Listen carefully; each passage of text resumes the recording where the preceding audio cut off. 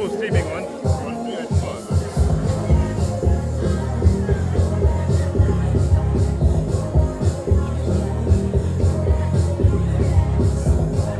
We are connected.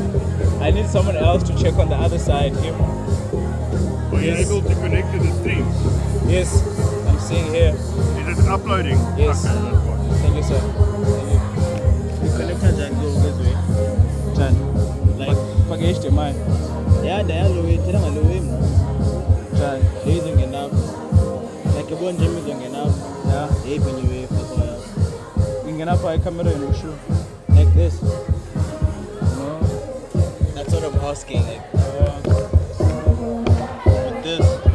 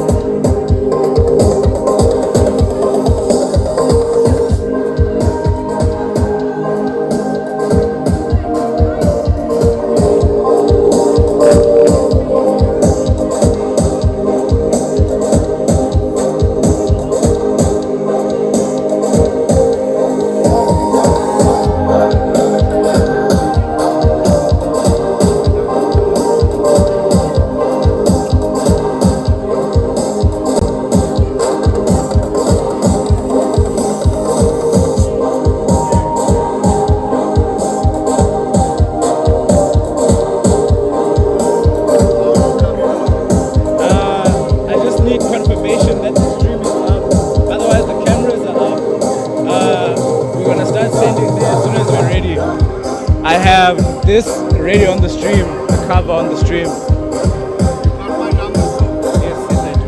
send me the link. No, Gary, call Gary to send you the actual link.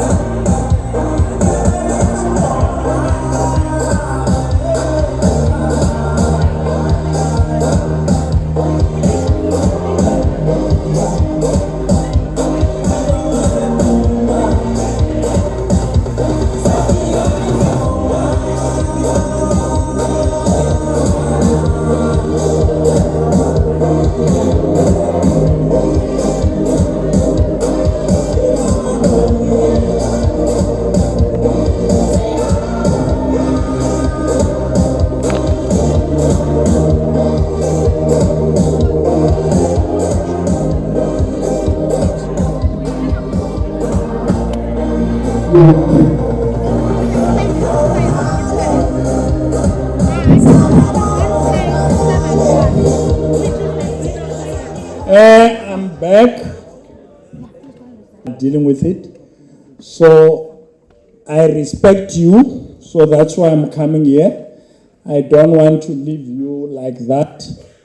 So there is this venue, and there is a venue opposite, and then I'm told there is another 6 venues. But what happens is that we budgeted for 2, and then in terms of streaming, so the other 6 or 2 venues, they can't hear me. So what they're doing now, they want to move them to a one bigger venue, so that they can also be able to see and hear. And then when they move them to that bigger venue, they will have the opportunity that we are currently having. So when you see, it's not that we don't love you, we don't respect you, it's that we want everybody to have this opportunity that you are having of hearing, so that when the VC and other members speak, they can be able to hear like you when you are here. So there is a bigger venue. It's called Miriam Makeba. They want to arrange for them to go there. So it may take a little bit of some minutes.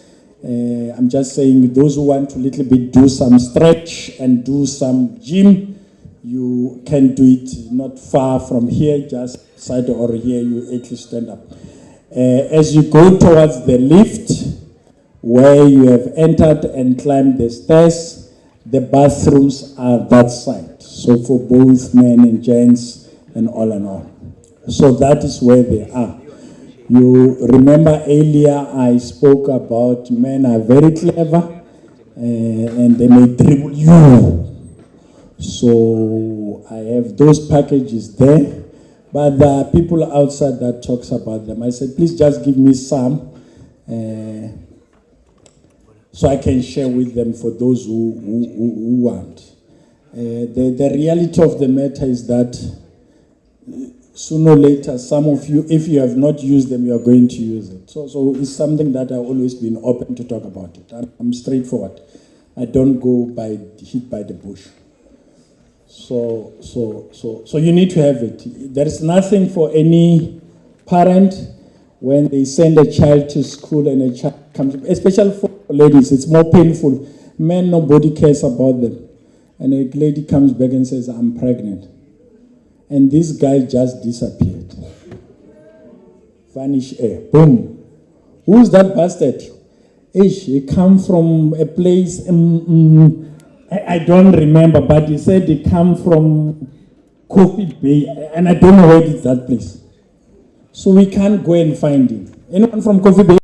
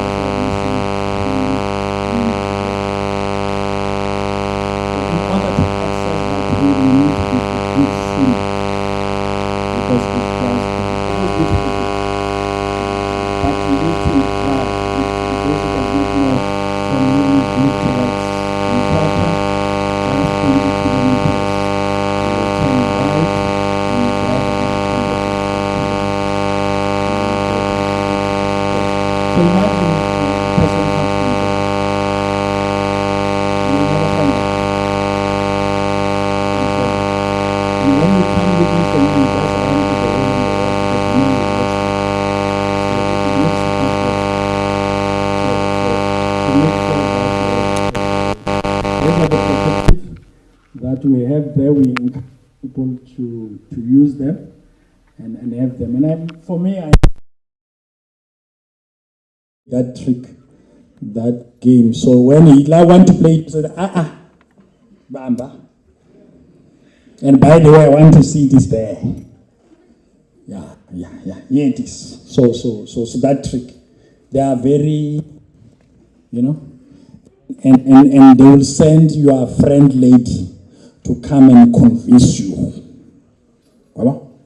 Yeah, so they say, I want that one. You are my friend, please go and talk to her.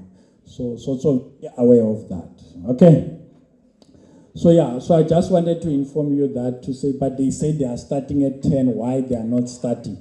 Is because we want everybody to be accommodated. As I said earlier, this is the most important session you can get. I was outside the political office, the ANC of this world, the EFF, they were asking one another, when are we given the opportunity to talk to the student? And we said, no, yours tomorrow. So for the next 3 days, you will be given all the information. The lady sitting there at the back, she's a former General Secretary of the ANC, is the first woman General Secretary of the SRC in the history of the university. And the university was born in 1916. So, who was the first president of the SRC? Anyone? Those one they know because they needed to go and read SRC of the university. It's a man who was born in the Eastern Cape, if I'm not mistaken, and he went to Robben Island. For those who will find the opportunity in their life to go to Robben Island, they are going to show you the space that he was sitting. He was in he sat there, I forgot for how many years, as a lonely one-man show. Yeah, I'll come to you. He sat there as a long one-man show. That one I don't trust because those clever people at the back will have told her, let me hear this side. Nelson Mandela? You don't know. Okay, that one, I've told that one. You see, she have made you to lose some good rand and cent. Let's hear. Robert? Aha! So let's try to give her something. No, I didn't trust you. Let's try to give her something. Can you please pass it for me? You see, I told you, I pray God is my guest friend. His name is Robert Sobukwe. So he ended up being in Kimberley, for those who come from Kimberley. So he ended up being there. So in Kimberley, there is a biggest manhole that was made by human being. Biggest, the deepest. So it's the only attraction you will find in Kimberley. But you need to go and see it. They were looking for diamonds. So Robert Sobukwe was the first president of the SRC. So many years ago. So you can say he was a very powerful man. He was a member of the ANC, and then because of different of ideologies, he went and formed an organization called PAC. And then after that, there was, if my memory serves me well, in 1969, I think so, he went and led the biggest march in a place called Sharpeville. You find it's closer to the border of Gauteng and Free State. It's in the Vaal, where it's around 69 people who died in that. I may not remember the year, but I think it's around 69 people who were killed by the police for carrying the dompas. The dompas it was an ID that when you carry it, you needed a. So on that particular day, they put it in a wheelbarrow. It was so big. And the police, every time you go somewhere and they stop you, they say, where is it? If you didn't have it, Trong to haste. Well, you are still in. So they let that particular. It's one of the most prominent people you will find. So if you have the opportunity to go to Alice, you must always ask for this place. There is a place called the Freedom Square. And for the first time I learned about the Freedom Square. Just recently they said it's where the Freedom Charter, that one that the ANC claimed, but it was not for the ANC, it was for everybody. They just claimed. I love them very much. I love them like I love any other one. So they claim it was started to be crafted there by the student and it grew to be so big. When I'm told I was not there. So in that there is like a road, pedestrian road, and there's a pedestrian road going this way. So if you go this way, they call it OR. When you go this way, they call it Robert Sobukwe. So it's very important for you to know about this history of South Africa so that you can appreciate the country that we live in. Other people tell me, if you go to other African countries, including European countries for that, people say South Africa is one of the best, but the people who live in South Africa do not recognize it. And the reason is because we have not been in other places. And when you want to see what I'm talking about, just walk to another province and you see that your village is the next village. So yeah, so that is where we are. At least the TV is coming up, it's good. When you see it like that, you must know somebody's watching you. You remember that uncle that I told, you must tell them, you are on YouTube, and then you will come up there, and then they will see you, and then you may become a celebrity. Nobody knows. So that's what I was saying, when people want to dance, please dance there. You never know, you know. You can be the next Brenda Fassie.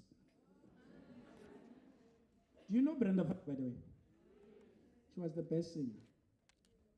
Believe me, the best singer.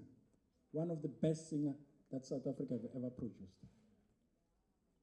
I can tell you. See, you can go anywhere. She was the best singer you can get. Those people who work with her, they say she can drink. When you put her on the studio, it's a total animal altogether. She was the first person, I may not know the numbers, to break a particular record within a week with Vulindlela. You can go and Google it. With that CD, she like, CDs were like, you know. So when you look, there is in Johannesburg, for those who have a like of Johannesburg, there is a place called Newtown. There is a place where there's a statue for her. So South African cannot put a statue for you if you are like me, you know. Nobody knows you except you. So nobody, only my parents can put a statue for me for remembering that they did have a problematic child. You know, that's the only thing. So those are people that are unique, and they come from. She come from Western Cape.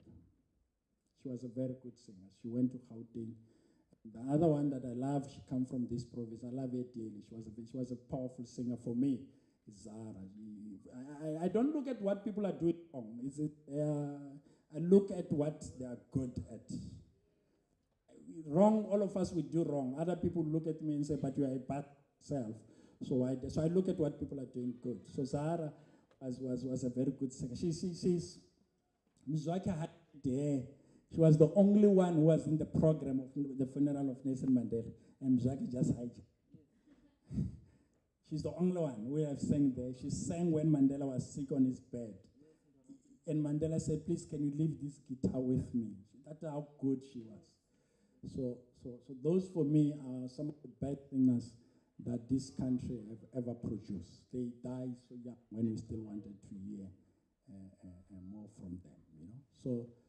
So you can be one of those people that can be able to give us good quality music.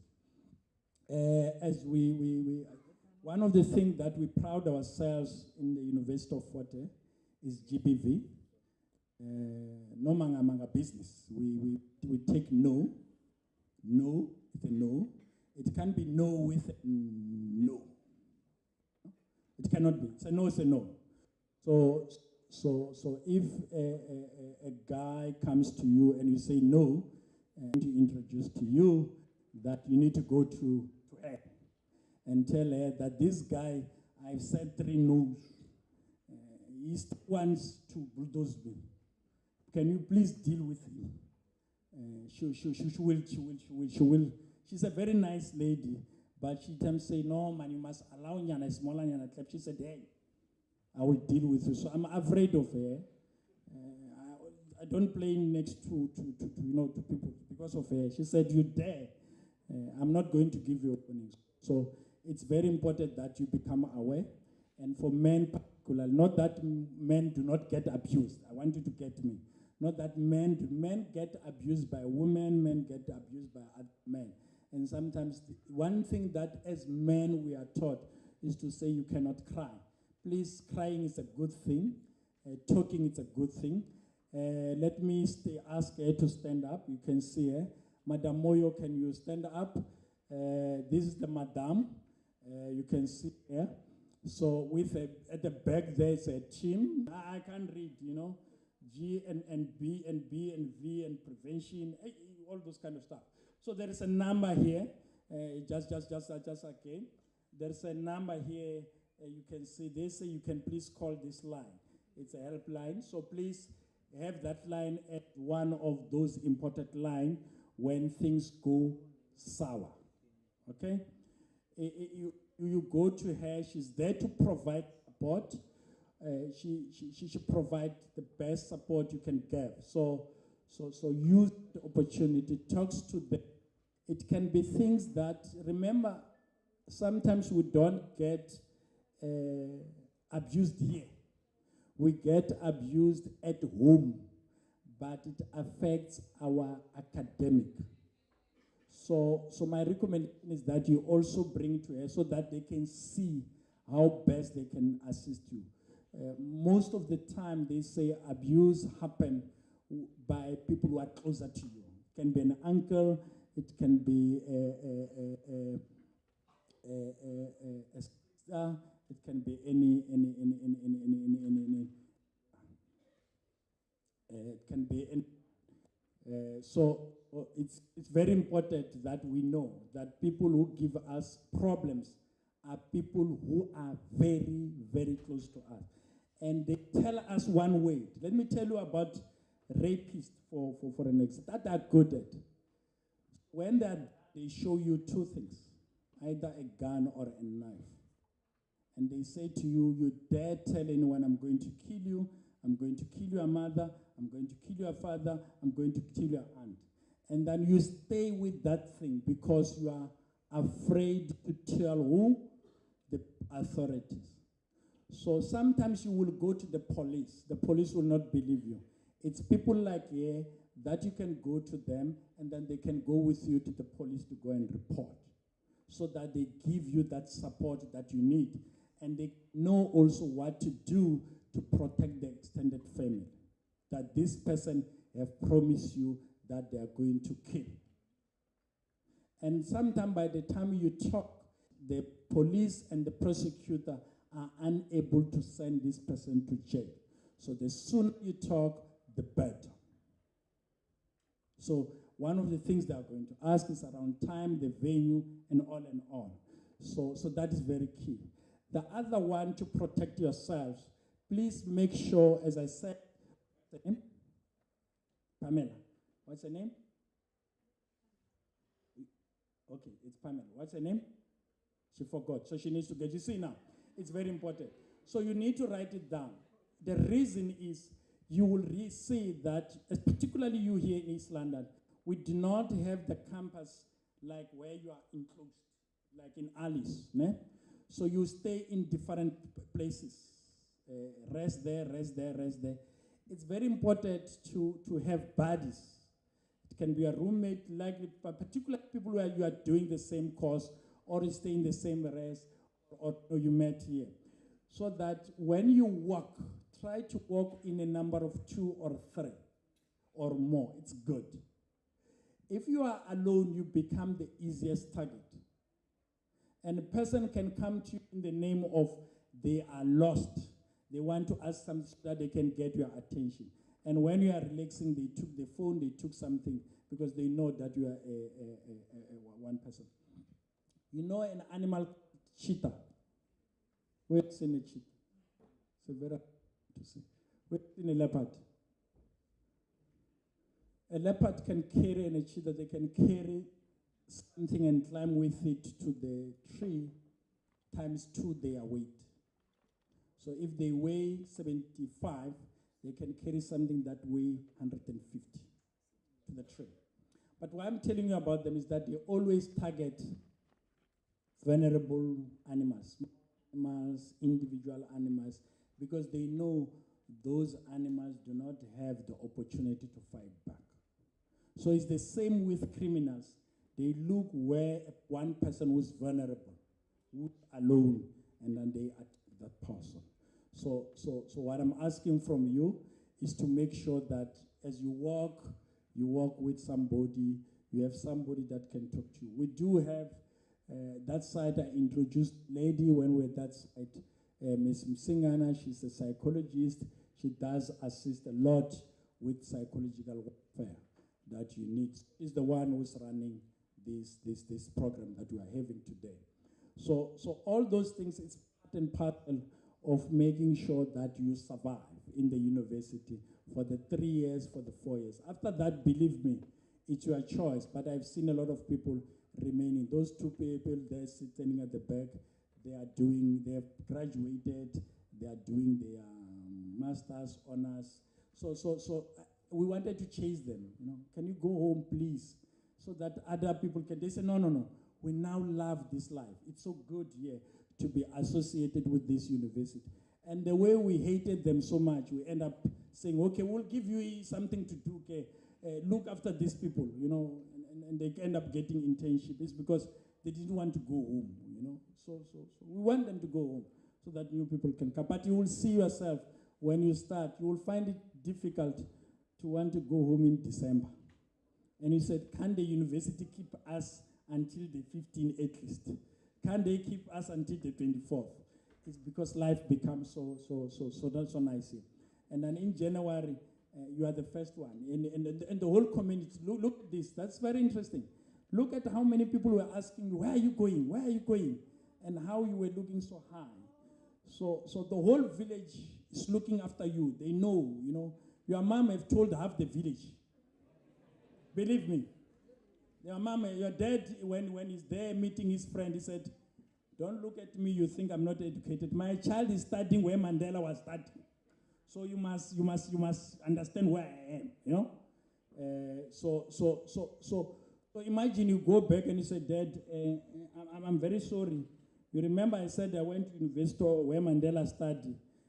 Unfortunately, they say they can't give me the degree because you will be nicer. You don't say you failed. They say, no, they can't give me the degree. And he asked why. He said, no, there was one problematic student who was sitting next to me was cheating, and they said I was also cheating, so they chased both of us. But in reality, I don't want to say I failed because my father will never understood that. Okay? So you want them to be proud, to go and tell again that, you remember that child that I told you? She's graduating now. Yeah. You thought me, I'm not educated. I'll call my child, she will tell you a proper English. Yeah. The one that you are talking is a broken one. Yeah. And then you are sitting in that room of yours, and then you are called outside. Can you tell them you are studying at where Mandela studied? They don't believe me. And you say, oh, Tata, yini Tata. He's just proud of you. He's just proud. Don't blame him, okay? Just give him that wonderful support. So that is how we are. I'm having another good person here that I'm going to tell you. It's very, very wonderful. He loves students and students love him big time. He loves sports. He creates environment for the sports. For you who play soccer, ladies. I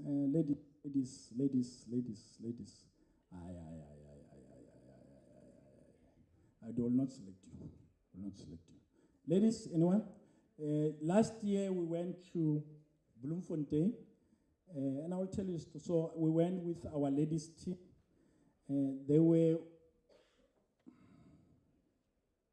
I think they were the only university club, okay, out of 9 provinces in that competition. So what they did is that they play in the university league and also they play in the community league. So they won the community league in the province. I think they never lost a game. So they went to what is called playoffs. So it was young ladies, young ladies. One of them was 18 years, 17 years. She was very good.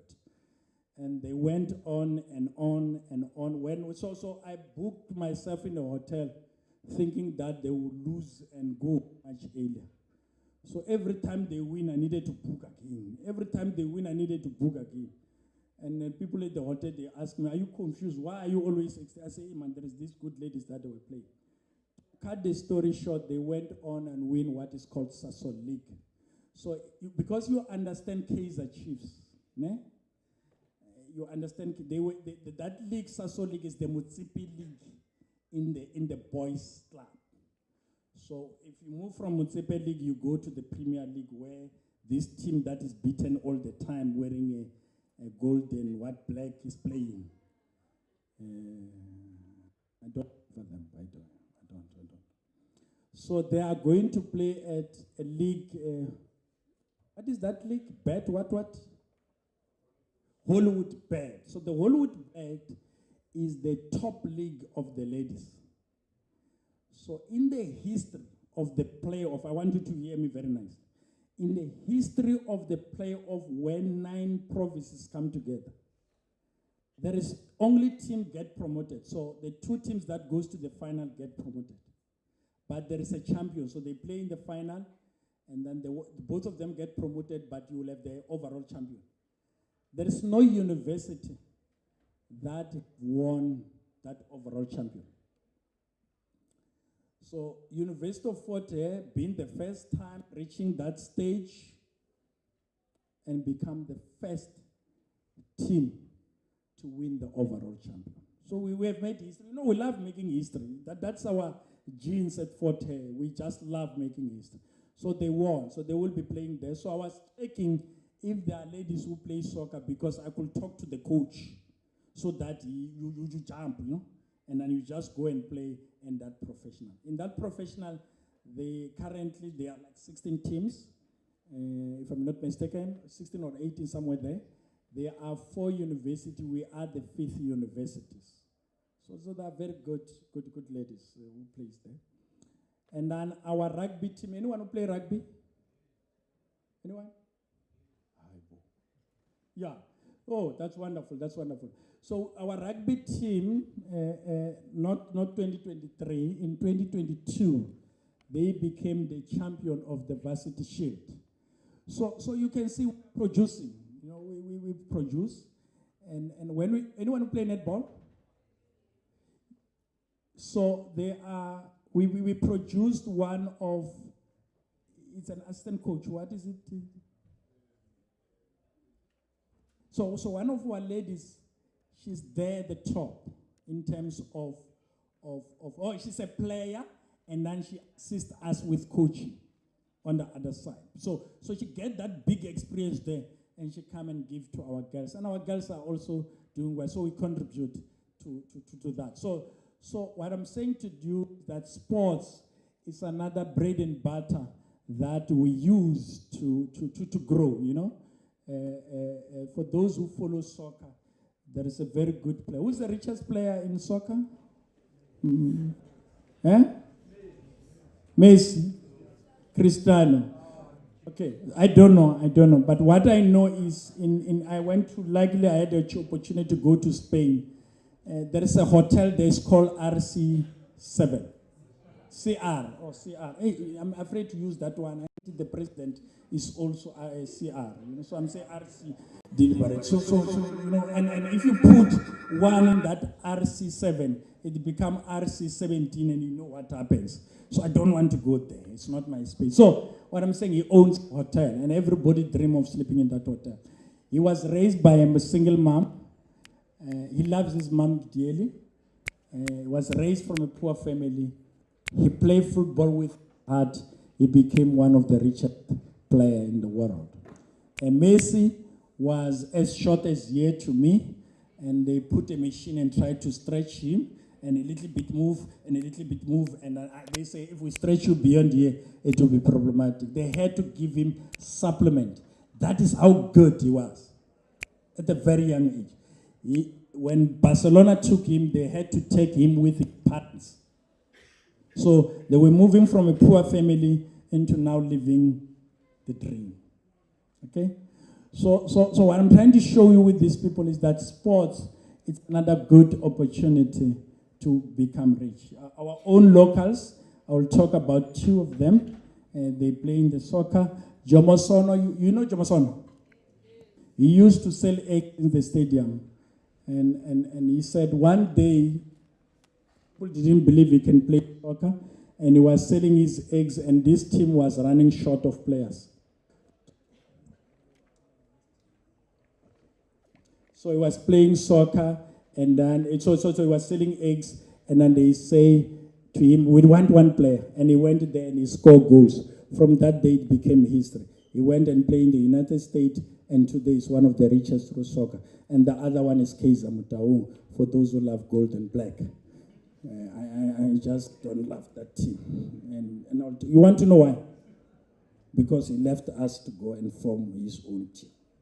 For those who know where he used to play before. It's a team that needs a very big heart, because when you think that they are winning, they start losing. And that team is called Orlando Pirates. They just start losing, you know. So I'm called outside. I will come back very, very now. So just continue. Let's get some music. Thank you.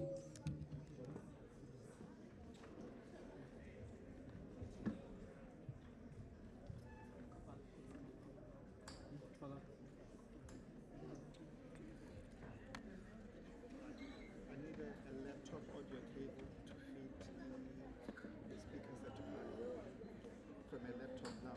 Because if feed it, your account has got a picture here and then is there any audio cable?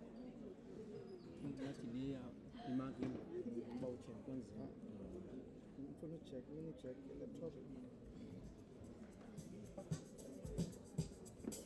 Now, I can send overlay to the live stream, but I can't send overlay here.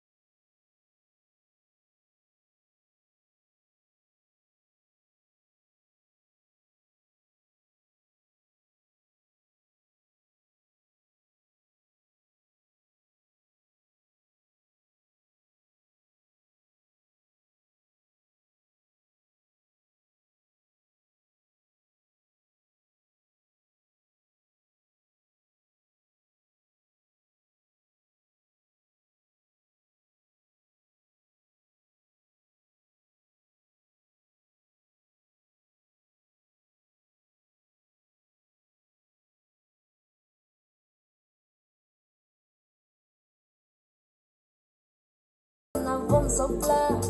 Ngapa shoplas, enena lesotra, sotali rasmoda.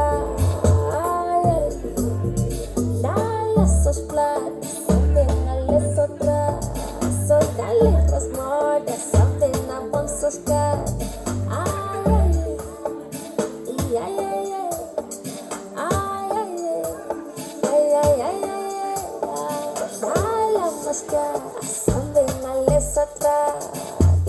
Rasmada, samana vom sopla, ngafe shoplas, enena lesotra, sadali rasmada, dala maska, samena lesotra, yodali rasmada, samana vom sopla, ngafe shoplas, enena lesotra, sadali rasmada. Esa straight no way anaya henge sai henge esa straight no way anaya henge sai henge henge henge henge henge henge henge henge henge esa straight no way anaya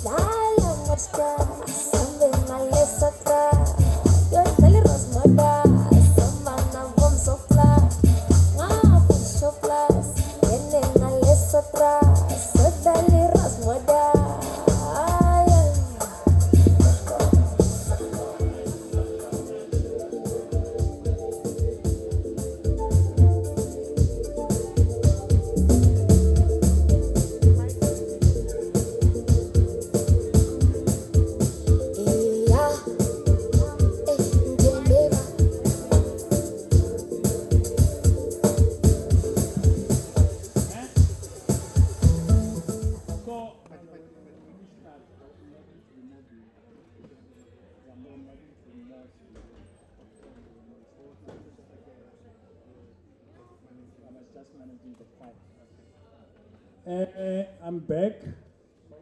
I'm back. I'm informed that the team that needed to move to the bigger venue outside have moved and they are now settled.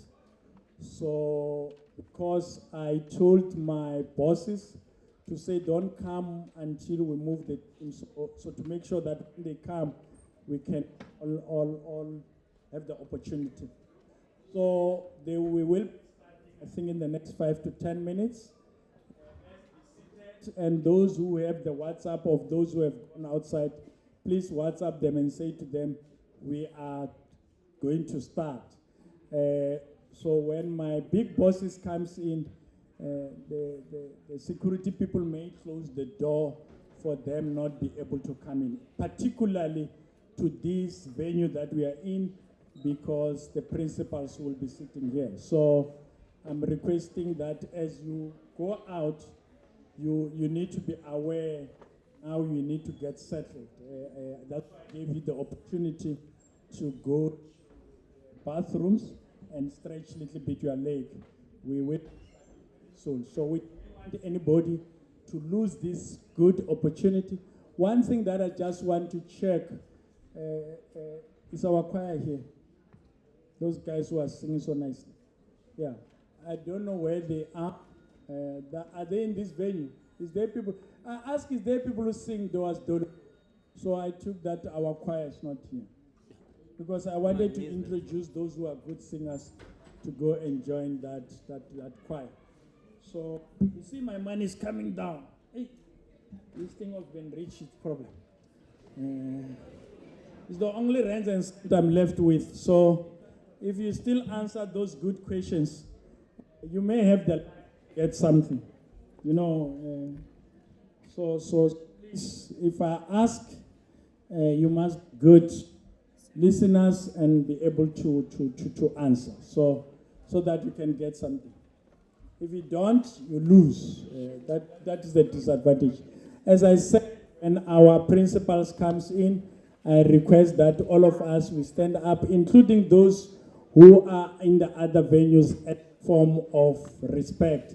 And I will tell you when to sit. So that will be very important. I would have loved to have the choir to know if it's here or not, so that because we'll have what I wanted to do was led by them and sing the national anthem. For me, that is the most important song as a citizen of this country. And I believe that is a good respect and gesture that we can give to those who have composed it, to those who have adapt the song of the country, which they call it the national anthem. So I would have loved us to do that and be led by them. But it looks like, as you said, nobody can be able to sing. We may not be able to do that. But if things change, they come, we'll do that. I can see. So for people who are coming here, you can come in. When you see the door close, you must know we are like changing you to a different venue altogether.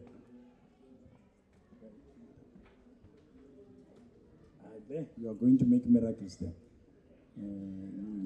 If you go there, happens, they will blame you. And I mean, I will not be able to protect you. You see? So I will advise you use this. Good God. Those guys, if they break those things, I don't pay them. So they will say, no, you need to pay them. And I know you are only left with 5 rand, so you can't not use 5 rand. So you need to keep it. It's very important. So this side we don't go. So we will be starting very shortly. They are on their way. Thank you. Let's play the last 2 songs that keep us going, and then they will be welcoming.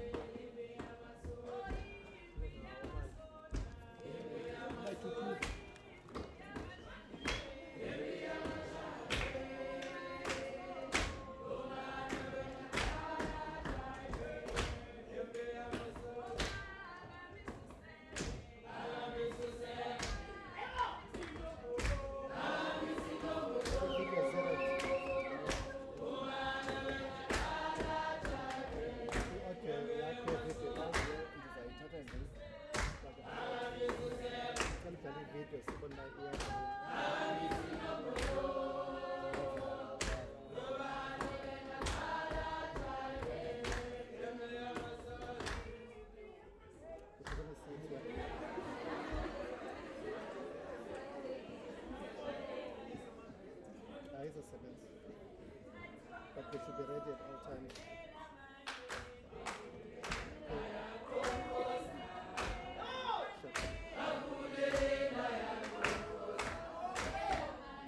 Put a graphic on.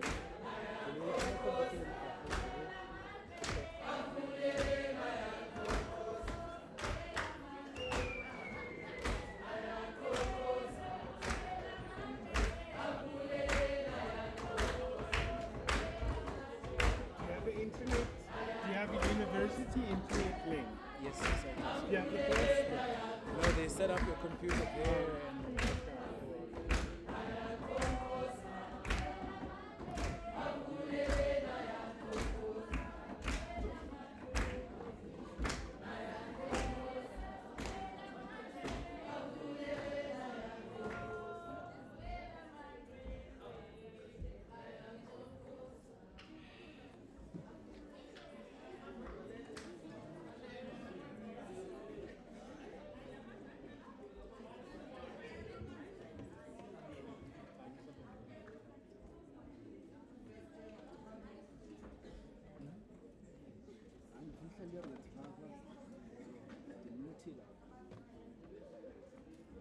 Saqala ngazo ezi video. Ezi video singathi zidlalwa xa bethetha i-office. I'm here, bro.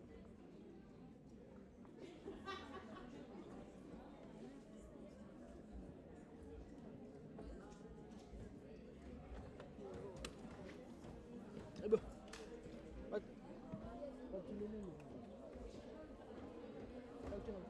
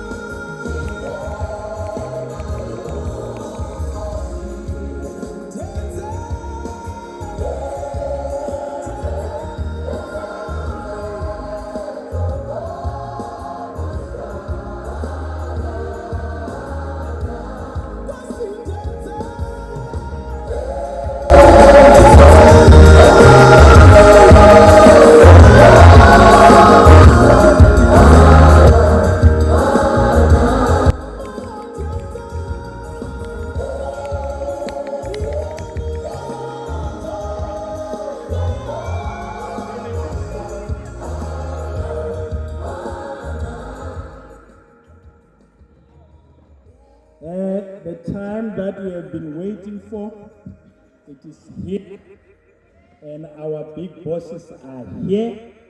I'm told they are coming in, so I'm going to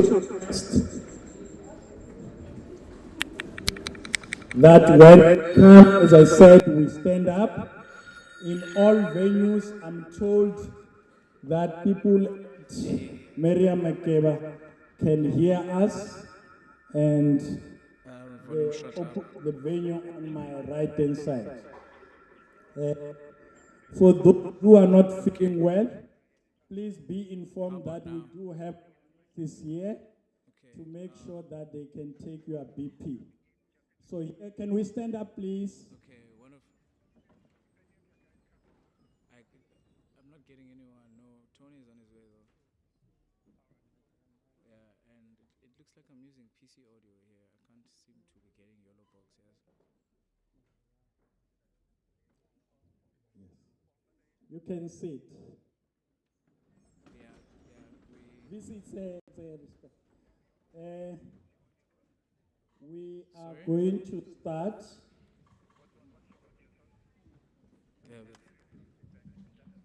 Yeah, the YOLO is not showing on here. Thank you Yellow very box, much for. Thank you very much. The moment that I told you that is coming, it's here. And then as a result of that, we are going to start. And first, I want to apologize for us for starting late. We didn't want, as I said, to leave any student behind. We had a problem of the number of students that were coming. So we had to arrange a venue that is going to be able to accommodate everyone. As I said, for those who were not here when I introduced myself, my name is Hangalakan Harrison Kanyani. I will be your program director, but at the same time, I'm the chief internal auditor for the university. So my job is to audit anytime. So don't be surprised when I start auditing. VC, you are welcome with the members of the executive. We really, really appreciate your presence. We had a very good 2 hours of discussion. And those who were lucky, they got some rands and cents. So those who could sing, they won some money. So I did commit.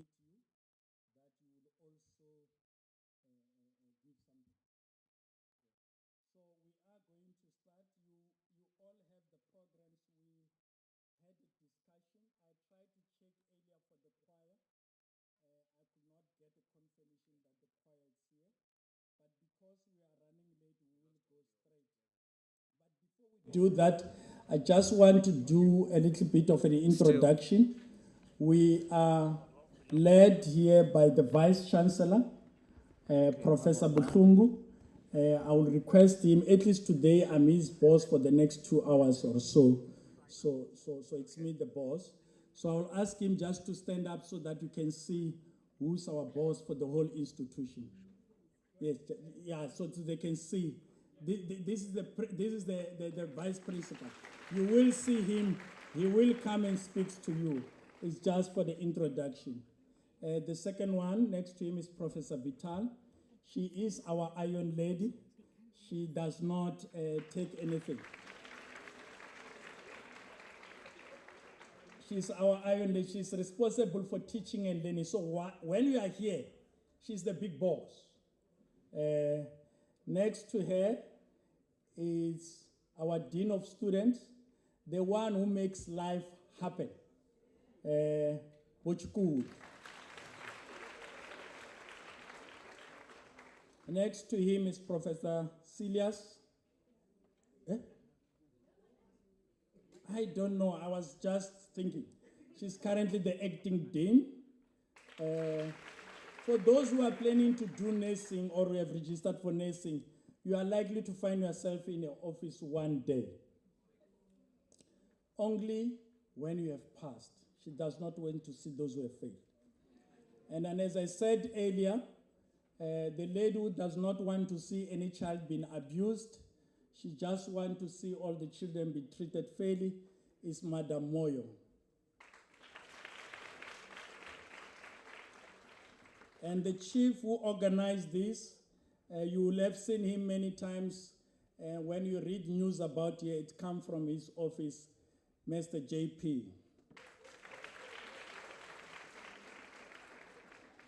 And then we are blessed, we have members of the SRC led by the Premier and the Deputy General Secretary of the SRC. They are sitting somewhere. Or there, you can stand and then they'll be able to see. Remember, these are the people who represent you. And we also have our chief psychologist, I call her that way, Mem Singana. With JP, they are the chief organizer of the event today. There where she sits there. So as I said, we don't have the choir. We will go straight. I asked earlier, where is the choir? And then I saw it was blank. My apology. I have been asking because I just enjoy you singing. So can I ask for the choir, because they are here and I'm very happy, for them from where they are, because we do not have the luxury of time, for them to give one song. And my apology again. Can you give us a song from where you are? Is it possible? Thank you.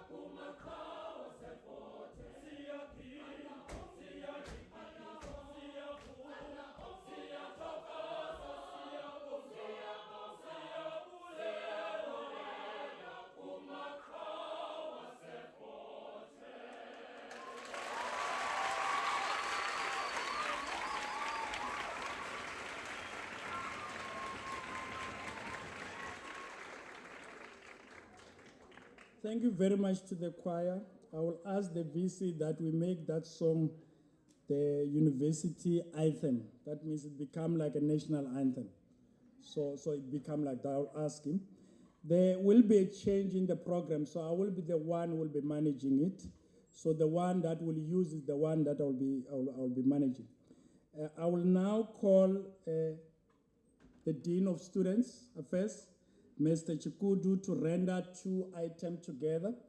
He will welcome us, but at the same time, he will tell us the purpose of the day. After him, because of the time delay, the VC have other commitments.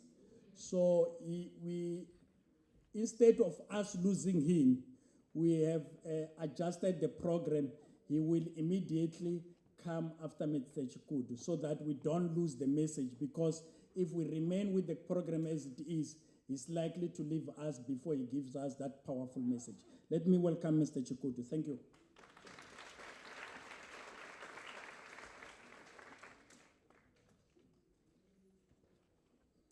Program Director, thank you very much for the opportunity on this very beautiful day where we are starting with our orientation program here in East London. I am mindful that we've got students. Perhaps let me indicate that for those of you who are here, where we are talking from, we are at the Nursing Science Building, Auditorium 1. On our right there next door, it's Auditorium 2. I'm also greeting students who are at that site. And we also have students at the Miriam Makeba Hall, just across the street. It's unfortunate that we cannot be in the same venue, but technology has made life easy for all of us to be able to partake in this program. Thank you so much, Program Director. And I will be handling the 2 items in the program, which is the opening remarks and also the purpose of the gathering. Those of you who are very wise, who read your textbooks before the lecturer can come and teach you in a class, you already know what is the purpose of this day because you read the program. Let me start by greeting and welcoming the executive management of the university, here represented by the Vice Chancellor and Principal, Professor Butlungu. That is how big the title is, Vice Chancellor and Principal. One day, you will get to know what it means in full. If I had a lot of time, I was going to explain. Mr. Nkanyane already introduced Professor Vital, who's the Deputy Vice Chancellor of Teaching and Learning. So all your life in the classrooms, you interact with her. Thank you so much. You are welcome. Members of EMT who are here, staff members, you are most welcome. The SRC, led by the Premier, I would normally prefer to just say Onikwa, in fear of pronouncing the Click Xhosa sound, which is in his surname, but I will try, is Makubel. You are most welcome, Premier, with your delegation from the student body. Of course, I need to take this moment to greet and welcome you as students. But maybe before that, let me also welcome the choir. I'm doing this specifically because many of you here, you possibly are asking questions. How much are we paying them? Where are they coming from? These are students like you. So from tomorrow, you can ask, how can I join the choir if you are interested? So we do not rent them. We do not hire them anywhere. So they are our students. So you can be part of this beautiful melody. Now I want to greet you as students as I welcome you and thanking you for having chosen the University of Fort Hare. This is the path that has been taken by a lot of giants in this country and the continent. So you will be able to experience the same in advancing your career. Good morning. Good morning.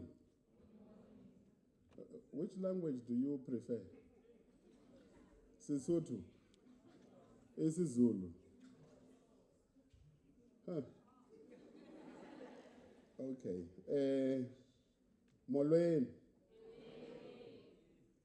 Molweni. When you respond, you must know that you are also responding on behalf of the other students in other two venues. So you must be very strong so that they feel represented. Solidarity. Thank you so much. We really welcome you here. Just briefly to indicate to you what is the purpose of this thing called orientation program. Because these days you've got Google. Many of you again have already Googled. But I will do my part and indicate to all of you that this is a very important program to attend because it introduces you on the processes, the systems, the policies, the procedures, how we run this university and how you ought to conduct yourself. So it's very important that you listen from today until this program ends. It's still gonna take place for some days to come in term, when you will be into your own specific faculties.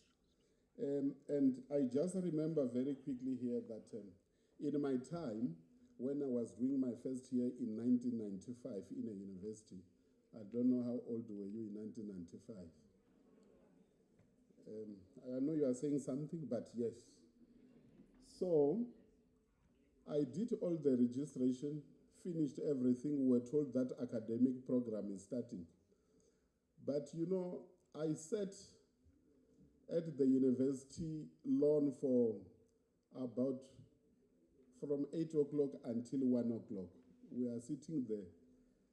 We didn't know that classes have started because we thought there shouldn't be any movement on campus if classes are on.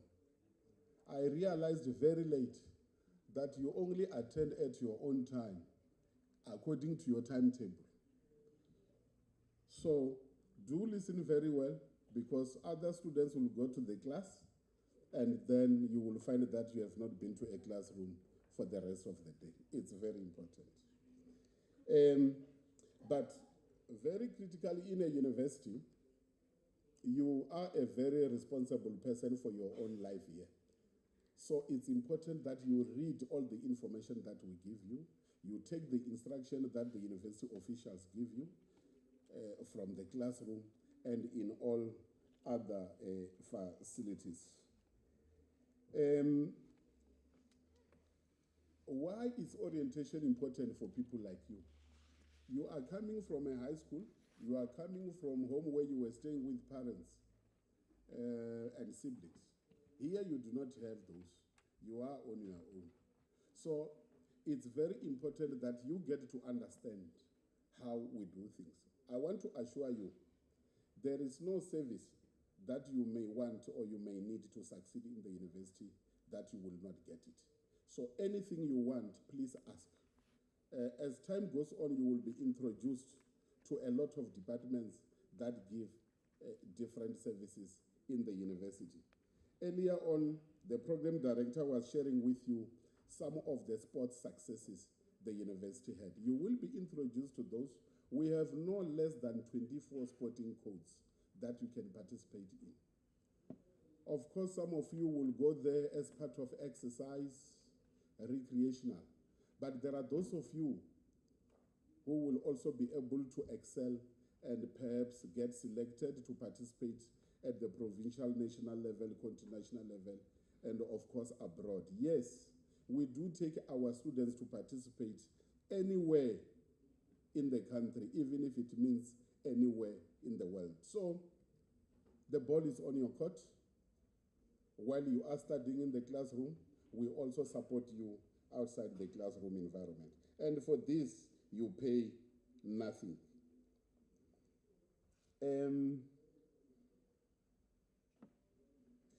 So what I was trying to emphasize was you need to be very responsible and make sure that you take charge of your life. Once again, the most important message from me, what you do not understand, what you don't see, please come talk to us. We will definitely assist you. The university is made in a way that if you want to be the number one person in everything that you do, you will be able to do that. But it is also made in a way that if you want to fail, you will fail. All your modules, all your subjects. It's very easy.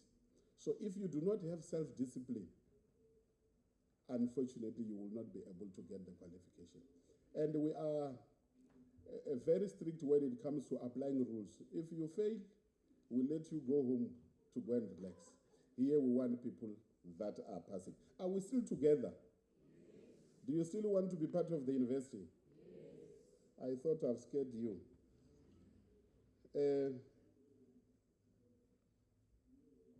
So, if you are studying law, this university can make you to be the best lawyer in the country. We do have a lot, and if you just read, do yourself a favor, you will then see that there is a lot of alumni that graduated in this university who are doing well. If you want to be the best CA, chartered accountant, this university will give you that opportunity. Anything, a musician, all disciplines, you will get to know some of this when the faculty deans will be engaging with you. So, towards conclusion, as we have already, we haven't started on time, I want to wish you well, and again, thank you so much for choosing the University of Fort Hare. You are a group of the privileged few, because the space in the higher education sector is quite tight to get admission in the university. But it's even much worse to get a space in this university, because a lot of students or matric learners have applied to be here. But unfortunately, only the cream of the cream have to be selected. So I would not have any doubt or be surprised when results are released at the end of the year that all of you have passed, because you are the best. You have been selected from a very big pool. With that, I want to thank you and wish you all the best. Thank you.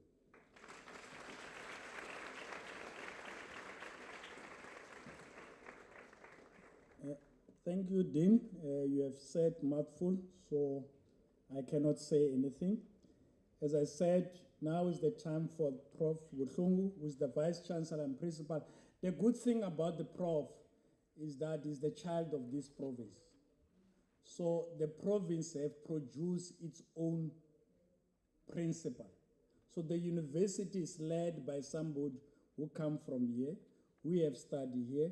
We have grown from here. So you have a very, very big passion to see this beautiful institution with its learners being successful. Let's welcome him to the podium. Thank you very much, Vice Chancellor.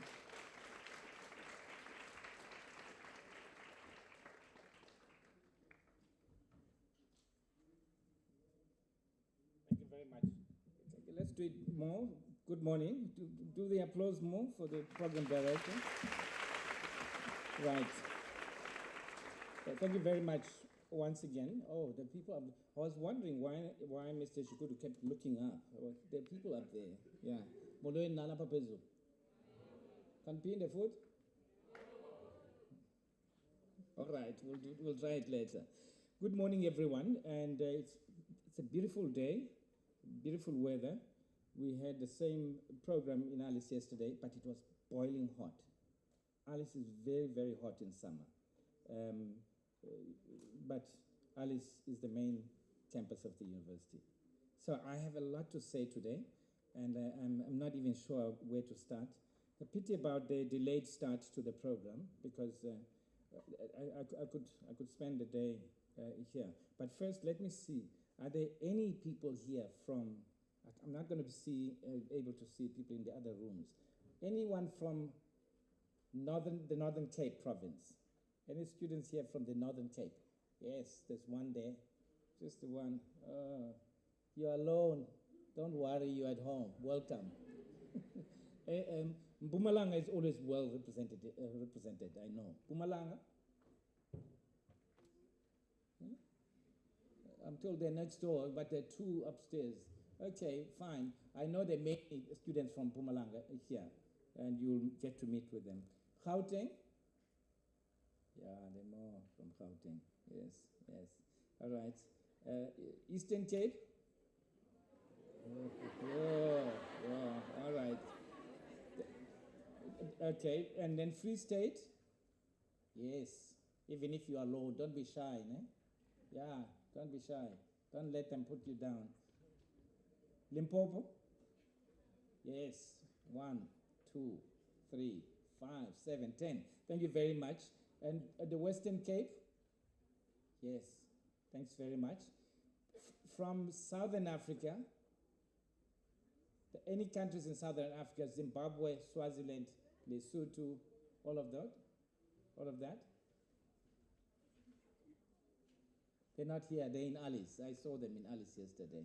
All right, from KwaZulu Natal? Yes, yeah, they've always represented. Yebo, yes. All right, thank you very much. And there are many other places students come from. But the important thing, and I want to start on a different note.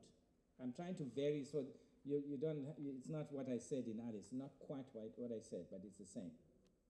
The point about university is diversity.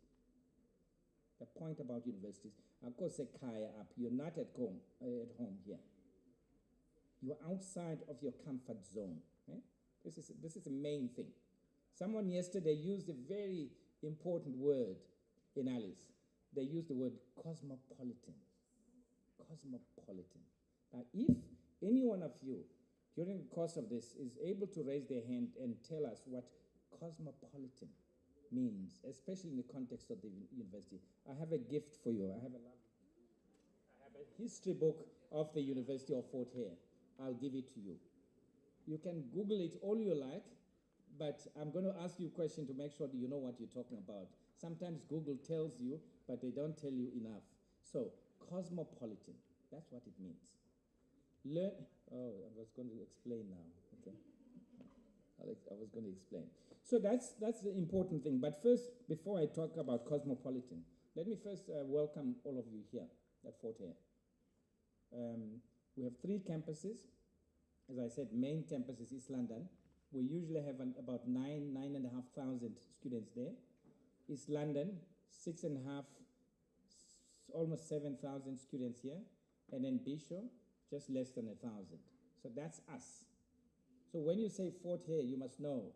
But you must know also that Fort Hare is the university like no other. And I take very great pleasure in welcoming people here. And I'm saying this, I will tell you why I'm saying it this way. I've worked, Mr. Nkanyane said I come from the province. Yes, I was born here in a village somewhere. I've forgotten, because most of my working life has been outside this province. Most of my working life has been outside of Fort Hare. And so it's very important. It's important, therefore, that you understand that there's something special about this university. I told myself I'll work in any other university, but my last academic years I'll spend at Fort Hare, by choice. You came here by choice, right? You were not rejected next door, right? Okay, at least for myself, speaking for myself, I can tell you I did not come here because I was rejected next door. I came here deliberately, by choice, consciously, because I wanted to work with you. And here we do something special. Now, again, I'm going to move from that and start where I should be starting. Today is a very special day. I'm not going to do the quiz I did in Alice yesterday, because today it's on the website and it's on the university Facebook page. Today is the 8th of February. A very special day. A very special day for us. Back in 1916, 20 students were admitted here. 20. I think it was 19 men and 1 woman. They enrolled for the first time when the university was opened. And they started with activities on this day, 108 years ago. No? 108 years ago. That's a long time ago. That's track record. That is tried and tested. And in that period of 108 years ago, this place has produced the best citizens, some of the best citizens of the world, not just South Africa, not just Africa, but of the world. So it's a very special moment. I think at this point I'm going to do something unusual in the middle of a talk and ask us to sing with our hearts a happy birthday to us, to this university. Kanenzeni choir, please. Peter, we didn't organize, Mr. Nkanyane organized the cake, but I think there's a roadblock down the way, so it's held up at the roadblock. Please do the song so long.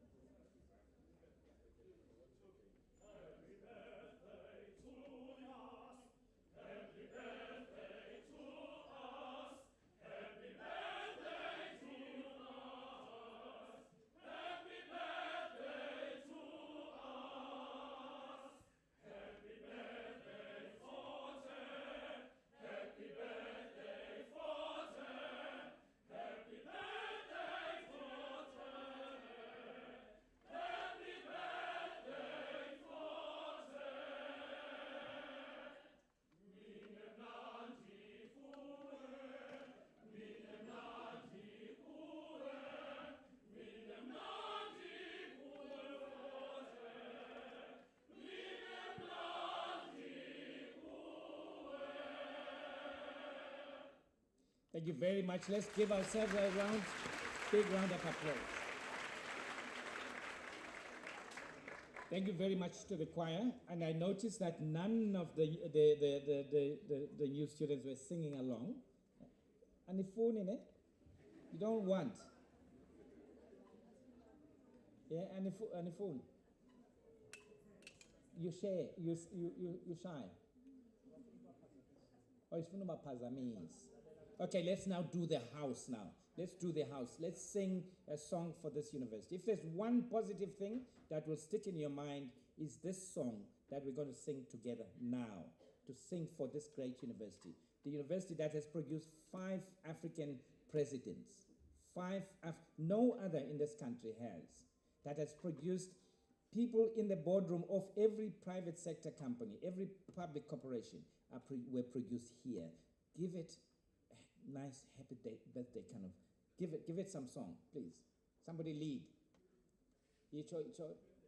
But everybody joins in. Happy birthday to us. Happy birthday to us. Happy birthday to us.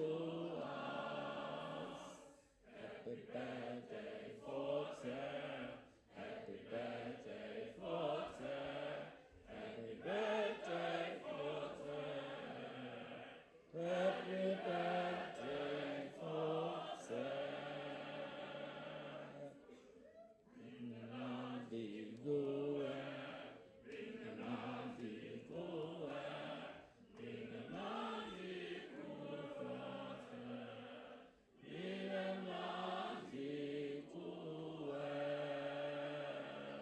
Right, thank you very much.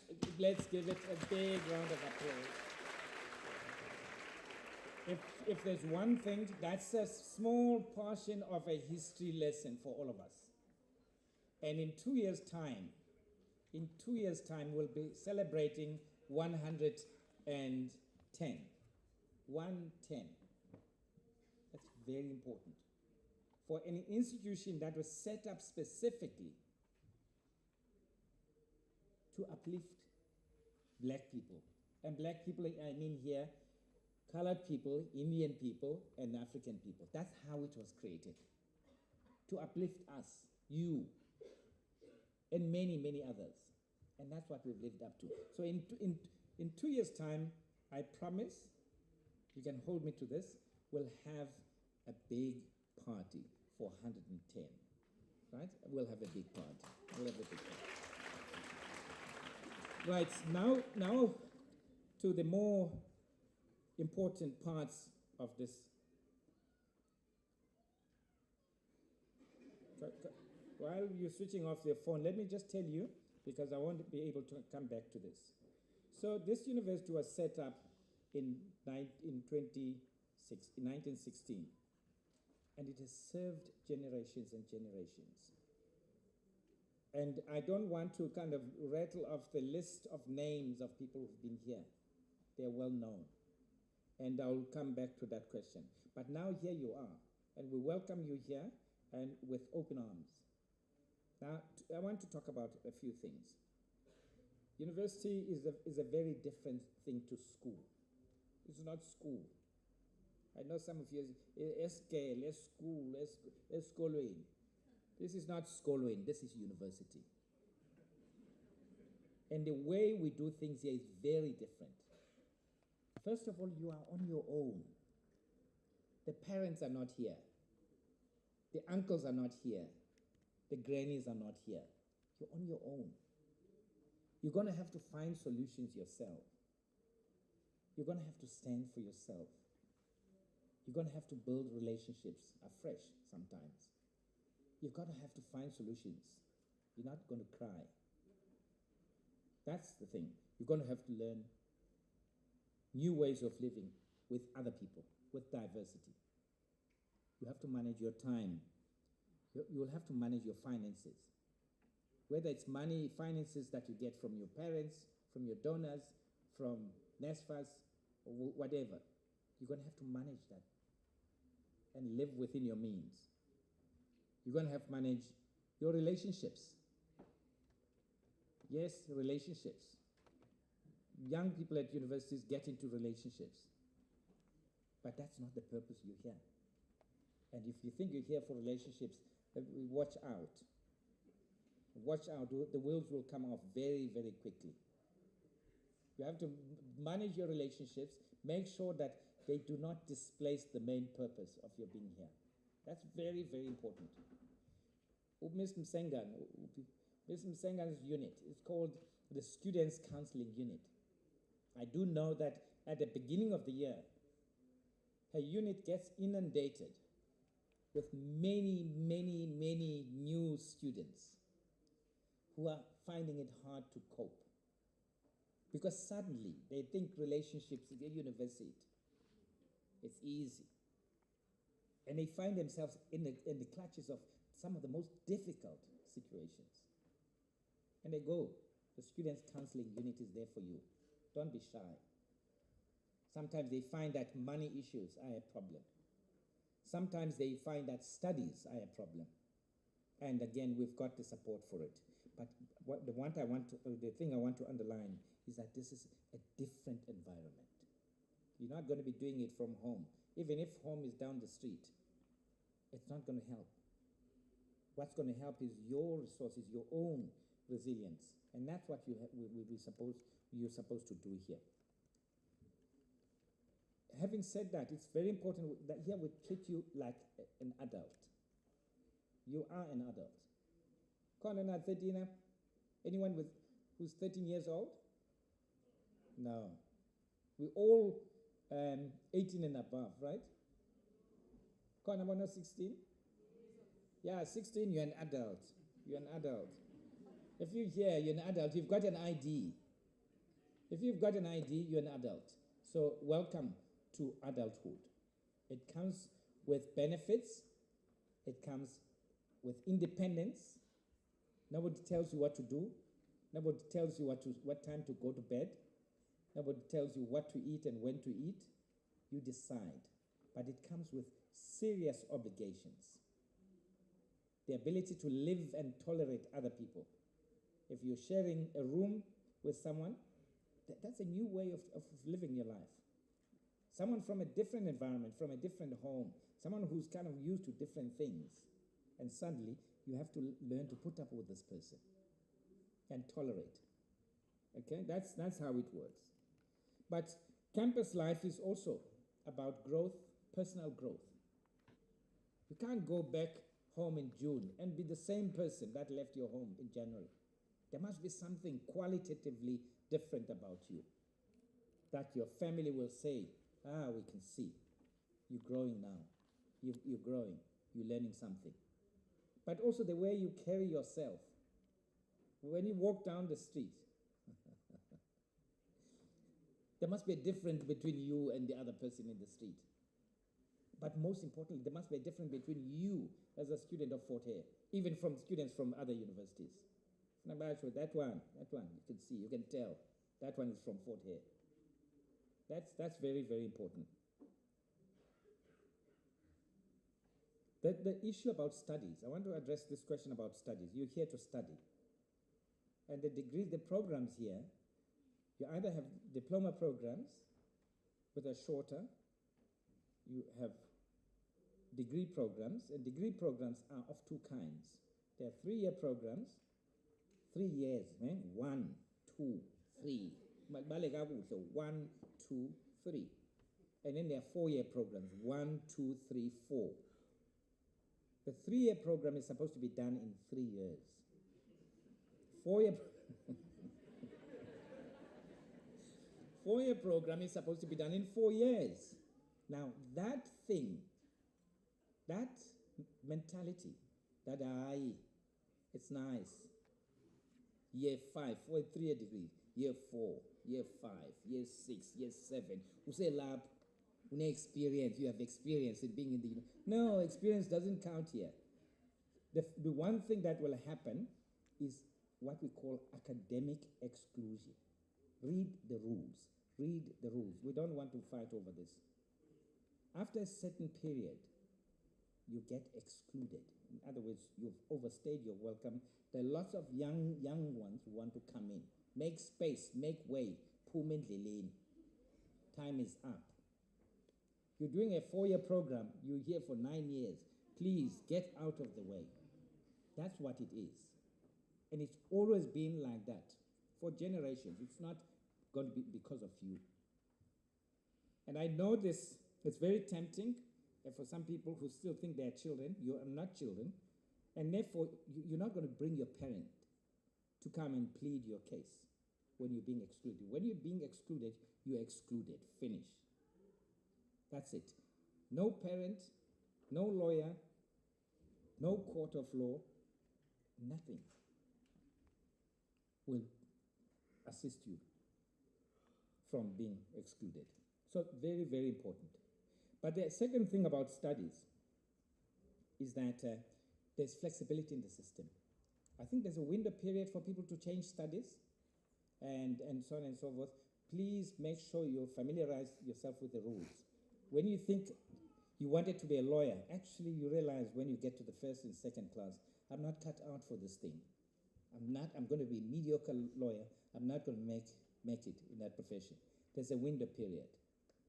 Okay? Just don't do it because your parents want you to study this and therefore, you know? It's not you studying. The parents will be gone in time and you'll be alone with a degree that you can't use. Even if you can pass the courses, it's very important.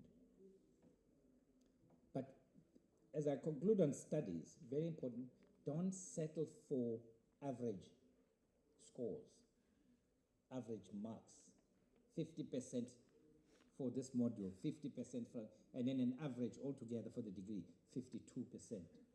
What are you going to do with a 52% degree when there's 86%, when there's 75%, when there's 70%? It's simple. The logic is simple. The job market wants the graduates who are competent. If there are 3 of you, one is 51, the other one is 57, and the other one is 79, it's obvious who the employer is going to take, isn't it? It's clear.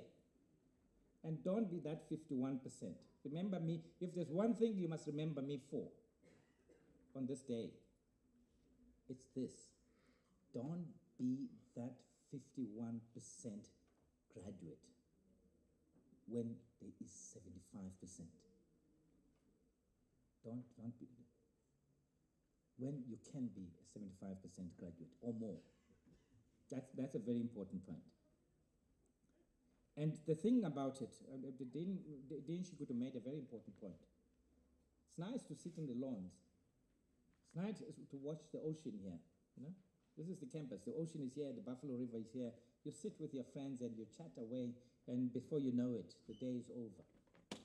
If you don't go to classes, you can almost rest assured you're going to fail. You're going to sink. You're going to sink. You know, I'm saying all of this because I was once in the same position as you. More than 40 years ago, I sat at orientation. More than 40 years ago, I sat in orientation like you're sitting today. And there's several things, and I'm saying all of these things not because I learned them from a book, because I know. And many years later, I taught many generations of young people. Many of them are now important people in their own right. Campus is very important. Campus life is not as boring. It's not boring. It's not just about study and study and study, even though that's the main purpose. There are other things. There are other extramural activities here. There's sports clubs, sports codes, more than 20. There's debating clubs. There's chess clubs. There's all sorts of other things. Athletics. There's, for students in East London in particular, I wish to add, there's a rowing club. You know that thing? You know rowing, right? Yes, rowing club. There's a regatta on Saturday here. And the Fort Head team is one of the top teams. And that Fort Head team, and then I need to pause on this one, that Fort Head team is drawn from East London campus. That Fort Head team is about 65% women students. And I went to the regatta 2 years ago. The regatta is a big competition. It's a big tournament. It's here on Saturday. And I asked them, how many of you were efficient or proficient in swimming before you joined the rowing club and before you got into the water and started rowing? They said, less than 1%. I said, but how do you get into the water in the middle of a very big river, the Buffalo River, when you can't swim? I said, well, where are we going to learn the swimming? Because we come from villages. These are kids from villages across the country. And they had never been inside the ocean or the water, let alone a swimming pool. But they get onto those boats. So I said, how do you cope now if the thing capsizes? Okay, there's a team there. There's 2, there's 4, there's 6. I think the biggest is 6 or 8. Hey, Kimmy. And if the thing capsizes, they say, no, we've got that one. It's easy, even if it's in the middle of the water. I'm still live streaming. So if you go try it, and the boat capsizes, you don't survive, don't blame it on me. But it's an exciting sport. It's a seriously exciting sport. Okay. And our team here at Fort Hare, I'm very proud of, and they're going to be there up with the best on Saturday. So there are all sorts of things like that. There's sports, there's the Residence League. I don't know about East London. I know about Alice. It's a buzz. We have it here too. The Residence League, please, and Residence League is not just about soccer and so on. It's all codes, like the Dean explained. The one thing that will surprise some of you is that when it comes to sports at Fort Hare, women excel in both rugby and soccer. The women are champions of the 2023 Sasol Women's League. The champions, and that women, they qualified to be among the top women's teams that are part of SAFA, that are under the umbrella of the South African Football Association. That's our young women. There are lots of activities for you here, and then please make sure that you do that. There's also volunteer work. I know our students, many of them, they do volunteer work and all of those other activities. The issue of conduct is very important. The issue of how you conduct yourself at university is very important, especially with the autonomy and the freedom that you have. The autonomy and freedom. So you can get up at 10 o'clock. You can go to bed at 3 a.m. And you can do all sorts of other things that I would not encourage you to do. There's certain things I wouldn't encourage you to do, but it's not within my power to tell you not to do them. So there's that amount of freedom, that extent of freedom. But when you are within the university, I just want to underline this one. When you're within the university, you have the freedom, but also freedom within a framework of rules. Yes, that's the rules, ne? You know rules. Are you sure you know rules? I can explain if you... Should I explain? No. Rules. we run this system based on rules. When we run a system based on rules, there's no sorry. There's no I did not know. There's no, oh, I'll bring my parent. No. The rules are rules. The rules are rules. And I know there's an appeal system and so on and so forth. You come, and I think I do hear, ultimately, when you go through the system and you know, and you can appeal, ultimately, the appeal will come to my desk. And one of the most painful thing I've had to do is actually see people off, reject appeals, and get people expelled from the institution. It's not easy. It's not nice. Nobody enjoys it. Nobody enjoys it. To see a person's child. To see a person's child. And I know the director of GBV is going to talk about this, but I'll make an example of a GBV instance and rules. One year, a young man from some village in some province that I will not bother to mention came to Fort Hare in our first semester. Yeah, it was the first semester. You know, I think he got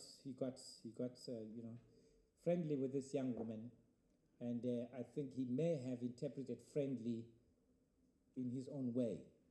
And before he knew, he was charged for rape. And he was processed, and he was expelled. But he went back home. He did not tell the parent, single mother.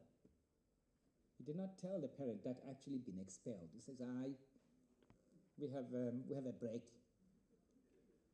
And the break became days, and the break became weeks, became a month or two.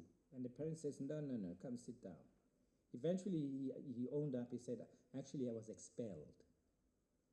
So the mother then sent a message to my office to appeal. Mother, no, uncle, Malum, and a sibling, and the young man, and the mother.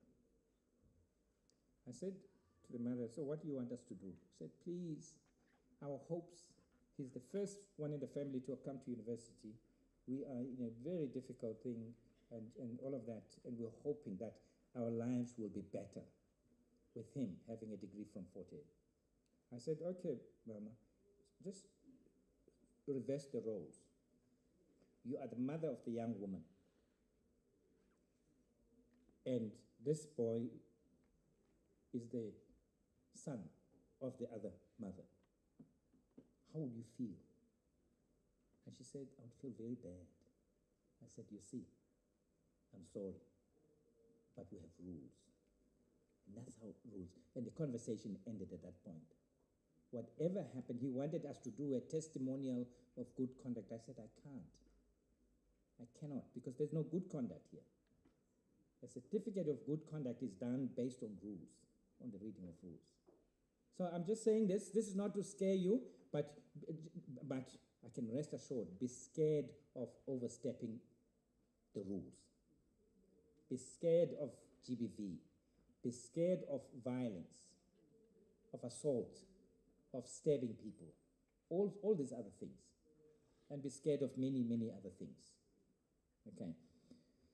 So I've spoken about that. I'm not going to speak about the GBV issues. Safe to say that here we have a zero tolerance approach to GBV. In other words, you can't say, I'm sorry. And you can't go to the young man or young woman, whichever way it goes, and say, please, man, go and withdraw. Go and withdraw. Once reported, you withdraw, Tina, we go. We go forward. And with your person on the side. The system and the rules will kick in. That's how it works. So if they kind of, the following day, we had a good time and so on. No, it doesn't work like that. So it's very, very, very important. Zero tolerance. But I also want to flip this around for young people. Don't let adults exploit you. I'm talking GBV now. Don't let adults take advantage of you. Don't let adults promise you marks or better grades. Don't let them promise you a room in res when you don't have a room in res. Don't let them. And don't be scared. Find a way to report. Ms. Moyo here is going to explain. We've had many cases of people who are shy. One of the things, and why we're standing here saying this, is we want to encourage as much reporting of GBV cases as possible.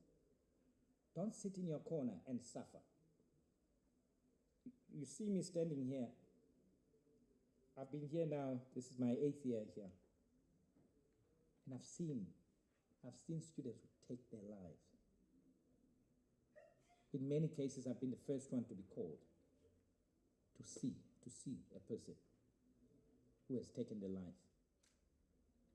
They took their life because they were so overwhelmed by things. GBV, they were so overwhelmed to the point where they thought taking my life is the only exit.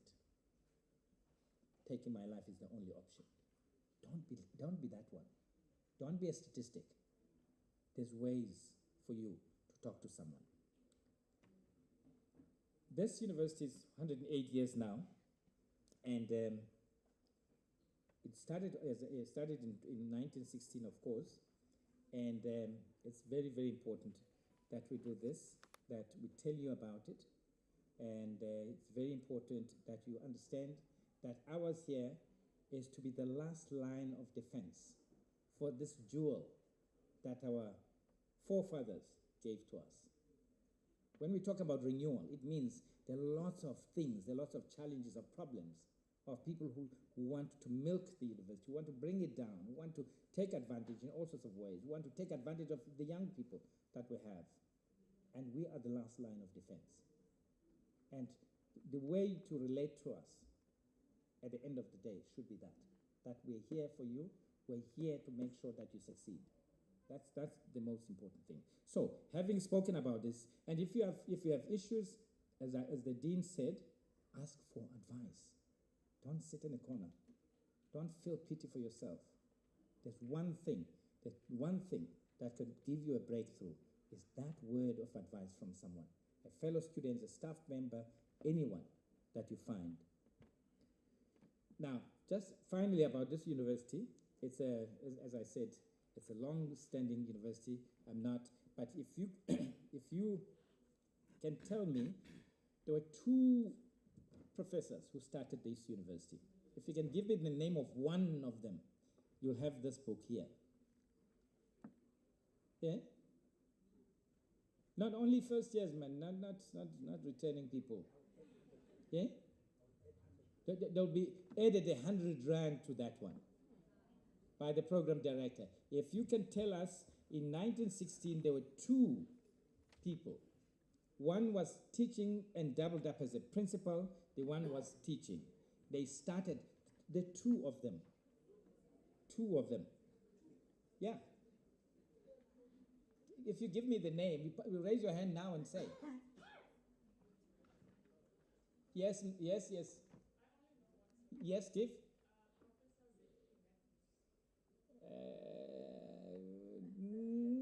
Not quite, but you're onto something. You're onto something, but not quite. All right. Yes, there's a hand there.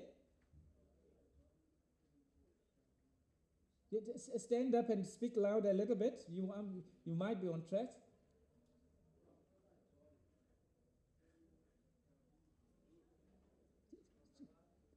Professor, I heard Professor John.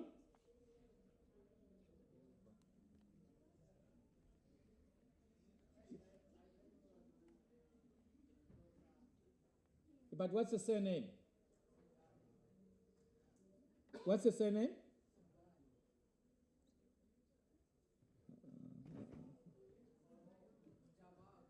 Professor Jabavu. What's your name? Yeah? Cyrilit. You'll come and collect this book. And the 100 rand. And the 100 rand. So Cyrilit, Professor, wait. Don't give this man his moment of, his 5 seconds of. Bamela is, yeah, he come now. He's in a hurry because he thinks the 100 rand will disappear. Professor DDT Jabavu was the first, in fact, there were two of them. Dr. Alexander Kerr was the other teacher who was also principal, and Professor DDT Jabavu was the other. They started it together. As a result, if you and Alice, Cyril, come stand here, they'll take a photo of us. They'll take a photo. So,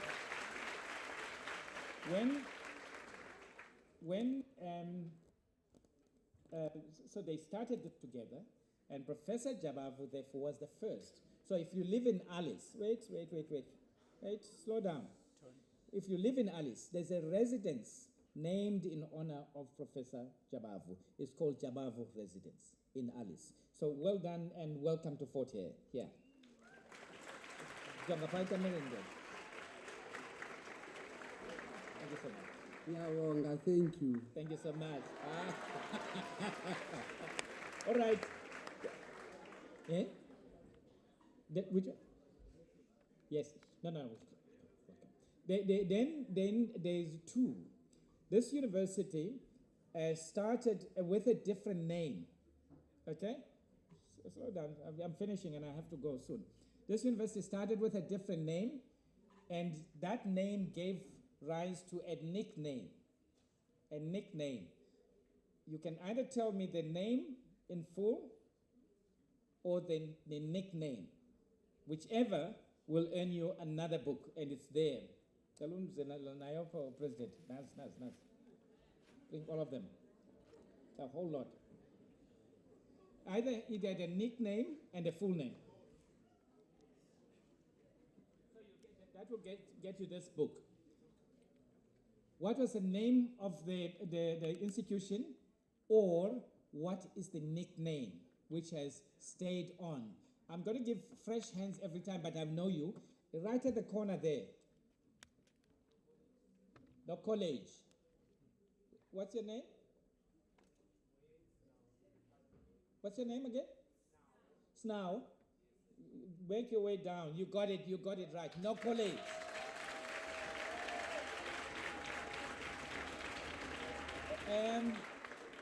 Yes, now I know the pocket where the money came from is going to dry up soon, but you're fortunate that it will be added on the thing.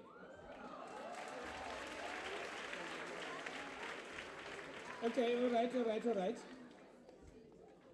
Okay, I will give another book if anyone can tell me. I know there were many hands, so there were many hands. If you tell me now the full name, no college is right. That's what we call this place, Kukwano College. I'm sure your parents from far and wide in the villages, in the townships, in the suburbs, and many people know no college. And if you tell me the full name of that gave rise to no college, I'll give you another book without the 100 rand. Now, well done. Well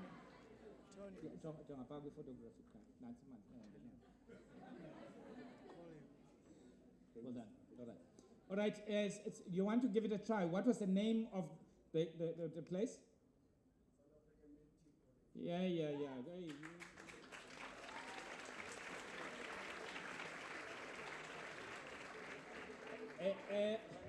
I'm aware that Google is working overtime. It's forgivable. What's your name again? Spumeze. Well done.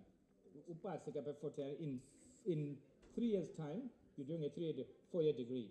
I will be on stage to do that thing on you. Well done. Okay. Now the university. Another important thing I should mention is that this year, if we started in 1916 and we started teaching, and remember, when we started, we were a 2-track kind of institution. There are people who came to do matric, and there were people who came to do matric and then moved on to degree programs. And there are people who came to degrees. But the first degree, leave everything else, the first graduate with a degree was in 1924. Who was that one graduate? Who was that one graduate in 1924? Remember now, it's 100 years today. 100 years since the first graduate. That person, who was it? Okay, nobody knows upstairs. That's okay. That's forgivable. Anybody downstairs? Anybody? Okay, upstairs. Anybody? Okay, now, yeah, there. Yes. Gertrude Ntlabati. I will talk to you. I will talk to you. You're onto something very significant, actually, but leave that aside. Let me take this other hand. Z.K. Matthews, come here. Come here. That was your answer. Z.K. Matthews. But let me extend this question then. This time, I've run out of the history books. I've run out. This is the last one. But I'm going to give something very special. What's your name? Ratil. Ratil, where are you from? Northwest. I didn't call out Northwest. Yes, for that reason. Yeah, look at the camera. They're taking a camera view. Yeah. Ratil, congratulations. Yeah, and part at Fort Hare. All right, well done. All right. Now, talking issues to do with graduation, I'm finishing now. Who was the first? Z.K. Matthews was obviously the first male graduate. And Ratile got it right. Okay? Who was the first female graduate of the South African Native College? You've been looking for it. Come over. Come over again.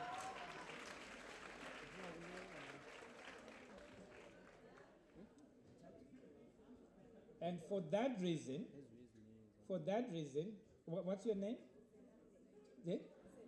Zelande, I'm going to give you something very special. And as part of this, again, I know some of you do all sorts of subjects, but also the students we have here, we have fine arts department, and we have music.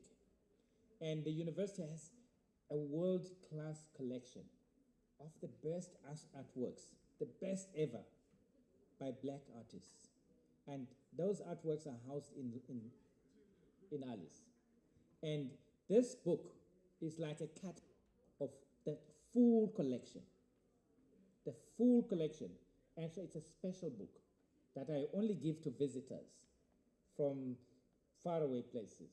So because you got Gertrude Ntlabati right at the second try, I will give you this book.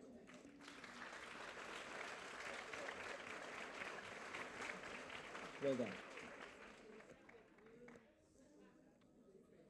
All right, and the last one now. This is the thing. The goodies have run out, and the money has also dried up. The pocket has dried up.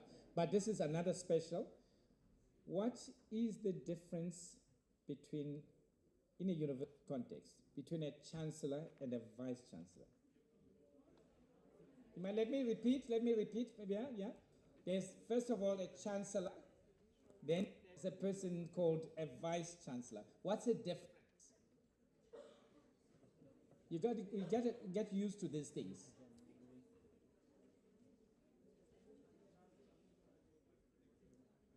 Now you're debating.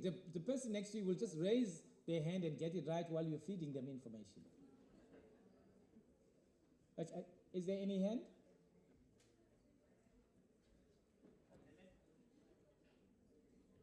As an incentive, I'm going to give away another one of these.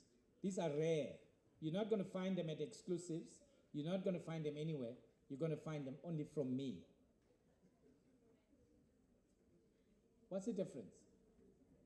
Okay. I'm so desperate to give this out. Who is the current Chancellor of the University of Fort Hare? Yes. Please stand and shout almost. It's Prof. Lungisa Ntsebeza. You and I will talk, no. But you onto something. Anyone else wants to try? Who is the current Chancellor of the University? I'm going to take it away. Yes, let's take you. Say. Buhlungu? No. Not the Chancellor. Let's take you. Okay, just. No. I asked for the Chancellor. Yes, there's a hand there. Wait. Don't be jealous. Please stand. Advocate Dubisa Ntsebeza is up. Wozala.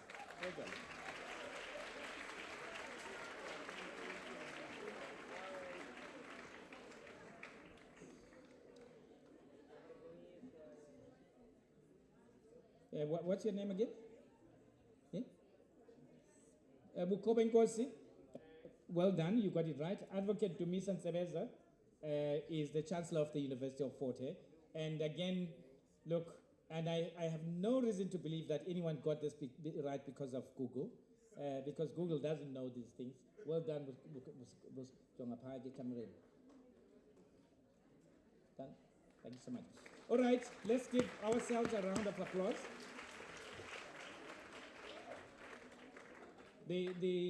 I've come to the end of this. No. Your rules are longer too. Yes.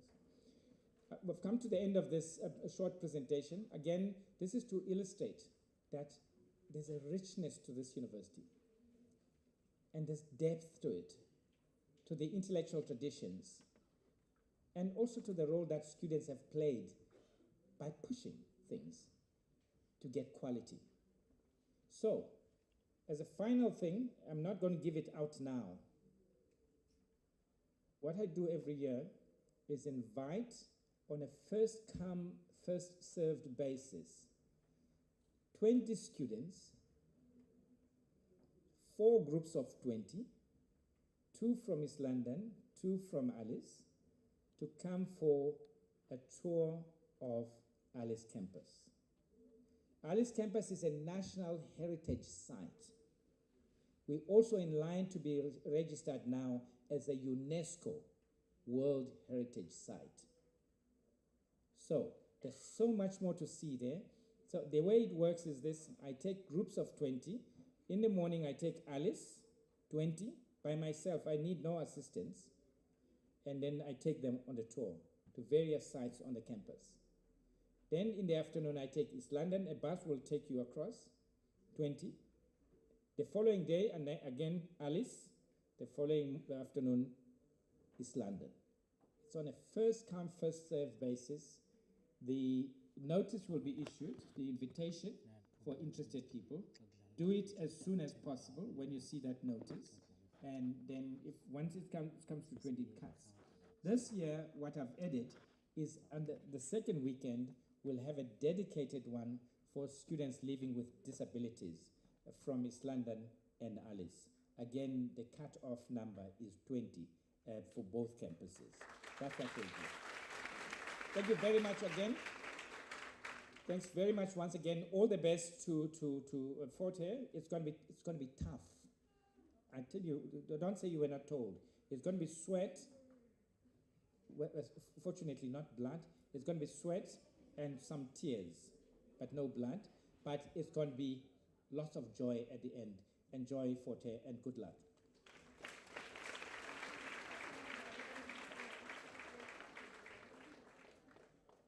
Again, please, for the VC. VCs, thank you very much. I'm jealous on that trip, VC. I've been queuing every year. My name has been cutting, and last time I was told I was number 21. Can you just add just one? I'm just begging, VCs. Thank you very much, VC. We really, really appreciate, and I think the student appreciated that knowledge. We will now allow the VC to leave with the Deputy Vice Chancellor, and we want to say to them, thank you very much. We really appreciate your presence. Let's allow them and then we'll continue. Thank you very much.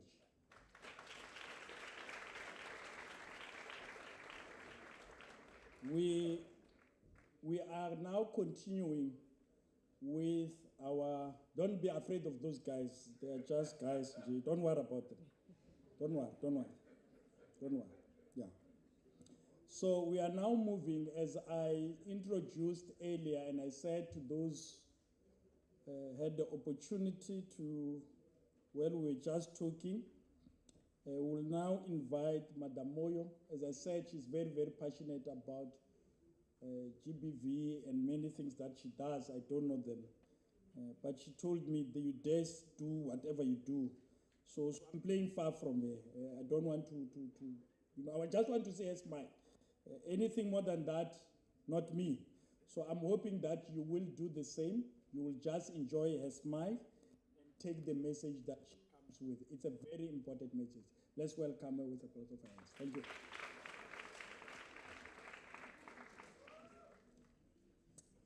Thank you, Program Director. And greetings, Molweni, Dumelang, Abusheni, Sanbonani. And a very warm greetings to the leadership of the university at large and to the Vice Chancellor and members of the MEC in absentia. Program Director, I want to start by reintroducing myself. And this is important. My name is Nonhlanhla Sibanda Moyo. And I go by the pronouns she, her, and hers. Or you could also refer to me as they, them, or theirs, right? And that is important. The reason why I am starting in this way and I'm introducing myself in this way is because a lot of times we make assumptions about people. And this is a very, very important lesson as you begin your university life. You will see me dressed the way that I'm dressed. You will see me walking the way I walk. You will look at me and you will make a lot of assumptions about my gender, right? And you might make a mistake just through the assumptions that you make. You might look at me and think I am this gender, or this is who and how I identify as, and you might be wrong.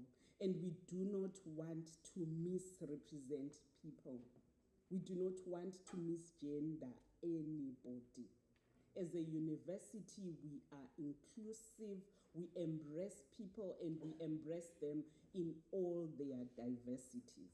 So that's a very, very important lesson that you need to know. And just by respecting and engaging and asking people what their preferred pronouns are, that is a basic sign of respect for that person's gender. And also you're showing them that they matter as a person. And where possible, if you can, I encourage you to share with people and do say to them how you want to be referred as. We're done. Let us normalize. It's important as a university that we normalize being a safe space, being that safe space where people feel that their humanity is respected. Now, we live in a society and in communities where gender-based violence is rife. We live in a society and a country where gender-based violence is a societal-wide problem. South Africa is said to have one of the highest levels of gender-based violence. We have one of the highest levels of gender-based violence. In fact, statistics tell us that at least 3 women are killed by their intimate partner every day in our country. And it doesn't get any better. It is also estimated that 40% of women who are over 18 will experience rape and sexual violence in their lifetime. 40%. That's almost half of women likely to experience rape in their lifetime. And as a country, we have been dubbed the rape capital of the world. And it shouldn't be so. And as universities, as citizens, as people who live in this country, we should not accept this as something that is normal. And it is time that we take our stand and say no against gender-based violence. But what do I mean by gender-based violence? What is gender-based violence? Very, very simple, basic definition. Gender-based violence refers to any type of harm that is perpetrated against a person as a result of their sex. What do I mean by sex? Female, male, intersex. As a result of their sex, as a result of their gender, as a result of their sexual orientation or gender identity. That is gender-based violence. And it is really sad that as institutions of higher learning, we are not exempt from this challenge. We are not exempt from gender-based violence. And as universities, we mirror the societies that we come from. We are a microcosm of society. So the very same gender-based violence that happens in the different communities that we come from also do happen within our institutions of higher learning. I'm sure you would have heard of the case of Uyinene Mqeshana. You would have also heard right here closer to home the issue of the case of Nosicelo Mtebeni. And we do not want this. We do not want this. The Vice Chancellor has already spoken about the fact that as a university, we have a zero tolerance approach to gender-based violence. Zero means zero. We do not accept gender-based violence in any form or type. There's so many different types of gender-based violence. We've got sexual violence, physical violence, socio-economic violence, verbal violence, emotional violence. So whatever form of gender-based violence, we do not accept as a university. And what is it that we have done as a university to try and address and deal with the issue of gender-based violence? Because we know that it happens, and it could happen to anyone. It could happen to anyone. It has no sex. Gender-based violence has no sex or gender. Yes, the majority of those affected by gender-based violence is women, but we also know and we recognize that gender-based violence can happen to anyone. It can happen to male persons. It can happen to people who are gender non-conforming. So what is it that we have done? In 2019, the university came up with a GBV policy. What is a GBV policy? It's a set of rules and guidelines in terms of how we deal with the issue of gender-based violence. And a very critical thing that came out of this policy was the establishment of a gender-based violence prevention unit, which is the unit where I come from. And this unit has offices both in Alice and in East London. So in East London, we do have an office. And I want us to pay attention to the naming of the unit, because we were very deliberate and very intentional about why we called ourselves the Gender-Based Violence Prevention Unit. And it's prevention unit because it is the prevention aspect of gender-based violence is very important. We want to prevent, we want to avoid gender-based violence before it happens. And how do we do that? In order for us to do that, because gender-based violence is a societal problem. It involves me, it involves you, it involves everybody. So we need to work together. We need to educate each other. We need to run campaigns that all of you need to be a part of. We are going to be running workshops and trainings on gender-based violence, and I encourage you to be a part of it.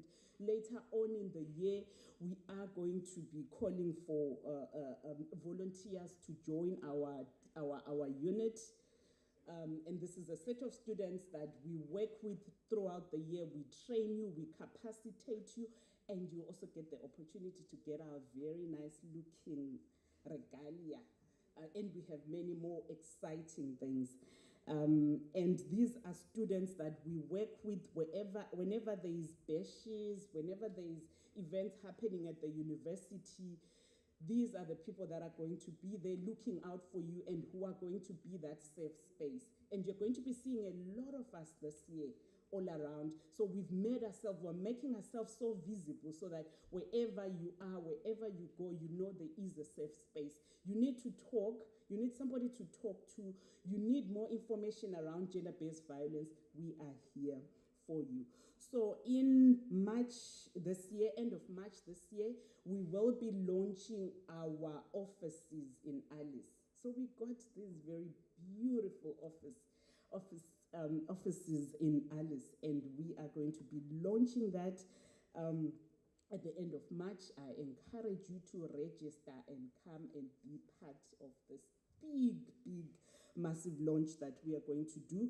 And as we are launching the office, we will also be launching our campaign that we are calling #GBV is your business. Ngoba, gender-based violence is really your business. It's not just the business of the GBV prevention unit, but it is a collective, we all carry a collective responsibility. If we are to change, if we are to turn things around, we need you, we need you, we need you. So we need all of us. #GBV prevention is your business. So we'll be launching it in March. Look out for that notice. We'll have transport that will transport people from here to the Alice campus. Now, in conclusion, what are some of the services that are offered by the GBV prevention unit?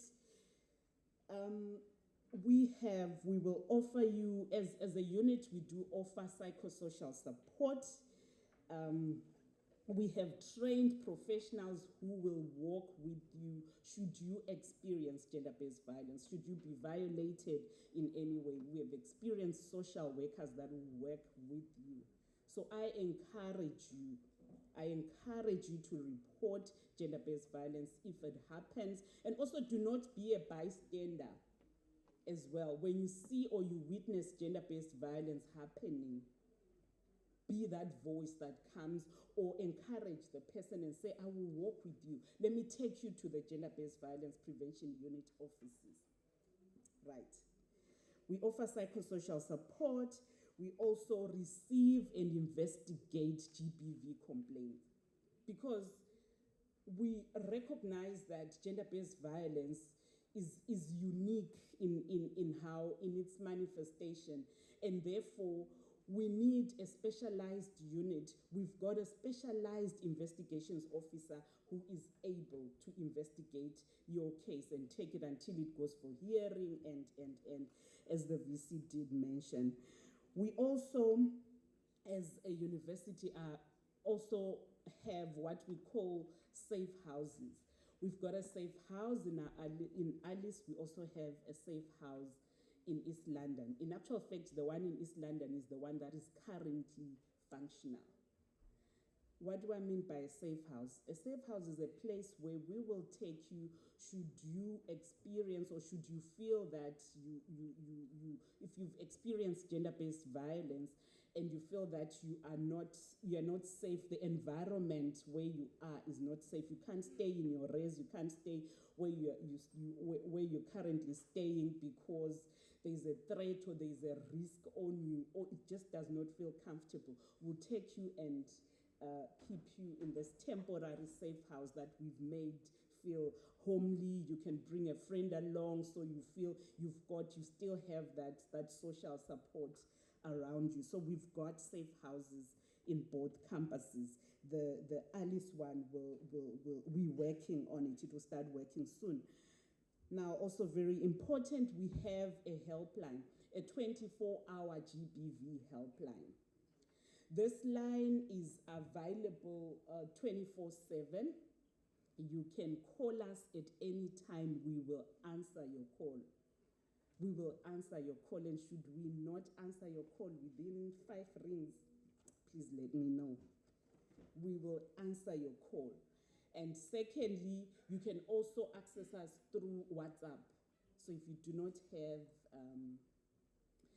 have airtime to call, you can WhatsApp us. We will respond to you promptly.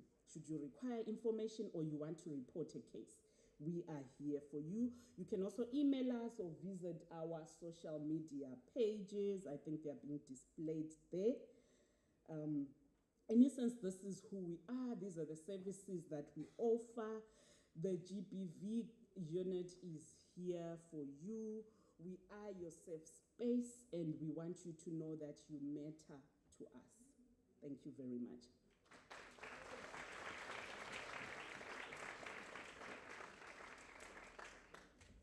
Thank you very much. I think now you heard it from the horse's mouth, so you know where to go and you know what is you can do, what you cannot do. I have been given a message that Lindiwe Shibambo, if I'm calling it correctly, there is someone outside who's looking for you urgently. I think it's your parents or so. If you are here, please go out. If you are in another venue, be aware they are where we are, just outside. Also, I've just seen one of our colleagues, who's also the former SRC president, coming in. You are welcome. As we move, we'll need to move with speed. I understand you have been here for too long. I will now invite the SRC represented by the Premier and his colleagues. I will try to pronounce it. If I can't get it right, please bear with me. I come far from Limpopo, so I had to learn a lot of languages as I come this side. It's Maqubela. So I'm hoping that I got it right.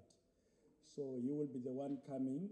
He also goes with Mr. Faku, who's the Deputy General Secretary. Thank you.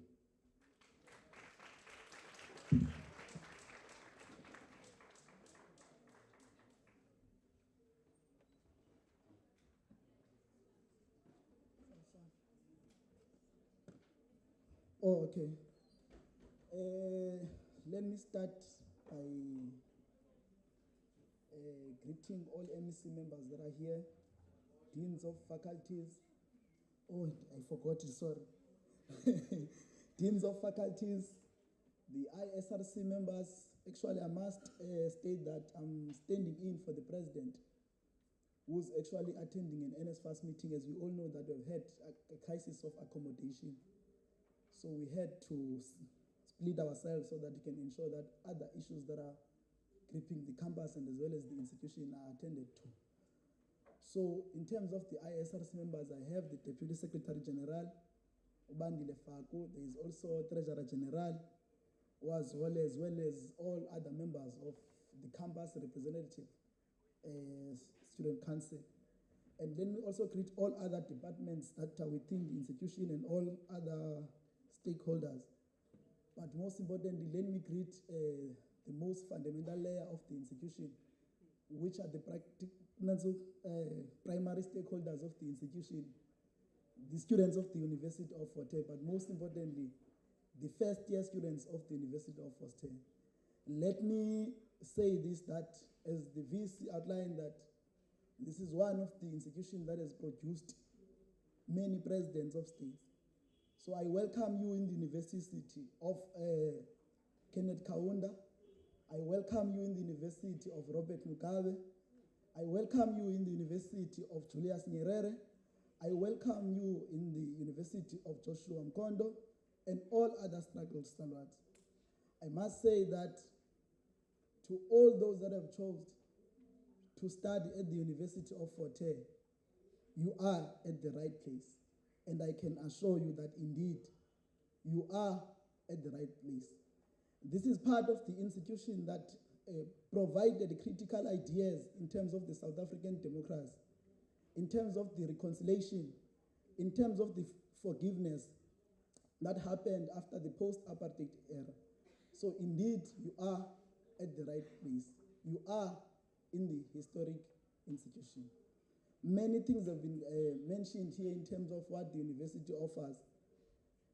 Many things have been outlined here in terms of how students of the University of Fort Hare should behave and conduct him or herself. And I hope that we have all listened.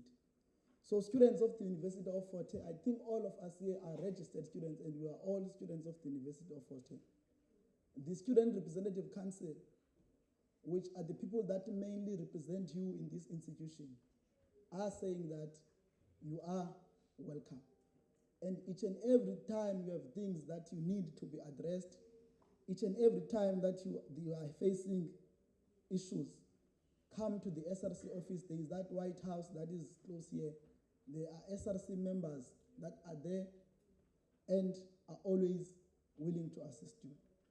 I want to challenge you, students of the University of Fort Hare, that we are at a time, I think the sport officer is here, where we are advancing that there must be a 50-50 representation in terms of sport. So we are encouraging students, more particularly first-year students, to participate in sport. We are encouraging students, most importantly, to participate in other things that are offered by the institution. We encourage students to participate in politics within the institution. As we said, that this university has produced many presidents. Some of us were accepted at Wits University.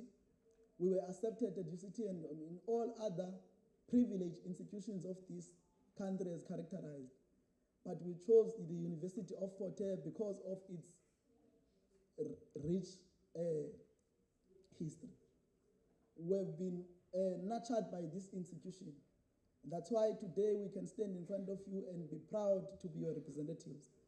Lastly, before I land, Mrs. Moyo, I want to challenge your GBV unit this year to assist the SRC because we want to advance that part of the walls that we have in this institution. You know, we've lost a student here due to a GBV case, which was Nostelo Mtebeni. We've seen how the UCT reacted when they lost Unansika Oyinen Kwetjan. So we want to challenge your unit to assist the SRC in advancing that one of the venues, more especially halls here in East London, must be named after Nostelo Mtebeni. It can't be that we have Auditorium 1 where we can have Nostelo Mtebeni Auditorium. Lastly,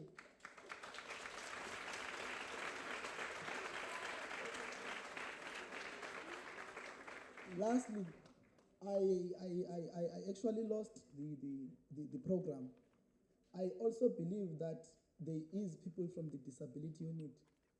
And I also want to challenge the disability unit to advance the change of the name of disability unit to be a differently abled unit. The name gives a different or implies a different story when it's characterized as disabled unit. But it's going to cater for everyone for if it's a different abled unit for all different people within the institution.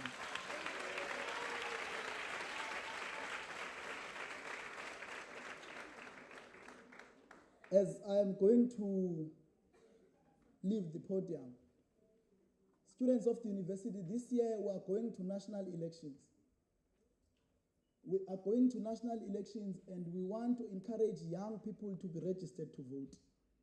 We want to encourage young people to participate in electoral politics because young people are too ignorant to participate in electoral politics. not knowing that we live in a country that is dictated by politics.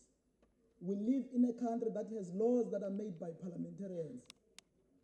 We live in a country where everything is dictated by politics. It's either economy, Department of Higher Education, and all other relevant sectors of the economy as well as the country.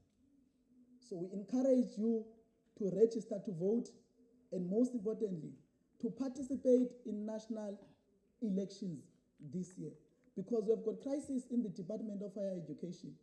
The crisis that is in the Department of Higher Education, it's not a crisis that we can advance by banning the institution here at Fort Hare, but it is a crisis that can be addressed through you participating in electoral politics, because your future depends on your votes. With that being said, let me say that you are welcome. Kusekhaya lana, kuseFort Hare, namkelekile kwano college. Enkosi.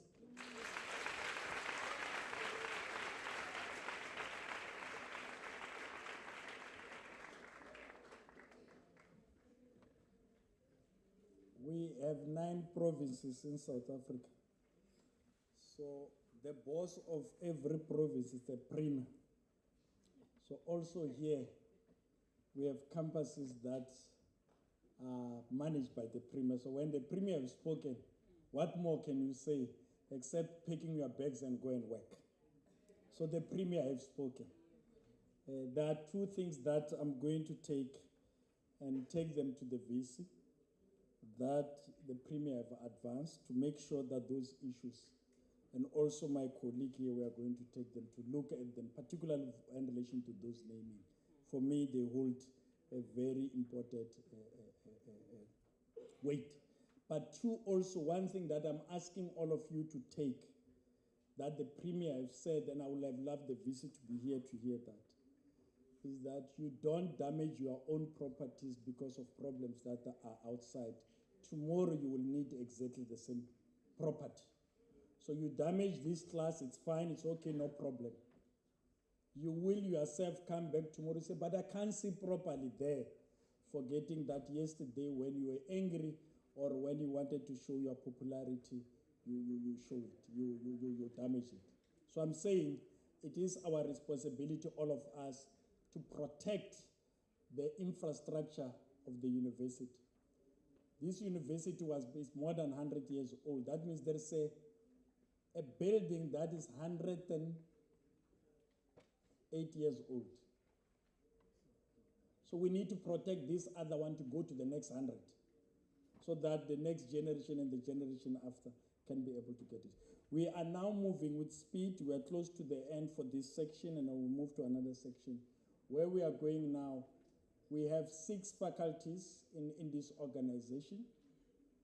So the faculties are the head of academics. There is where academics happen, and they are headed by the deans. So we have recorded a message from each dean that we want you to take with you. And then I have requested our colleagues to play that. And then thereafter, we will get that message. We are close to the end. I don't think we'll take 10 minutes to finish. Thank you.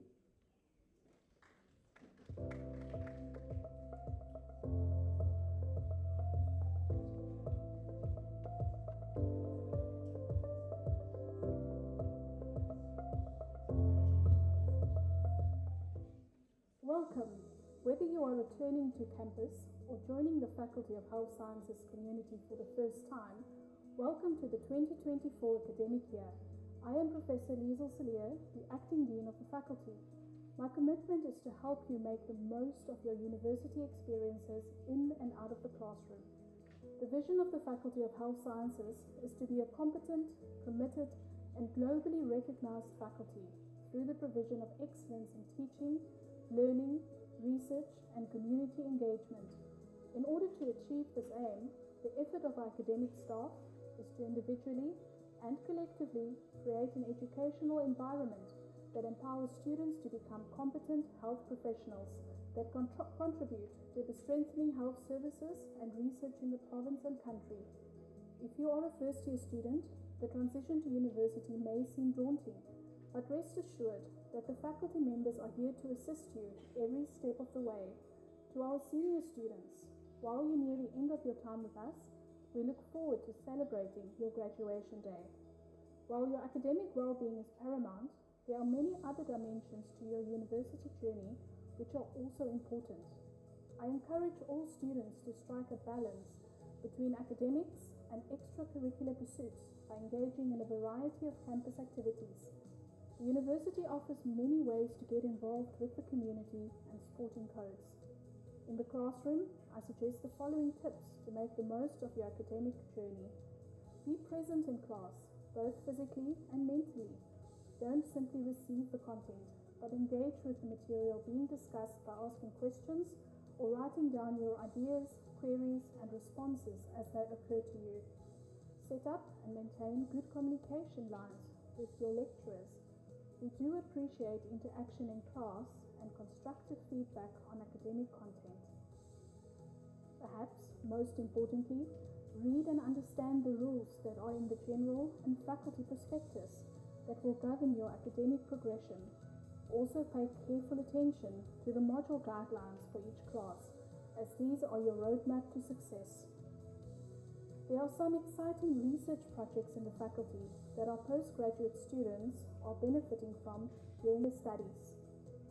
These research areas include midwifery, HIV/AIDS, and public health, and have produced results that are used in policy and clinical practice. We share your excitement at the start of the academic year filled with promise. Remember, the faculty is here to offer you their advice and support. I wish you all the best with your studies in 2024.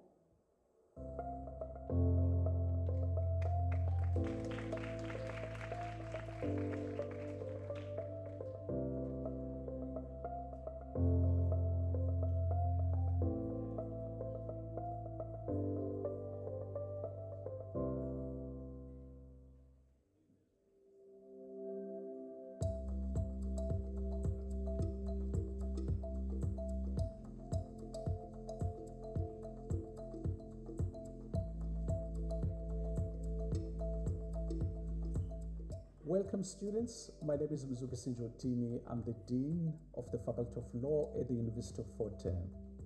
As students will know, the university has just adopted a strategy referred to as the Decade of Renewal. It's our 2022-2026 strategy.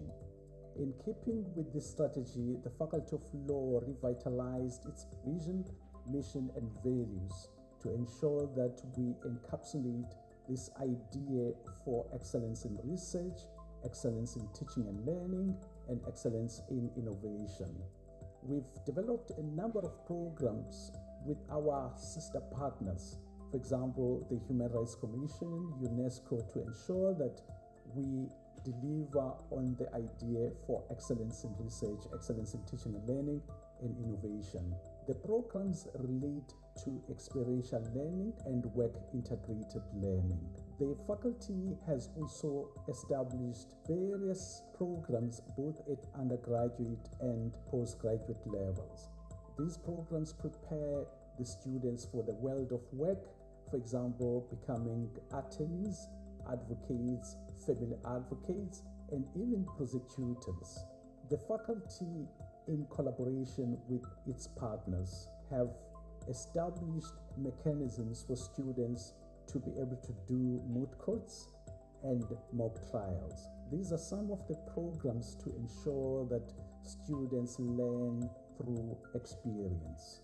Generally, there's no one way of preparing you for university life, as some of you have never been to a university before. However, the university, working with the faculty, will prepare you and take you through the steps that are necessary for your transitioning from high school to university. We celebrate and take pride in the fact that you've chosen the University of Fort Hare and the Faculty of Law as the institution of choice. As you know, the Faculty of Law was established in 1961 and is celebrating its 62nd birthday this year. 2023 marks 2 years towards our decade of renewal. Therefore, you will be recorded in history as having participated and being part of the student cohort at the University of Fort Hare in 2023. Thank you very much.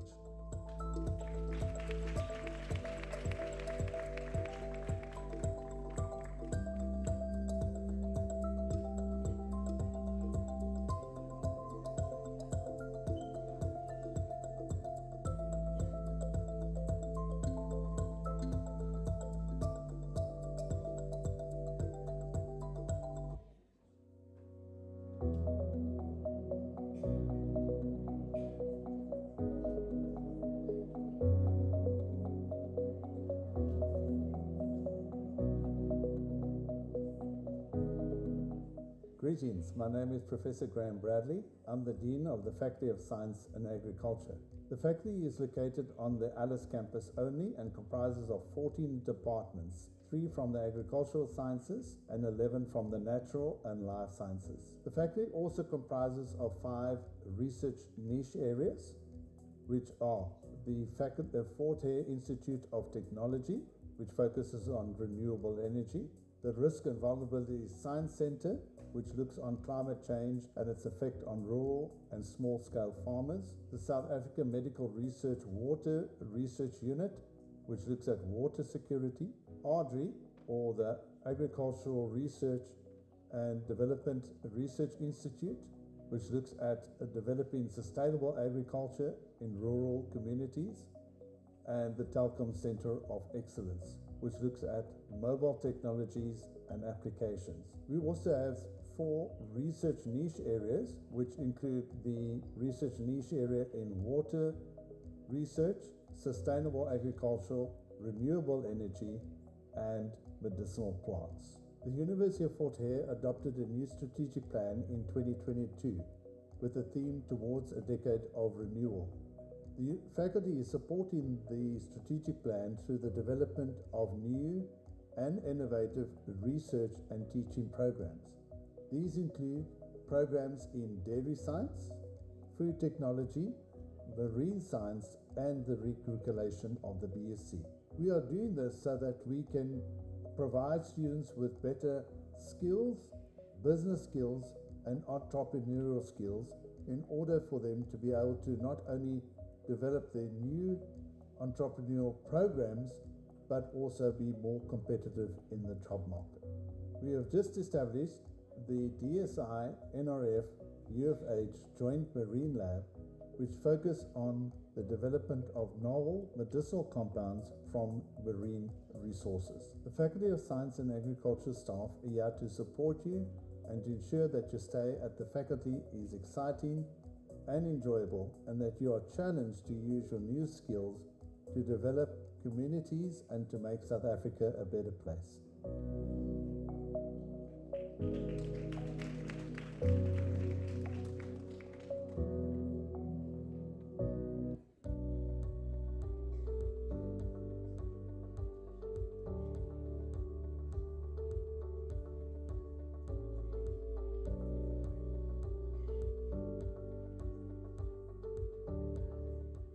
Good day, students. My name is Professor Vusi Mncube, the Dean of the Faculty of Education. The Faculty of Education is spread across 2 campuses, East London and Alice. In Alice, we train secondary school teachers. In East London, we train primary school teachers. We are the only faculty at the university that prepares both primary and secondary school teachers, while working together with our sister faculties in other modules that we require our students to have. The career prospects for students studying for Bachelor of Education or postgraduate certificate in education is that they get teaching positions on completion of their studies. Depending on their experiences, some may be promoted to the heads of department, to the deputy principals, school principals. They can even move further to become the district officials, curriculum specialists, and many other positions in education. Some can even be appointed by the Department of Education, Department of Basic and Higher Education. Those are some career prospects for those studying towards the BEd degree. I must advise you, students, to make sure you get ready for all your lessons. Make sure before you go to lessons, get prepared. Make sure you attend all the lessons. That I must actually let you off is that all teachers are supposed to be registered with SACE. SACE is South African Council of Educators. No teacher is allowed to stand in front of the learners without being registered with SACE. Those teachers or anyone with a criminal record cannot actually be registered with SACE. That is very, very important. That is one thing that you need to consider as you actually begin this academic year of 2023. Whatever is happening in the university, be it riots, be it strikes, make sure you don't go overboard because you don't want to ruin your career by not getting registered by the body responsible for teacher registration. The Faculty of Education is a cosmopolitan faculty where all different people from different walks of life, they come together for their passion in education. Thank you for choosing the Faculty of Education at the University of Fort Hare. Good luck for your 2023 academic year. Thank you.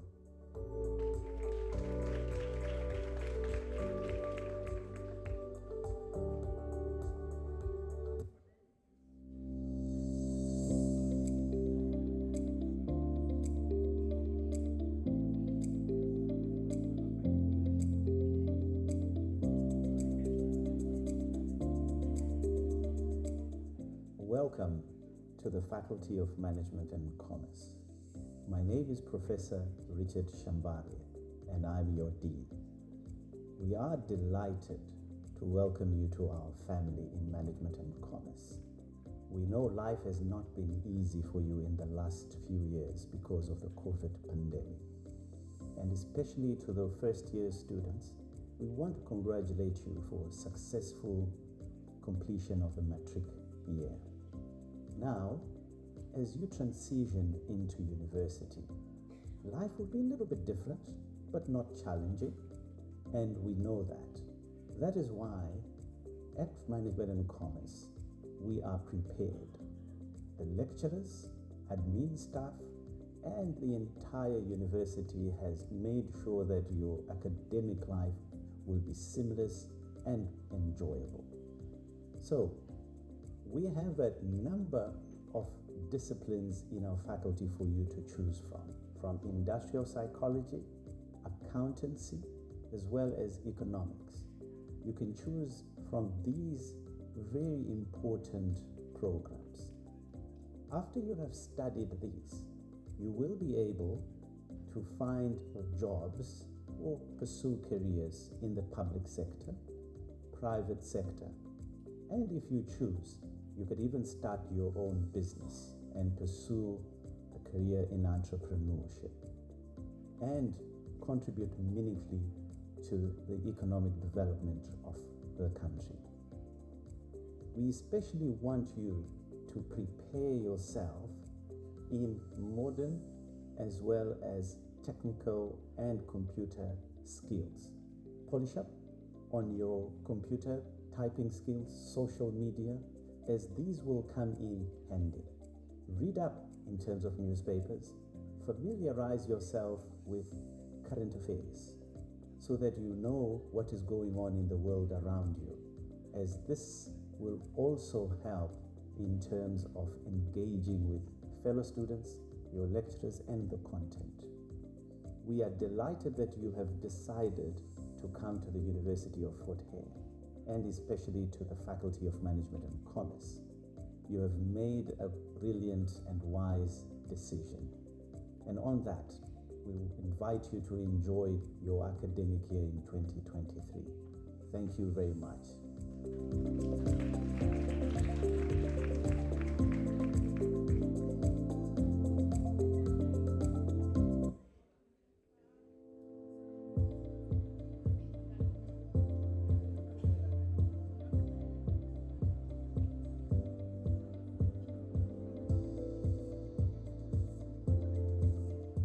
Good day. I'm Neil Roos. I'm a professor of African history and I'm also Dean of the Faculty of Social Sciences and Humanities. and I'd like to welcome each and every one of you to the University of Fort Hare and to the Faculty of Social Sciences and Humanities. You're going to have a great experience in this faculty. In the faculty, we teach and we research the humanities and the social science, and essentially these subjects which look at the human condition, they look at how society develops, they look at how society works, they look at interactions between human beings and the environment, and they give you a pretty good snapshot of how the world works today. At the faculty, you'll be invited to think about how your experience and life in the Eastern Cape and in other parts of the country help to illustrate or even reshape, remake the ideas that you encounter in your classes. Whatever the world and the world of work look like, we're going to give you the capacity to act on that world and to even change it through your education in social sciences and humanities. We're going to show you how your experience, your knowledge, what you bring to the university, to the classroom, is going to equip you, help you, assist you to make an impact on that world, to understand it, to change it even. By the time you graduate, you're going to leave this faculty and this university with a mind that's agile and innovative and adaptive. You know, if you look around you, the world, South Africa, the African continent, culture, technology are changing such a dramatic pace. But with a mind that is agile, that is adaptive, that is innovative, you're never going to be left behind anywhere. Possible career prospects for a graduate in the social sciences and humanities? Well, they're endless. As society changes, so too does the economy and the types of jobs that present themselves, and also the entrepreneurial and economic opportunities that are available. In this faculty, we don't try to train you for particular jobs, but rather to prepare you for an evolving economy where traditional jobs are fewer and fewer. Graduates from the social sciences and humanities tend to do as well as graduates from other fields or other faculties in entering the formal economy, by way of the corporate world, the private sector more generally, the public sector, or entrepreneurial enterprise, or very often a combination of these. Ask me, how would you go about preparing yourself to study in 2023? Well, my first bit of advice would be to relax. It's really important to cultivate a decent work-life balance. Secondly, read a novel, any novel, and enjoy it. The news, and cultivate an interest in what is happening beyond our borders. And if you can, find a new news media, newspaper, a new TV channel, a new website. Once again, I'd like to extend my welcome to each and every one of you. I'd like to thank you for choosing the University of Fort Hare, and especially for choosing the Faculty of Social Sciences and Humanities. You're going to work hard, but you're going to have a great time. And I look forward to meeting each and every one of you in the classroom, in the corridor, in the concourses. Welcome and best wishes.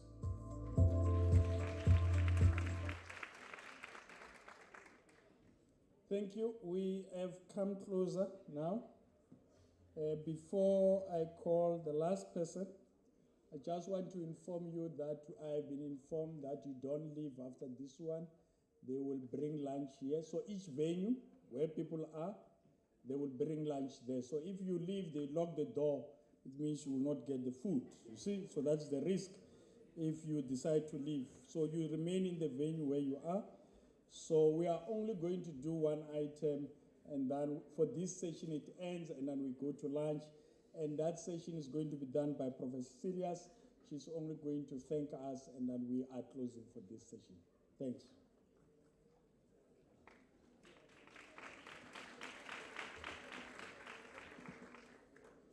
Good afternoon, students. I know I'm standing between you and lunch, so I'll be quick and brief and to the point, I promise.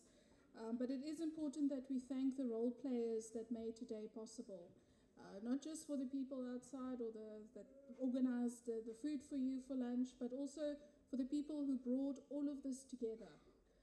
This morning we had to quickly find other venues to accommodate students, and that was made possible. IT quickly set up the the links so that everybody could see what was going on, and that was made possible. So we do need to just quickly thank all the role players that made today possible. First of all, in his absentia, the Vice Chancellor, always an excellent and inspirational speaker. Thank you for his address that he gave us this morning, as well as the DVC teaching and learning that accompanied him.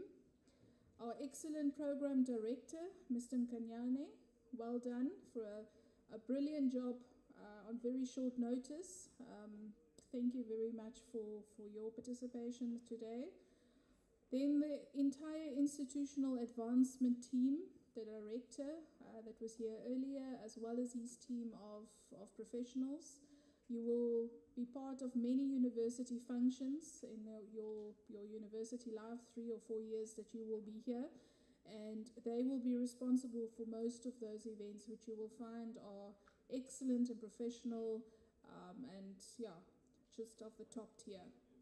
To our choir that sang for us this morning and sang our happy birthday song, well done. I'm not sure if you're still here, but yeah, there we go. Next time you will see or hear from them is most probably, I don't know if you're at the opening of the university tomorrow, but for those of you that have been to graduations, and in 3 or 4 years' time when you're at your own graduation, you will have the pleasure of listening to the choir, which is always one of the highlights of that event. Thank you to the SRC members. I saw that they have left for their participation and message that they had given. And then also the various support services. Ms. Moyo from the GBV unit, and going through your program, you'll find many others, such as student counseling units, disability units, HIV/AIDS unit, campus protection services, the library, and there's some others that I've left out. Thank you for making yourselves available and for talking to our first year students. And then last but not least, we need to thank you as the students, not only for choosing Fort Hare and making this your home for the next 3 or 4 years, but also for participating in higher education. The SRC representative here was saying that you can make a difference by participating in the elections and voting and helping with the higher education crisis in the country. You are now part of that community and you have a voice and you have a say. The VC earlier also said that in 2 years' time, the university is going to be 110 years old and is going to throw a big party when that happens. But for you sitting here very anxiously waiting to start your classes, get your learner guides, buy the textbooks that you will need, in 2 years' time, you will be the senior students at this university. You will be in your last year. If you're doing a 3-year degree, you will be almost finished if you're doing a 4-year degree. So you, while we're partying and having the celebration for the university, you will be looking forward to entering the corporate world, leaving the university and making some money of your own. So let that settle in. In 2 years' time, you will no longer be anxious first years sitting in the orientation venue. You will be the senior students of this university. And that journey goes by so quickly. I know if you're starting now and you're thinking, 3 years is a long time, it's a blink of an eye, and you will be in your senior year and walking across that graduation stage with the VC capping you and receiving your degree. So please have fun, but do so responsibly. We do want each and every one of you to be able to walk across that graduation stage. We don't want you to fall by the wayside. We don't want you to fail at your courses and extend your stay with us. So have fun, have a work-life balance, as one of the deans have said, but also do so responsibly so that you can enter the next chapter of your life post-university without any consequences from here. So thank you very much and enjoy your lunch.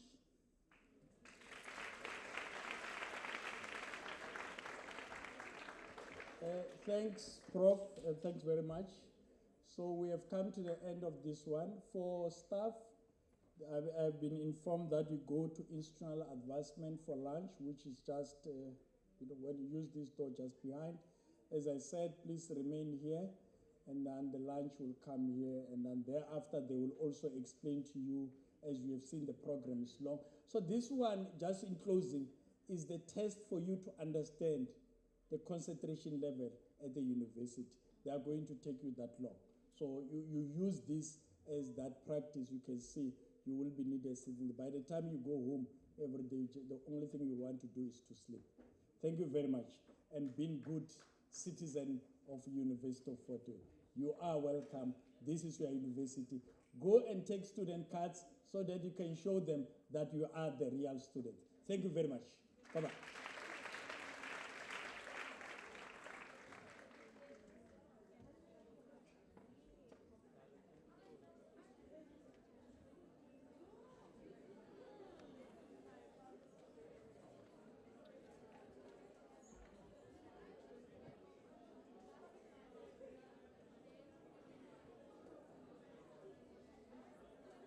Yo, pick it for.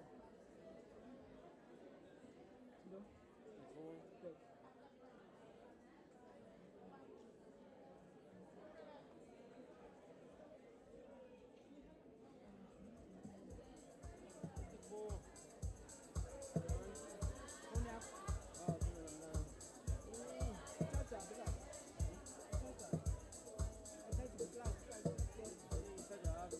For.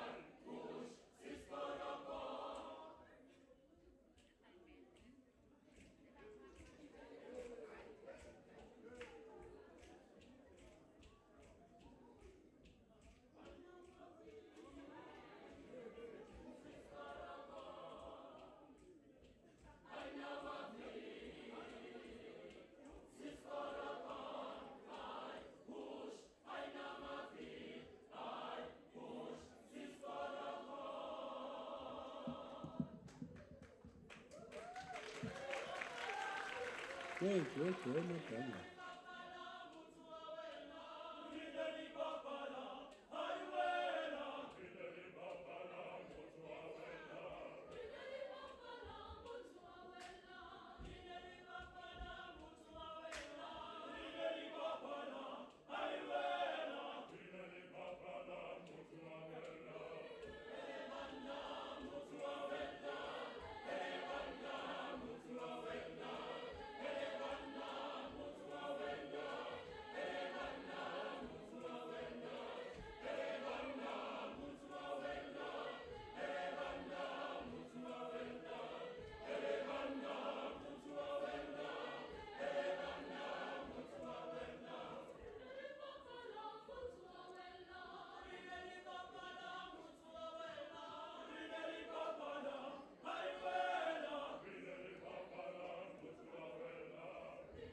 Choir.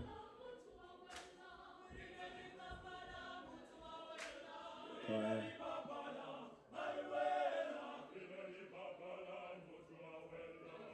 Choir. Goes.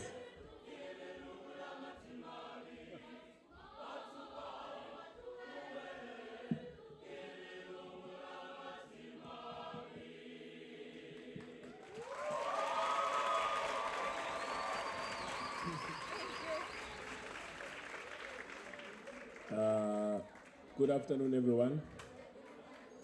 Good afternoon, everyone. Good afternoon, everyone. You know, you must cheer for me, né? The things I bring for you, this world can never bring. Before everything else, I just want to check. I was informed that there's supposed to be a register that you guys sign. Have you guys signed? All of you signed. Right? Secondly, thank you very much, choir. I don't mean to be rude, but I feel like personally I'm hungry, and if I were to sing hungry, I was going to have a problem. So I'm worried about the choir members, that they just need a little something, and then, you see, I told you, the things I bring. So your food is going to come to you now. The time is probably 2:15. Let us have 45 minutes, né? And then we start the second program. In that 45 minutes, you will eat, you will kokelela your things, you will take a quick wee break, but at 2, be seated here where you are seated. Otherwise, you're going to miss out on a lot. Is it already 2? What am I missing? I thought it's 1. Okay, that's even better. It's 2:15. Sorry, I think my watch is saying 1:15. It's 2:15. If we get eating, it's pizzas, I think. Eating, we break. Will I be unfair to say by 2:45 we're here settled? I'll be very fair. So by 2:45 in the other venues as well, let's be back in here settled. I promise to bring you goodies. You will know who I am then. Thank you. Enjoy your food.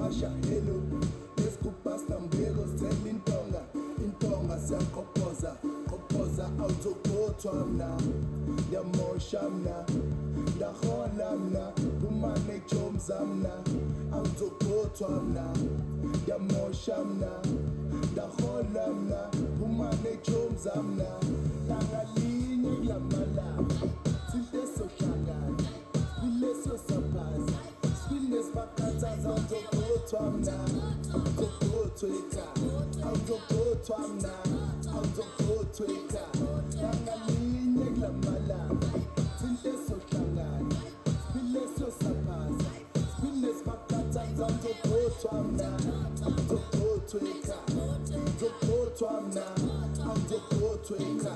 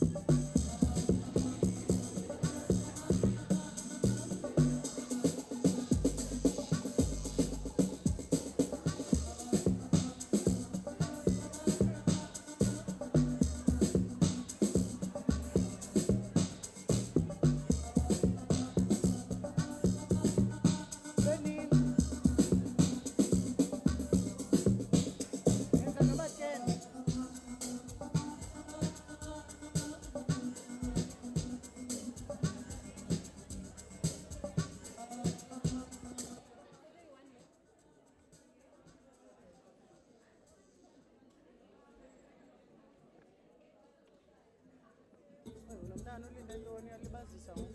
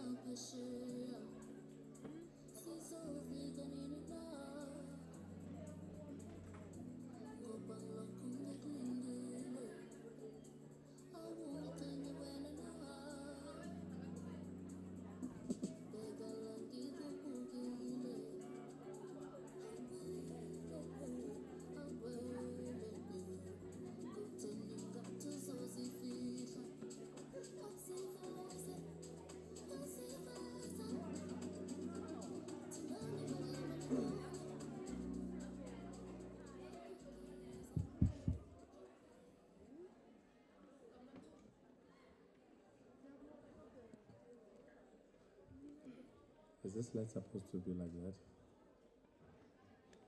Can somebody borrow me shades? Can somebody borrow me shades? Can somebody borrow me shades? Can somebody borrow me shades?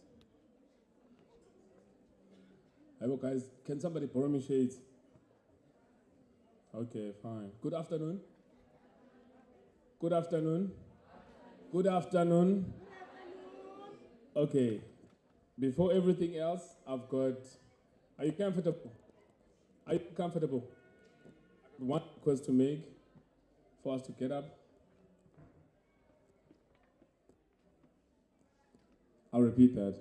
I got one request to make for us to get up.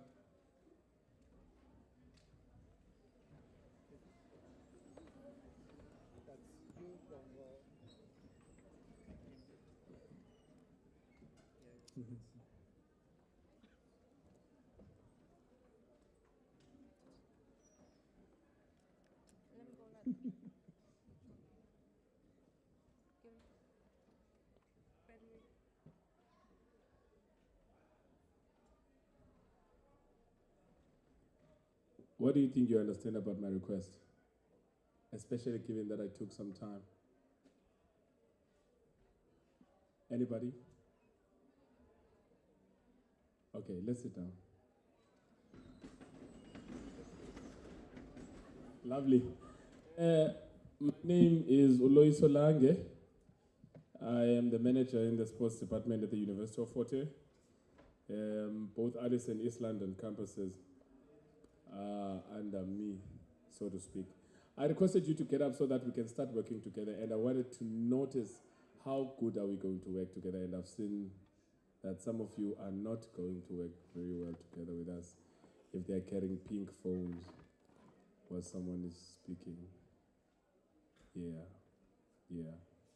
So I got sharp eyes. I can see almost everyone in the house. Oh, I love this. I can see almost everyone in the house. We're going to have a very exciting, I hope, session, and very short one. I just want to check amongst you, by show of hands, if we've got people that want to come up here and show talent. I have gifts, that's why I'm asking. Okay. Oh, one.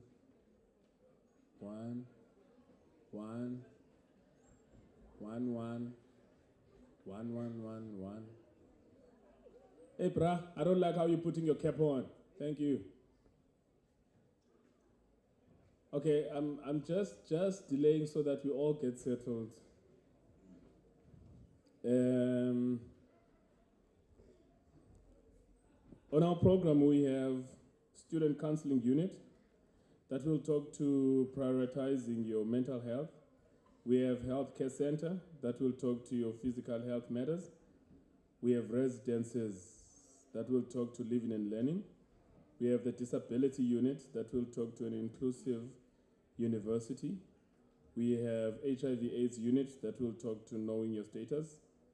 We have governance and the legal affairs office that will talk to code of conduct for the student. And then we have campus protection services that will talk to campus security services. And the last one will be a vote of thanks by the student developer. I just want to be sure that my speakers are around so that we can commence with the program. And given that I've got powers, I am going to maneuver how the program looks like. If a person is not here, I chopper them out. And then when they get here, we put them on the program. As it stands, I've got the healthcare center in front of me. And I think if we are to keep within time, we'll have to start off with them. They have up until 3 o'clock to talk about your physical health. But I do know they have a surprise up their sleeve they will introduce. I will hand over to the healthcare center.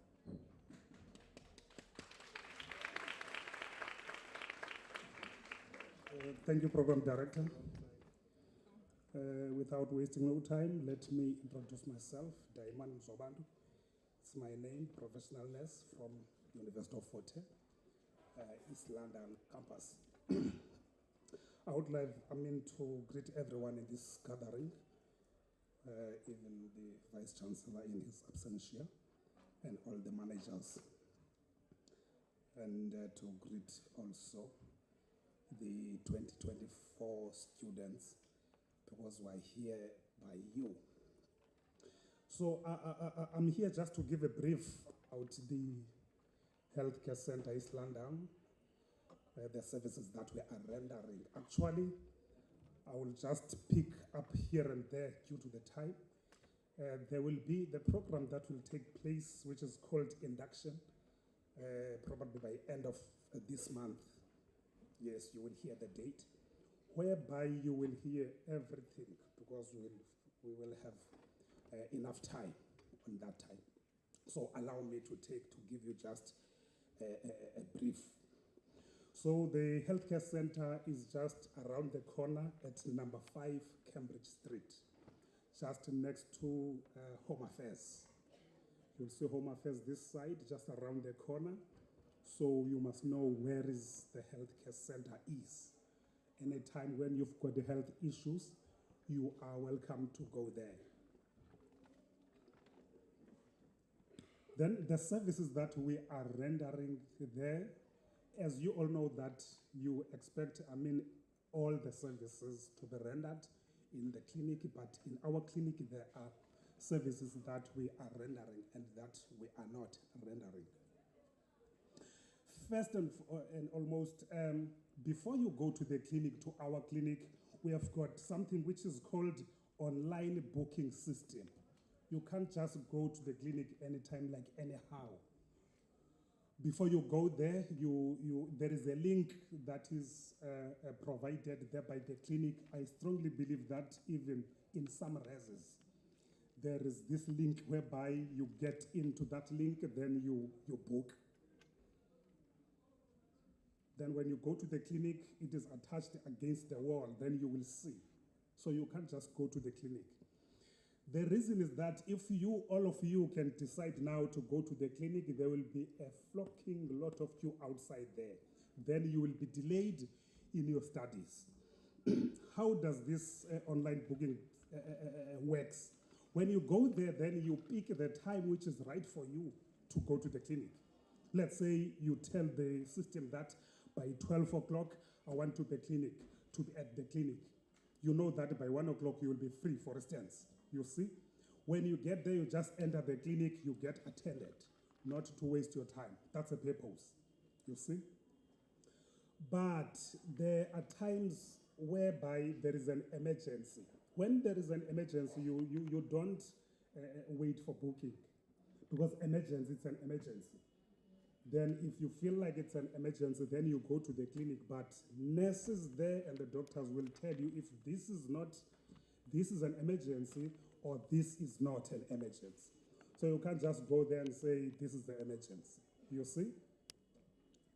Just for an example of an emergency, if you are bleeding, maybe you stabbed, open wound, then bleeding, so that's an emergency. So you go there without booking. Services that we're rendering there, it's another one, it's a family planning by means of preventing the unplanned pregnancy. So we've got different kinds of family planning there. Abo steroid for 2 months, abo Petogen for 3 months, abo pills for 3 months, you see. There are others that you know, such as Implanon, then we do not do them. We do only these ones, the ones that I explained to you. Steroid 2 months, Petogen 3 months, and the pills for 3 months. Because the pregnancy needs to be planned, the baby needs to be planned at the right time. Okay? Then we do the minor ailments, abo headache, body ache, heartburn, then we treat those things. Thereby healthcare center. Then we treat even STIs, but abstinence is very important. If not, then make sure that you use condom. Remember, I said we are preventing the unplanned pregnancy, right? Then we give health education. When you get there, you give health education in different things. Then we do what is called a res talks, whereby the nurses go res to res. Then you will see, as the time goes by, the nurses will visit your clinics.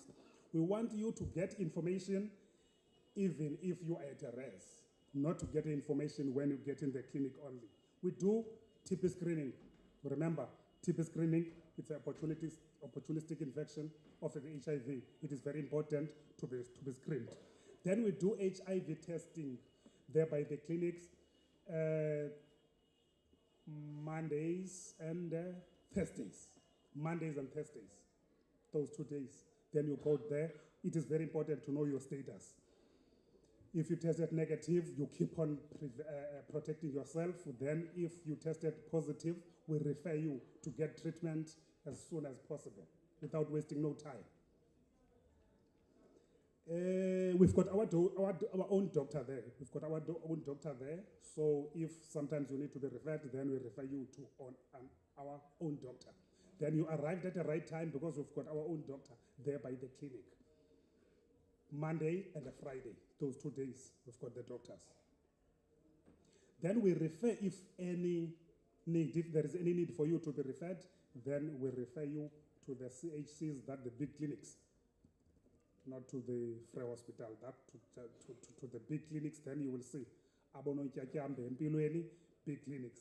So that's it. That's it for now. Then you will get more info during that induction by end of this month. I thank you.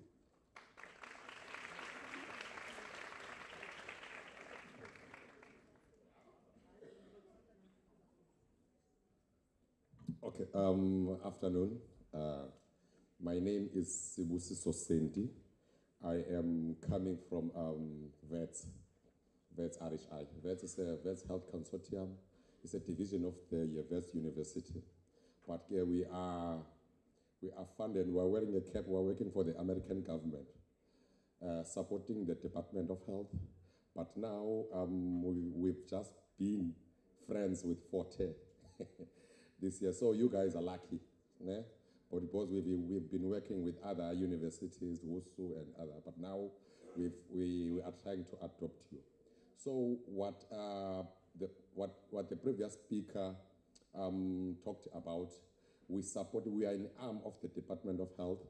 So what we do basically, because I think I've been given 5 minutes. We are a group of clinical practitioners and medical practitioners. And I am a medical practitioner then. So we're a group of professionals. We are going with mobile clinics. Ne? We know that clinic as a Forte is overflowing, but now we're trying to minimize workload and so forth. Given that we are a HIV and GBV prevention, prevention program. So we are focusing on the youth, which is particularly AGYWs, which is adolescent girls and young women. But we're not turning a blind eye on boys. We also have a target of boys, but particularly to adolescent girls and young women who are within the age of from 15 to 24 and up to 32 years. So what we are providing HTS, which is HIV testing services on the mobile clinics. If only you were lucky or fortunate to be negative, we do offer a pill that is called PrEP. Yeah? We know that some of you have met or have heard about PrEP, but in that clinic, a clinical and a professional person will explain to you. Because of it, it has been determined that there is a high prevalence and incident rate, which is high rate of infections of HIV and people living with HIV, particularly to those population, which is from the age of 15 to 24, which is, I assume, probably 80% of that population is here. So we also We also offer family planning as Chilo. We've got a broad spectrum of family planning. We also are screened for GBV. If you are being abused, in a way, both of some of you don't know that you are abused, but we do screen that. We ask you particular questions and so forth. Then if only you test positive for GBV, then necessary help and counselors will be provided to you for free of charge. We also, what else? Also treat STIs. Yes, we also treat STIs, we screen and treat STIs. We're trying to minimize a teenage pregnancy so that you can finish school. We're also trying to minimize HIV because of HIV incident rate, because of we are an HIV prevention program. So in all, take use or take advantage of these programs, because will be available to you at your disposal. But we still have to discuss, because we're not going to only be based there by the clinic. At times we will be going to your residential areas, which is much easier.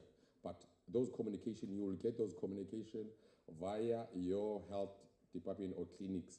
Probably we will make some plans in terms of how the communication will work, so that you can know that now the mobile clinic is coming. You see, it's coming to a particular res, it's coming to a particular res. So basically, that's what we are offering. And other main elements in terms of counseling post-violence, sexual, just forgotten. But all that, because we've got social workers, and also we are a research entity, as you know that VETS is famous of research. Yeah. It's famous of research. So whatever that I'm telling you is being proven, and is so yeah. We are one of you now. I think Thursday will be coming, starting our services. So you will see our mobile card. They are so visible. They are written youth zone. So it's eye-catching. So we will come. You will definitely see our mobile trucks and mobile clinic and gazebos and so forth. So our staff are youth-friendly. They are young like you. They are young professionals, so you can talk everything. They are not cheeky. You used to say you don't want to go to clinic because nurses are what? They are cheeky, so you can't express yourselves and so forth.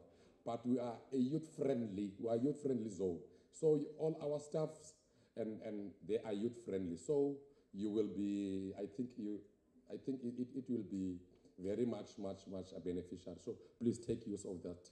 Thank you.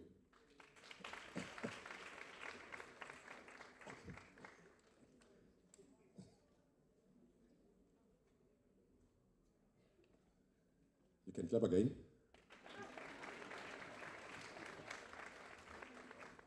You know, I feel like there's something I did wrong by allowing these people from healthcare center to start here. Because now they're changing the program. The other one is telling you to clap. Other one is taking pictures in my time. After I'd given them 5 minutes, then they go further. I see Jongi. So I just want to know, do you know where the healthcare center is or where the clinic is? Where is it? Randomly. Where is it? Opposite what? Oh, sorry, I thought you said opposite of you. I was going to be like, I'm going to be on your case. All right. So colleagues, on our program, we're going to take up the Governance and Legal Affairs Office to come up. I did say I'm going to adjust as I please, because this is my program. And these people that tell you to clap again, listen to me. Yeah? I'm the person that's going to make you clap. Even these ones that are standing up. So I'm going to call up the Governance and Legal Affairs Office to come talk to you about the conduct for students at the University of Fort Hare. Please welcome them.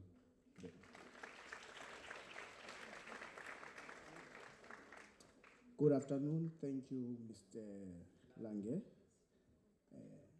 My name is Kokele Mvubu. I'm the legal advisor at the Legal and Governance Unit under Registrar's Office. We are a group of legal practitioners, attorneys who are responsible for the rules, contracts, and policies of the university.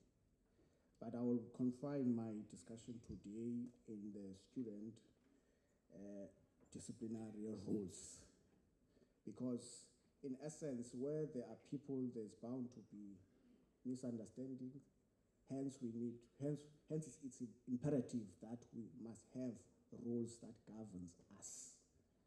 So we derive our powers as the office in the Higher Education Act, Section 36 of the Higher Education Act, which states that any registered student within the institution of higher learning is bound to abide by the rules, and failing which the university or the institution of higher learning has a jurisdiction or grounds to discipline a student.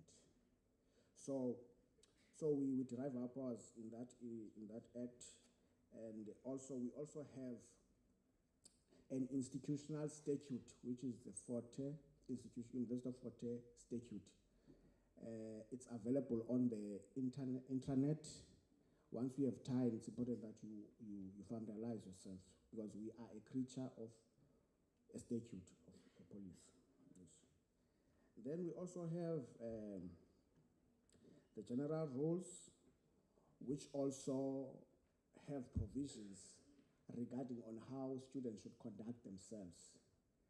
These code of conduct, they are derived on the values that the university is committed to ensure that the university or the student, they behave themselves in a manner that is respectfully, responsibly, ethically, and diligently. So that's the values that our rules are based on. Are we together? Yes. All right. The prospectus, we also have a Bible here in the university, which we call a prospectus. The prospectus, it's a policy that has got rules that governs how students should conduct themselves. It's important that as we are the first year students, that we familiarize ourselves with the student, with the prospectus. Usually, you usually get it when there is a registration, but due to some logistical reasons, it is going to be made available to each and every one of you, that you must be familiar with it. So basically, the essence of our rules is that our rules have been engineered in such a way that the aim is not to punish the student, but to educate and rehabilitate, so that when you come out of the institution, you come out being a law-abiding citizen. However, that does not mean that the university tolerate any improper conduct that happens within the university or in a residence or any official trip or official meeting that has been authorized by the university. In other words, you can't say tomorrow, I stabbed someone, we were in the beach, so I cannot be held liable. Or I insulted someone in a club. By virtue that you're a student of Forte, and we have the right to ensure that you adhere to the rules. So this is what happens when one has committed. We have got two types of conducts that that our rules permits that students should conduct themselves. We've got a serious misconduct, and we've got also academic misconduct. And we also have misconduct. We have got misconduct, serious misconduct, and academic misconduct. So a misconduct is any behavior which is not in line with the rules. I will make a typical example. You fight at the residence or in the campus. The rules compels that you must be subjected to what? A disciplinary hearing. However, I also want to put it clearly that our office, we don't sympathize, but we deal with the facts that are before us. In other words, you can't come and say, no, I'm illegal, I want to be a state. We only deal with the facts. As to the emotional part of it, there are institutions for that within the university. So I said we have got misconduct, we've got serious misconduct. Serious misconduct includes a conduct which constitutes murder, arson. Arson, I mean by if you decide that you want to ban the university properties, we will discipline you. Should you find being guilty, you will be permanently excluded from Forte. We talk about rape, capable homicide, being found with drugs within the university, then you will be subjected to such processes. So this is what happened, guys, when one is being subjected to the process. Usually, if anything happened in the res, you have a duty to report it to the Campus Protection Service, which is our police within the university. Then they investigate the matter, and then the matter is being sent to our office to establish whether are there grounds for possible prosecution. Because one of the primary functions that we do as the office is that we play a prosecutorial role in the disciplinary proceedings. In other words, we are abachuchisi besikolo, if I can put it in a layman's language. So when you have been subjected to the disciplinary hearing, or when the docket has been fully investigated, it's sent to our office, then you will receive an indictment that invites you that on such a firstly you'll be charged, where you get an indictment that stated clearly what are the charges that are leveled against you, and you have a right to be legally represented by a fellow student or a staff employee or an employee of the university. In other words, in our disciplinary hearings, we don't expect you that you come with lawyers because they are not allowed.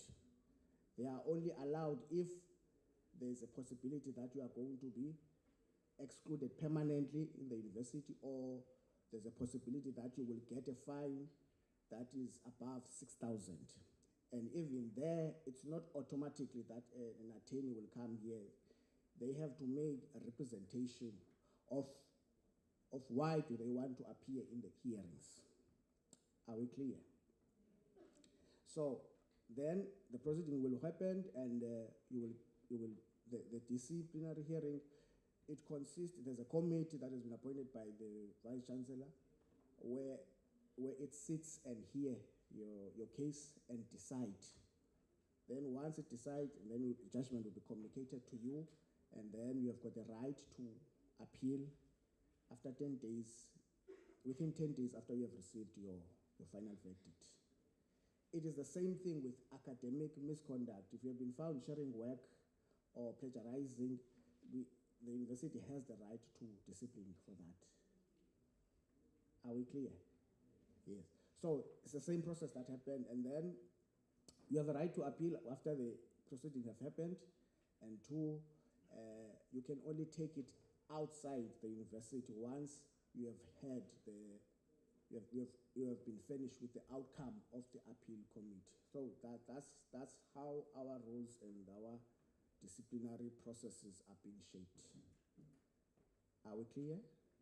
But we will, with the assistance of the student with the residence unit and also student counseling unit, we are going to have some roadshow which we are collaborating with these units, where we will go to the res and talk with you guys in an unlimited time, because here we're just giving a high-level view of what we do. Yes, thank you. I think that's all, Mr. Lamy. Thank you so much.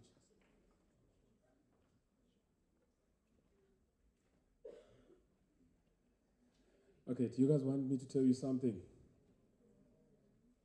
Or I'm going to tell you either way. So you see, I like how you guys are. You're so attentively listening. I hope you are listening. But I'll tell you, that office is not one of the toughest in the institution. You know, Mosbatwa, sometimes people look tough, but they're actually soft. That's that unit. They're the softest unit I know, unless you mess with them. Well, I don't want to know what happens when you mess with them. What's that lady who had her hand up? Do you think you can render something for us? Like with your talent, what can you do for us? Can you sing for us? Can you dance for us? You are a what? Oh.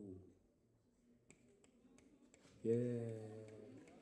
Let's give you a chance. Whilst we await the disability unit to come up on the stage. Is Asisi come? Do you have a mic, Brian? Oh, there's a mic. Okay, no, I'm going to hand you a mic. Mic check it in. Mic check it in.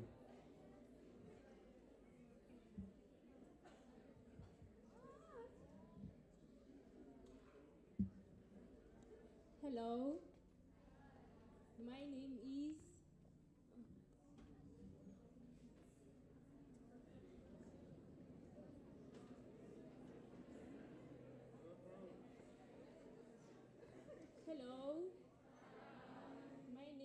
Teboho Musalo. I'm from Mabopane in Pretoria. I'll be studying a Bachelor of Laws.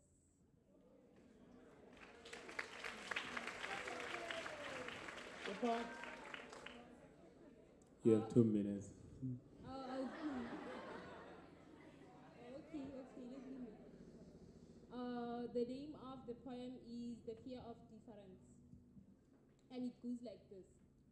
Why are we born different? A question we ask ourselves on a daily basis. Did we choose to wear the skin color? Afraid to walk proudly on the streets of our own motherland, hiding like thieves when walking down the road. Yes, you are black. Yes, you are white. Yes, you are colored. So what? Does it make us any less human beings? The black sheep sum up the community, demolishing your friends confident like us. Does being different make me inhuman? Am I not breathing like you? Don't I have a heart like you? Let's treat each other like siblings from the same family. I'm not any different. My race doesn't define me. Unity is key to a better environment. There's no need to walk alone, but we can walk together as one. Embrace your fellow human beings with kindness. Skin color shouldn't matter anymore. Thank you.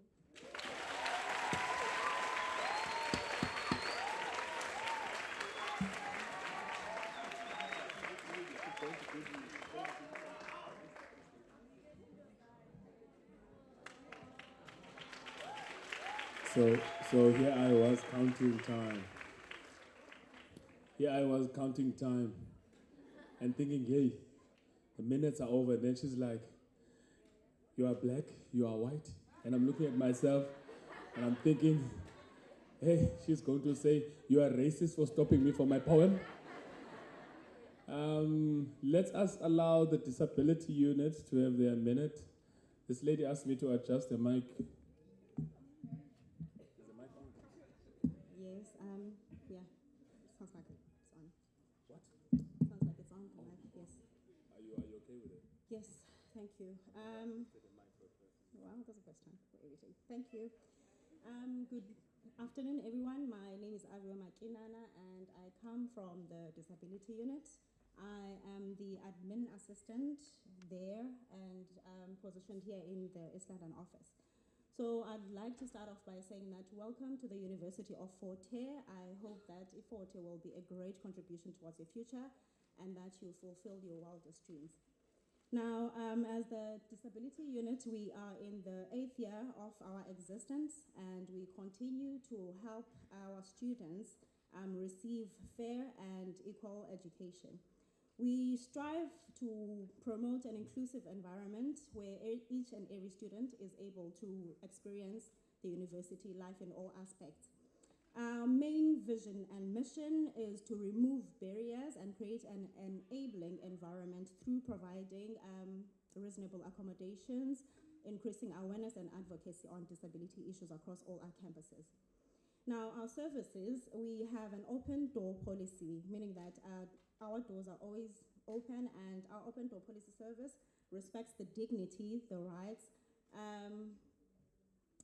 it respects the dignity, the rights, the privacy, and the confidentiality of students living with disability. We also have 3 specialized labs in all our libraries. That is the Bishop campus, the Alice campus, and the East London campus. We provide assistance to students that need assistive devices to acquire them.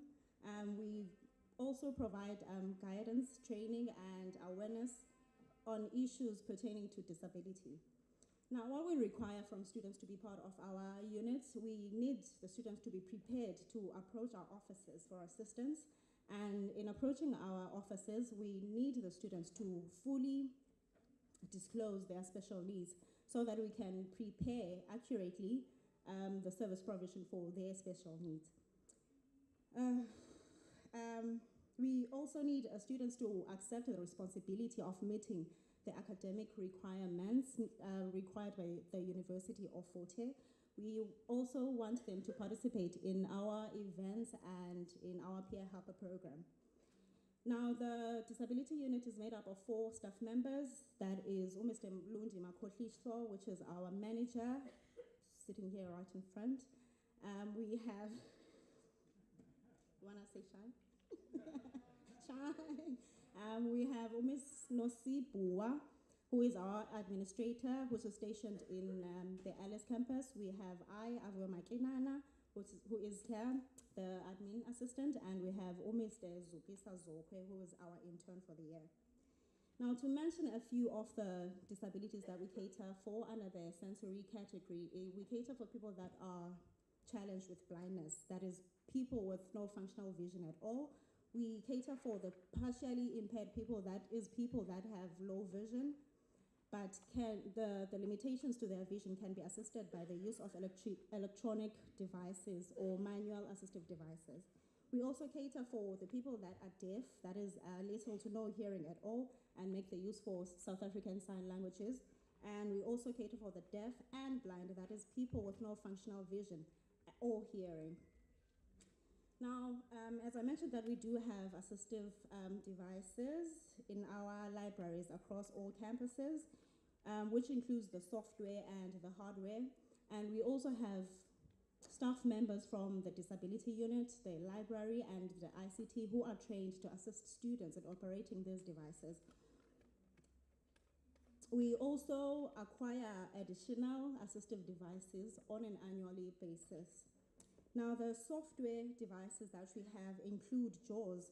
JAWS is a software program that reads out text on the screen. We have Talking Typing Teacher, which is friendly for the blind and teaches touch typing. We have Udragon. Udragon reads and writes for you. We have Duxbury. Duxbury translate Word documents into Braille. We have WinReader. WinReader, it reads, it writes, and it assists with spelling and grammar. On the hardware of our assistive devices, we have a Pearl scanner. A Pearl scanner, it scans a document, and then it's connected to the Win software, which reads, writes, and assists with spelling and grammar. We have a Domino Pro. Domino Pro assists with people that have hearing impairment. It helps to enhance the hearing. And we have large keyboards, large screen monitors for people with vision impairment. We have Braille printer, we have a Braille keyboard, and we have software that translates the documents into Braille, and then it prints it out for our students. We have wheelchairs, walkers, and shower chairs, to mention a few.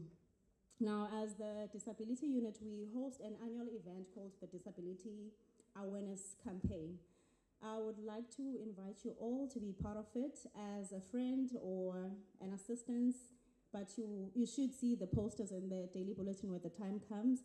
And one of the great news that we have for this year is that we are in the process of acquiring a disability-friendly bus, meaning that each and every student should be able to get in or out of the bus without any uncomfortability. Yes, I think that will be all for me. Thank you.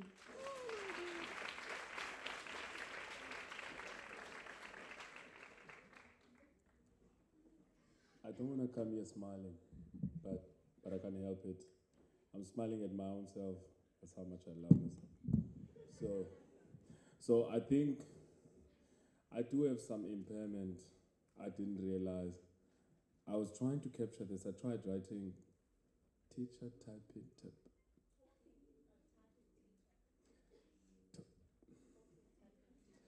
Topic title. It's fine. Next time I'll be capturing this. So, colleagues, I made two important points to myself that I think you guys should also make. The speaker before this one spoke about the prospectus. Do you remember what that is? Where did they say you'd get it? Where? Intranet. Where's the intranet? How do you get on the intranet? That's what I'm trying to understand. It's a question I have put up for myself, which I think you should put up. But now, if you can't tell me how to get on the internet, how do you know? I saw no one saying, maybe, do we get an understanding where, what? And that's my impairment, mine. Now I'm wondering if you're able to answer this question. So also there's, the just latter speaker said, you will be seeing the posters on the daily bulletin.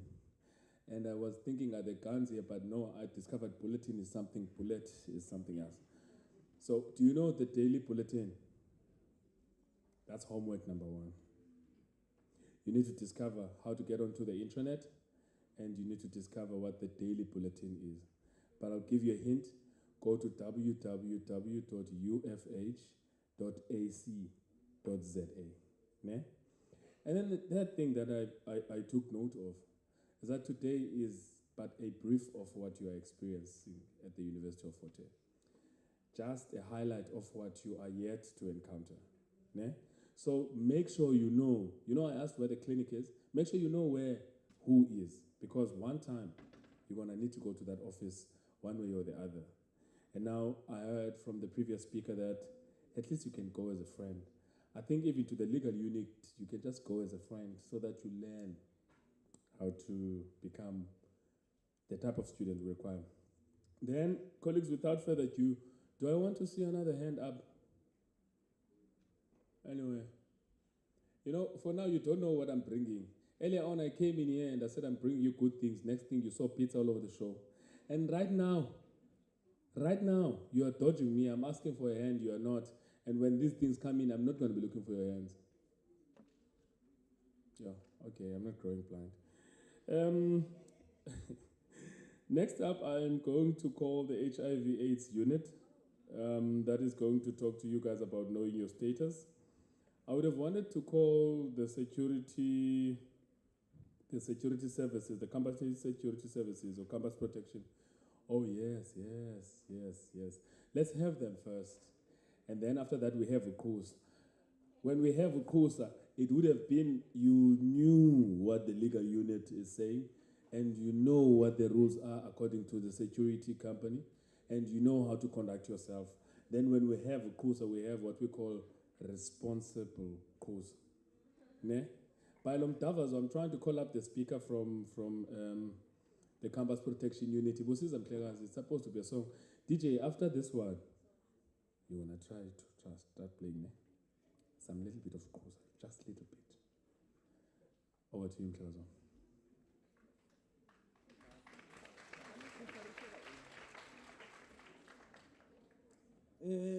Molweni. It's good afternoon. Ikona nento ethi goeie den dag. What? Yeah, I only like isiXhosa because you don't change isiXhosa.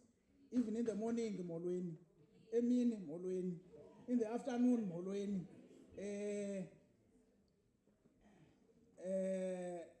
Let me welcome you. 2023, it's 2023, 2024. 2023 already passed. Okay.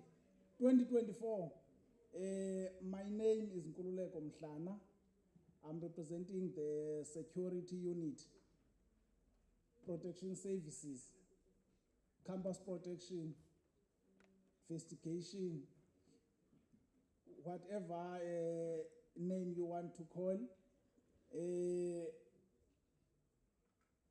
I'm here on behalf of my manager, Mr. Nyambi, but he is not here. Then I am the manager for now. So whatever you decide to do, you must know that the security manager is here. So I'm not going to buy induni. Program director, thank you for this opportunity. Next time, to the organizers, the protection services must not be in the afternoon. Their part is very, very important. So they must listen to it while they are still fresh and not tired. And now, in the afternoon, everyone is tired. We have been listening for the whole day. Anitinwanga? Oh. Okay, thank you. My part is not very long, it's a very short one.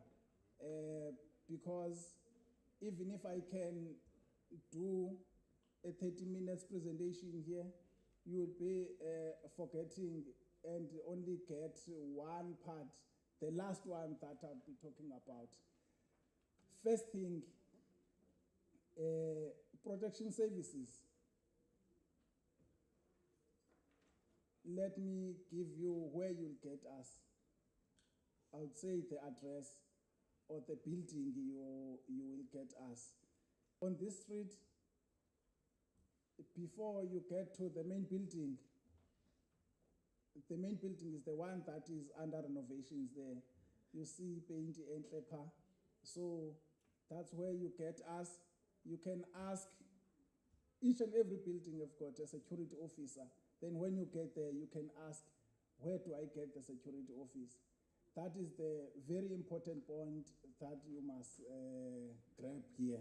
You can forget other points. I'll remind you when we meet, because I know even if I'm sleeping, when kusitwa umoshile, ndiyavuka, and then I come here. Colleagues, in 2024, I don't want to hear any offenders. You are a new student here. You came here to study. And then I would like to see you finishing your degree, and then you go home with your certificate after 4 or 5 years. But we siyaninyamezela up until ubena 6 years ulapha. What is important? You are staying in our residences. I already mentioned that we have a security in all the buildings, including the residences that are outside the campus. Our residences are scattered in Quickney and Southernwood, but sibangati sihlala khona when there's something. It is very important that whenever you are at your residence, safety comes first. You look after your properties, like your gadgets, in fact, your belongings. Your phone, we are all security officers, maybe you won't understand it now. But if I'm saying, who is looking after your phone? Who's looking after your wallet? It's you. That is being a security. So be a security. Look after your things. Look after yourself. In our residences, you need to make sure that you lock the doors. Even if you go to the bathroom, it is very important that When you leave your room, you lock the door. Even if you're going to the kitchen, we've got many cases where someone says, no, I was just going to the bathroom. When I come back, my phone is gone. And it's not easy to trace the phone. It's not easy to trace the wallet. It's not easy to even to trace the laptop. So those are the things that are most important for now, including your life. We've got Amapara on our way to Quickney, on our way to Southernwood. We've got Amapara there. So make sure you don't walk alone from the campus to the residences. At least we can walk in groups of 3, 4, or 5, so that it will be not easy for Amapara to attack you. One day you will find yourself in that situation. Maybe circumstances forced you to walk alone from the campus to your residences. Make sure you don't fight with Amapara, because they've got nothing to lose.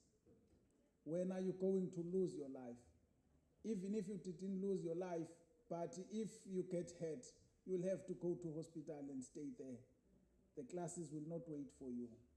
So it is very important that you prevent it from the beginning. You don't walk alone. We've got shuttle services here. Those, especially those who are staying in Southernwood, we must use them. Transport and residences, I'm sure we'll touch on that, including times. You must make sure you know the times of the shuttle in the morning and in the afternoon, up until 12 midnight. One other thing, we've got cases, I'm sure GPV has been mentioned. There is one thing people think, no, it doesn't matter, or it's just a small thing. This thing of forcing yourself to someone, thinking that he or she agreed. It goes both ways, he or she, yeah. Let's not say she, yeah, because even Amachita now, they get subjected of these things. So, please, colleagues, let's make sure another important thing, our securities knows who to contact. You can run to the security from where you are, even from the residences or the buildings around. We do have cameras here, but they are not there to monitor your USBs and cell phones. Even now, I've got one case of a new student who already not lost, in fact, took. So you might not finish your degree if you do that.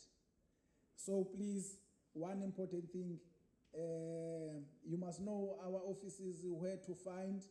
We'll give the contact details. Not now.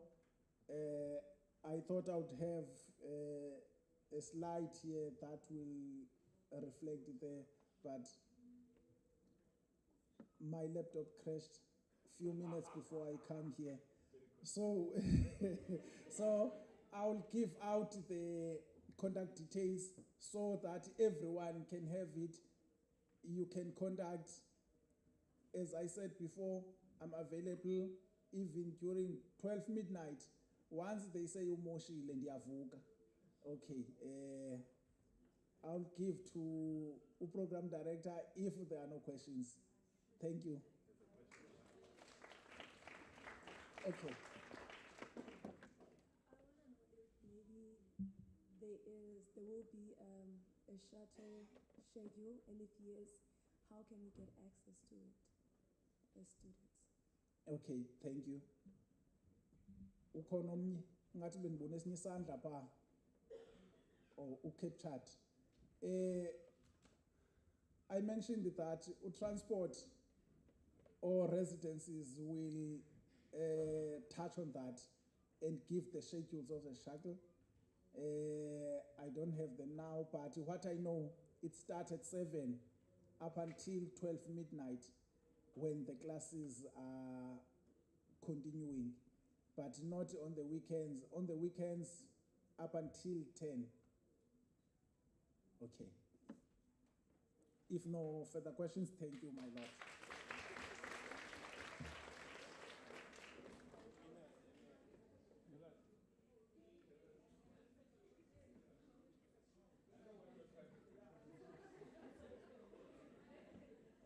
He's deliberately leaving his phone so that the process can start with me, just because we have a student that has already, yeah.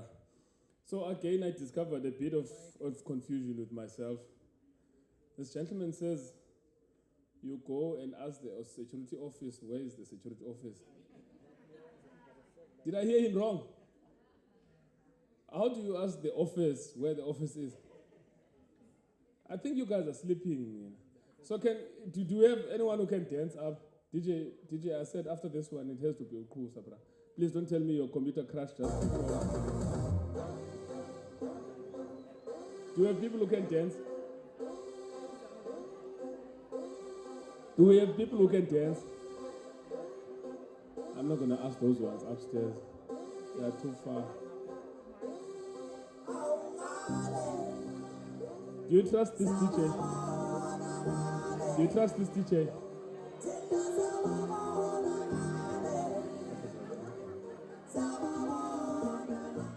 So if we don't have anyone who can dance, can we ask that people ask a request for a song that they will come and dance to? Not Ababa Pezulu. Sorry, you guys are VIPs. Can we ask that a person ask for a song that they will come and dance to? You know, when you see these things that I'm bringing, you're going to regret. And when you regret, I'm not going to be your friend.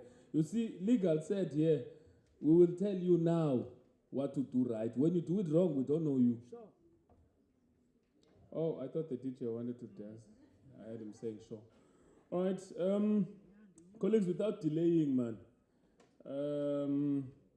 You know, I want to save the best for last because I know maybe we will engage very much with these ones. Is there anyone from Student Counseling Unit? I need to save for last. Come on. Do we have someone from Student Counseling Unit here now? Do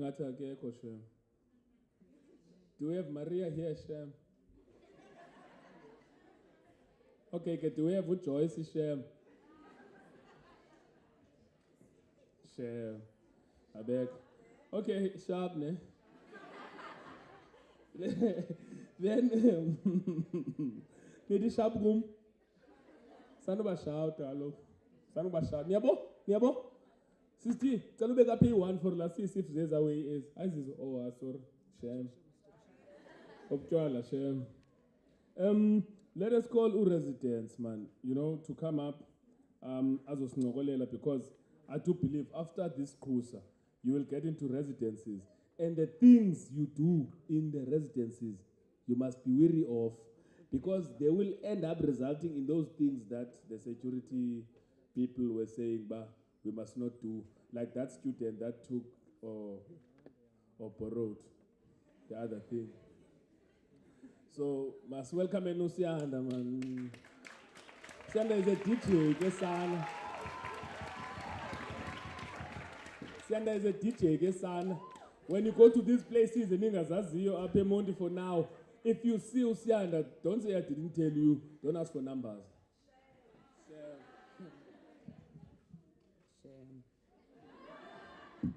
Good afternoon, everyone.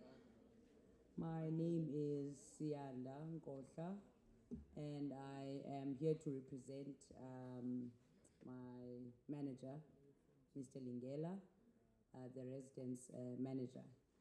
I am an accommodation officer for the residence department, as mentioned, especially for the residences that are in Southernwood area. I'm responsible for those residences. We are a department, a very big department, diverse and broad, and I think we're one of the biggest departments, more than HIV and AIDS unit and clinic and shame. Okay, anyway, I'm just going to start with the most important things that you'll need to remember for the rest of your years in the university. That is your application. You have to apply every year. You reapply for residence until you go home, until you graduate, until you go to wherever you're going after university. You apply every year. Normally, applications are from September to November. The system opens for application for about a period of 3 months, and you have to apply within that period. Should you miss that application or apply, yeah, you're gonna chew for like a month before you get allocated. So you need to apply every year. It's on your student portal. Remember, you registered for your academics there. It's open there for 3 months. You apply, it's free of charge. You don't have to pay anything. And in order for you to be allocated, you need to have at least passed 50% of your modules. That is, if you're doing 8, you have to pass 4, that's 50%. And you need to, you have applied. So that's how we allocate you. If you do not apply and you do not meet the minimum requirements, then we will not allocate you. But now, the tricky part is that NSFAS has increased the 50% to 60%. So obviously now you have to pull up your socks. We are a university that promotes academic excellence. I mean, 60% is nothing to you guys. You passed all your modules to be here. You gained access to the University of Fort Hare, which needs a B to be accepted. So getting 100% is nothing for you guys, right? Right? Okay. So in your residences, you have an accommodation officer, which is someone like me, that operates from 8 to 4:30 in the afternoon. And you'll have your sub-warden that will then take over from your accommodation officer. That is from 4:30 till the next morning. So for any emergencies or that you might encounter, you contact your accommodation officer or your sub-warden. Then they will contact you, Mr. Mhlana, that was here. If you're a troublemaker, unfortunately, we also have to be woken up. If you're a sub-warden, you're also woken up by Mr. Mhlana, so that we can just release you and give the space to someone else. Yeah. There's a very important policy that we tend to ignore as students, the pregnancy policy, which is, it's one of the most ignored things by our students. If you are pregnant now, or you intend on, or you planning on getting pregnant, or you will be, you need to declare that. Immediately you find out, whether it's a few days, a month, the minute you find out that you are pregnant, declare your status. You must come to my office or to your sub-warden. You have to present your clinic card. That is for me to monitor how long your stay should be until you need to go home and give birth. Normally, we allow students that fall pregnant to stay for 32 weeks, and then after that you need to go home. That's for your own safety and for the baby's safety and other students. We do not want to see babies. We're not here to see babies. So, alcohol and drugs are prohibited in the university residences. There are designated smoking areas for people that are smoking. I'm talking about cigarettes. I'm not encouraging you to smoke drugs or anything else, but alcohol, you're not allowed to bring in alcohol inside the residences. If you want to drink alcohol, okay, I'm not going to say it.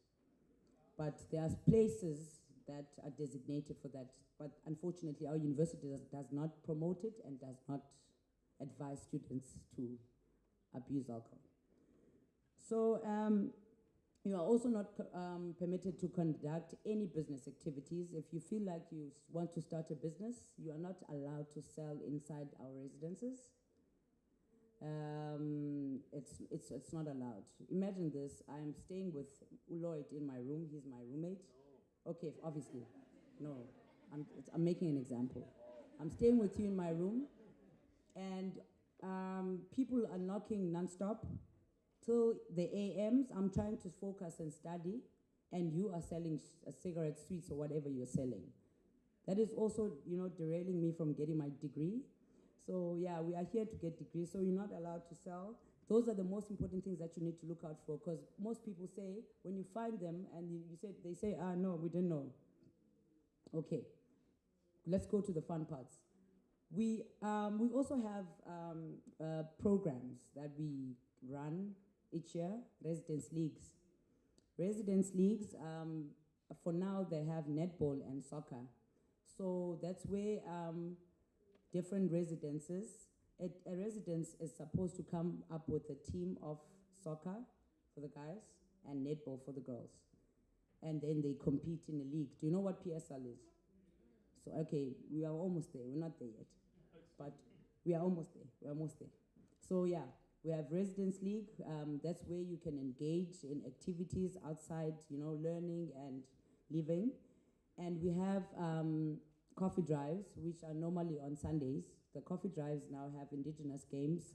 This now allows everyone to participate, because, not everyone can play soccer, not everyone can play netball. There are board games, there are indigenous games like skipping rope, all those things. Yeah, we have them, and we engage in, everyone can play. I believe everyone can play that. So this also caters, This also caters for our DU students.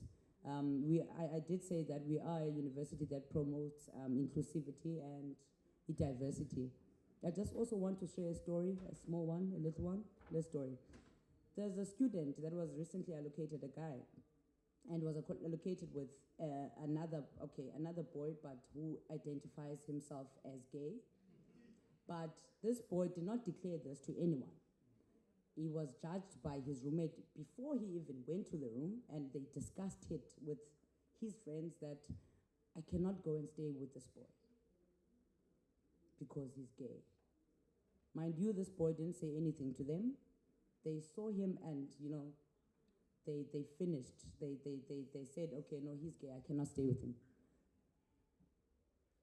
But now the boy started becoming uncomfortable because he was hearing, whenever he passed, they could be sitting in a corner and discussing him and laughing when he passes. We haven't started classes yet.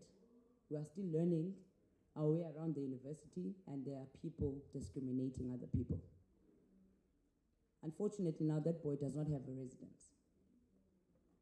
Those cases are serious. Not just when it comes to sexuality, but in everything. We come from different spaces and different cultural backgrounds, so we are not here to judge anyone. As the division, we are able to coexist, even though we are doing different jobs, but we coexist. We work together. You'll see us in the year. We're like a tree, and our department is also like a branch of that tree. So we coexist. So as people, that's what I'm trying to tell you, that do not make fun of each other, because it can even lead you to go to Mr. Mhlana's office and you get suspended. You waste a year. Go back home. So, inclusivity. To what? Let's say it. To what? I can't hear you. To inclusivity. Let's say it. Thank you.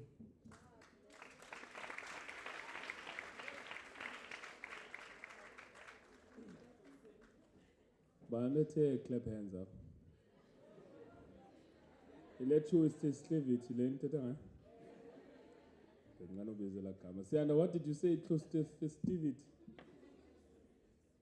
Okay. DJ. Kapinduza mina titwaps man DJ man. And come understand right now so inclusivity. So nisho ba nifuna za botile nipini ndizambezi. anisifuni neni grand. Hayi isiphisa zoswekile. Hayi, you must never, you should do something, then you get it, nothing is for mahal. Oh, DJ, just before you, I think there's a point, ingoma zakho zi soft man bra, andikwazi igoma uyekele ntoni, but asiko apho. There's a point that I gathered from what Usiva said. Utheba, irrespective of what you do. Usiya, uhephi ngosiya?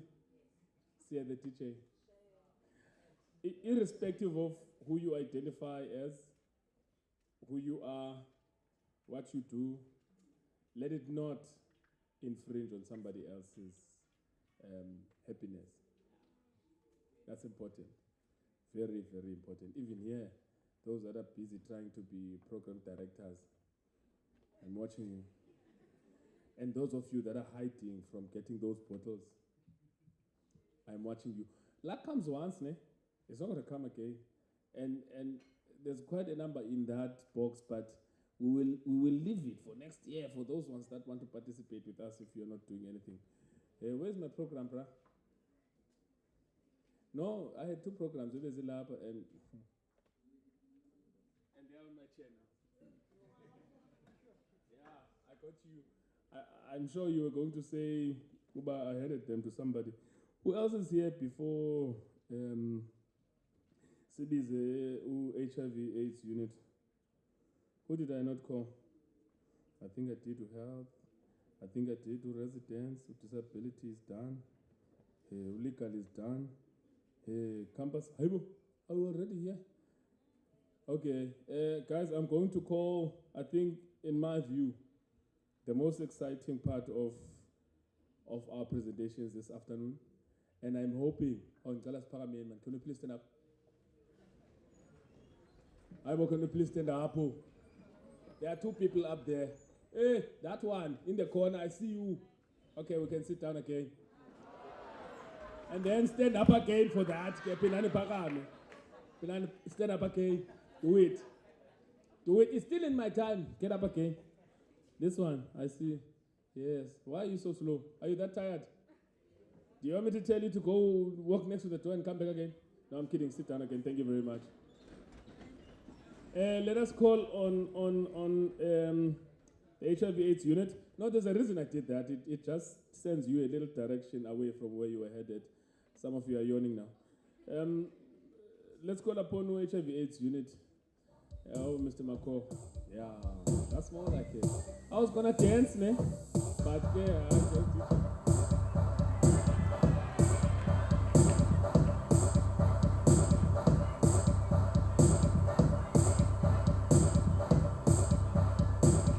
I did say exciting, but not this exciting.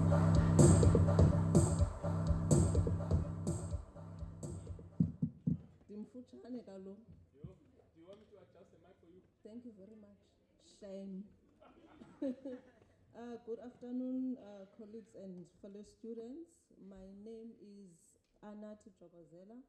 I'm the HIV/AIDS coordinator based here in East London. Our office is at the Alco building, office 109, which is first floor. There's 2 officials there, myself and the administrator, Ms. Nokbal.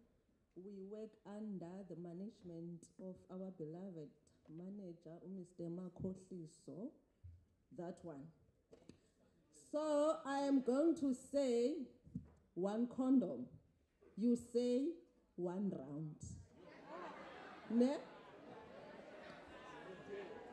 1 condom. 1 condom. 1 round. Okay, there's a song that we normally sing. Sidla ngokuthi ke through you program director. Yes, thank you. Xa inje ifuna condom. Right? Xa inje ifuna condom. Meaning that we are saying we must normalize to condomize. When the time when we have enough time to sing that song, we'll definitely do that for you, but you just have to keep in mind that 1 condom, 1 round. If there is no condom, it means we do not nazo ke nibambi. By that, we are trying to eliminate teenage pregnancy. Ne? Yes, please take this serious. The condoms are available in our offices. Whether you are in East London or you are in Alice campus, condoms are there for free. Go to our offices, access these condoms, both male and female condoms. Ne? Okay, let's proceed. So I am quickly going to talk about what, here it's written, know your status. So we need to know why is it important for us to know our status. So according to the National Strategic Plan of by 2025, Department of Health, strategic plan sakhona, they say 95, 95, 95 rule. Is there anyone who is familiar with that? Okay, let me break it down for you. 95% of the population in South Africa needs to be tested for HIV. The very same 95% that got tested for HIV should take treatment. Ne? After you've taken the treatment, the very same 95, working go 95% here, the very same 95 that got tested and they took their treatment, and then when you take your treatment according to the way in which it was prescribed to you, then the viral load will be suppressed. We are heading to U is equal to U. Do you know U is equal to U? Does it ring a bell? Yes, no, okay. For the benefit of those who do not know what U is equal to U, which can only happen if we take our treatment as prescribed by the clinicians or the doctor or the nurses. It means undetectable is equal to untransmittable. Meaning that if you are a person who is HIV positive and you take your treatment as prescribed, you adhere to your treatment, as the time goes, the viral load, meaning that it's undetectable, it's untraceable. If it's undetectable, it means it's untraceable, but you need to take your treatment. If you do not take your treatment, then we are not going to reach U is equal to you, right? How do we then do that? We have programs that are specifically designed for us to be able to know is data zethu. We've got a program that's called First Things First. We normally do it on a quarterly basis, 3 days in Alice, 2 days in East London. It depends on how we have planned it. It's where we encourage staff members, students, everyone to go and test so that you can be able to know your status. Should your results come out positive, then you start taking treatment as soon as possible. We are working together with the healthcare center and the NGOs. The guy who was here from VETS is also part of the team that is responsible for testing for HIV. Ne? So in the same program that we're doing for First Things First, we've got risk screening tools. We screen for STIs, we screen for TB, we screen for GBV, we screen for mental health. So what we do after we have after you have filled in those forms, we go to the office and then we analyze. If we see that there are students who are in need of referrals, whether to SCU or healthcare center, we do referrals. Please, please, please, please, do not turn a blind eye to that.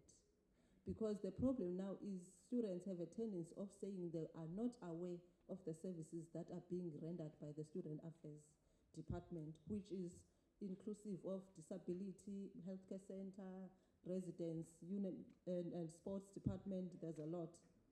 I'm wearing a t-shirt here that's written Peer Educator. Our office is also responsible for this program, Peer Educators. It's designed for you, but it is monitored by us, the unit, which is the HIV and AIDS unit. We've got a stall outside. We are recruiting peer educators who are interested to join the program.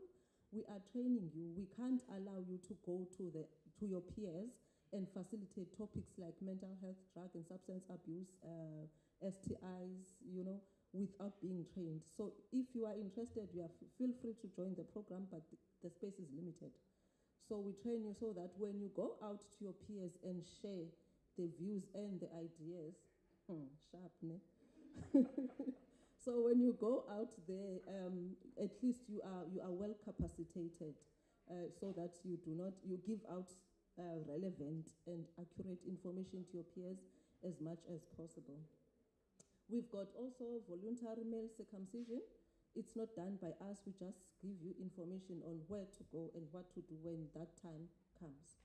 We have also Zikhusele, which is a self-defense classes, where we encourage, in fact, all students, particularly LGBTQI, which is the queer population group, and females. Reason being, it's because we are the most vulnerable group in South Africa. Yes, so at least we must be able to protect ourselves. So it's more like bana sifundiswa some skills to defend ourselves in cases of emergency, mhlambe ubuzambela khona umuntu obona igap, rape cases, GBV and stuff, but we are not promoting ukuthi now that we are going to get that skill, we must start now being violent towards our peers and residences. One of the other reasons why we say know your status is because we want you to graduate alive. That's the most important thing. As long as you are a student, salape forte, you need to know your status, because at the end of the day, we want you to graduate alive. This is the other program that we have as the HIV and AIDS unit, where we basically encourage students on how to get there. Challenges we'll come across challenges because some of us have to adjust because without their parents and stuff, there's going to be peer pressure, you'll be looking for a sense of belonging and stuff. But at the end of the day, you must not shift, you must not forget the reason why you are here. Oh, program director, guys, I wanted to talk more, okay? There's also condom distribution. There's also a condom distribution that we do. Remember, I said condoms are easily accessible. Office yethu, it's one of the programs enkulu kakhulu as the unit, because when there are pregnancies around, we get beaten up by the officials, by the management. Ukuthi kanti, why do you guys have these condoms if students are not going to use them? So even if the condom, you are not going to use it, if you know someone whom you think that she or he is going to need the condom, you can refer.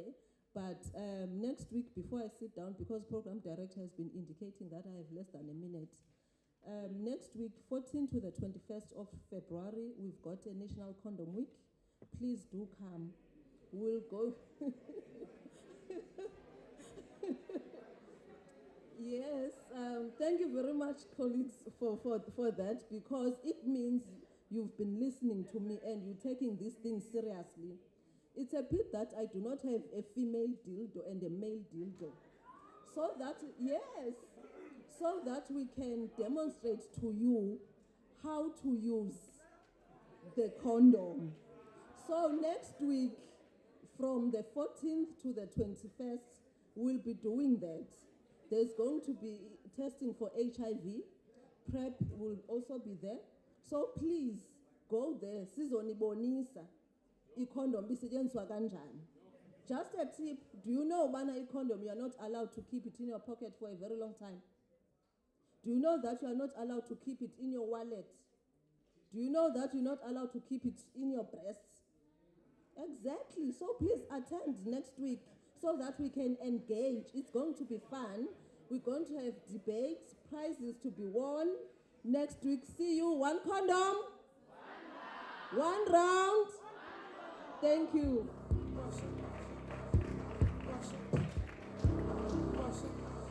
Yo.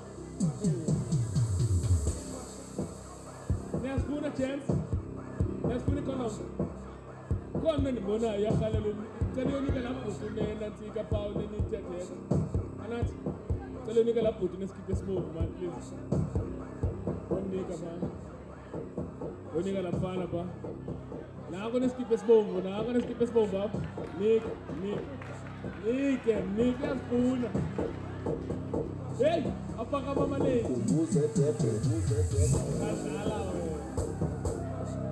Okay, that's the J.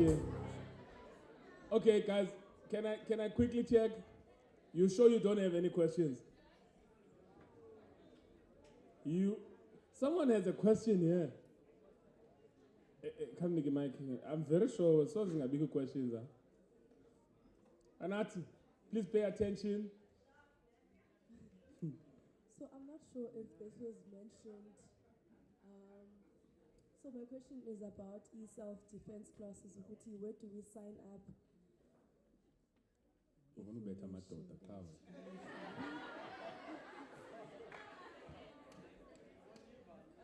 For the self-defense classes, usually when we are going to do that, we are going to put posters all around and also on the daily bulletin, all the activities that are done, the programs for the institution, we advertise. So there's no way that you're not going to be informed, but it's just that the tendency of students, I would say they're ignorant, because they would say they don't even know program that there was going to be this program.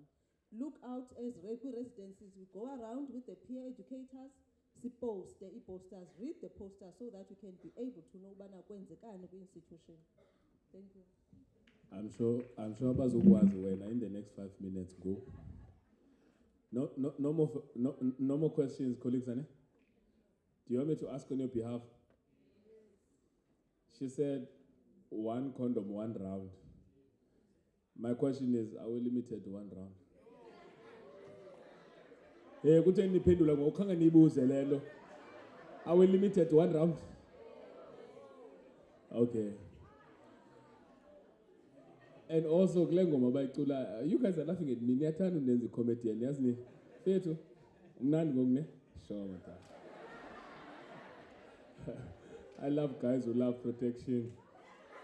In addition to Lendebe Theatre 80, 1 condom, 1 round. Can I add something? 1 condom, 1 round, 1 partner.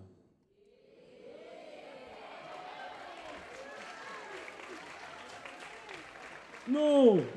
Before you clap, Nina, you took 5 seconds before you agreed with me. Can you partners in your happy?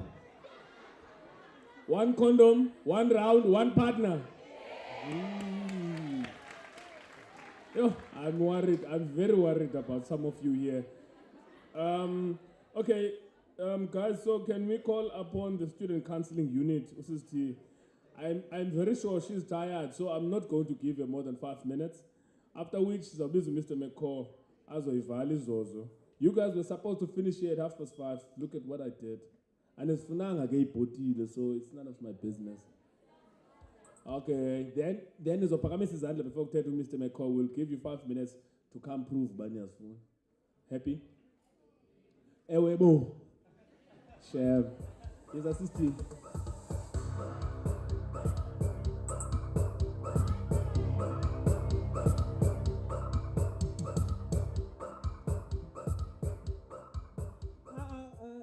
Program director wakhe bajayiva bekho abayi-2 abajayivayo sabanika ne ufuna before me ndifuna bazandijayivele bandinika ivibe ndifuna imotivation man ndicela abajayivayo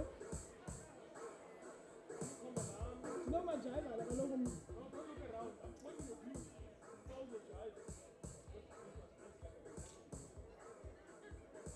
ndicela abajayivayo please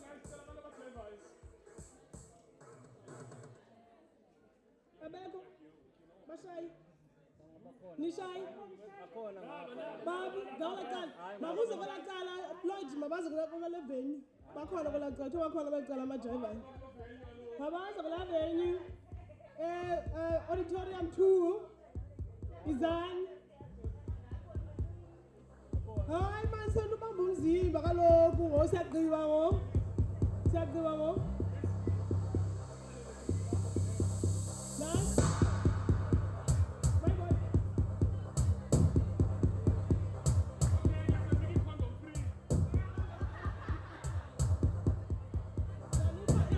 It's a water bottle. It's fancy. Very nice. Very nice.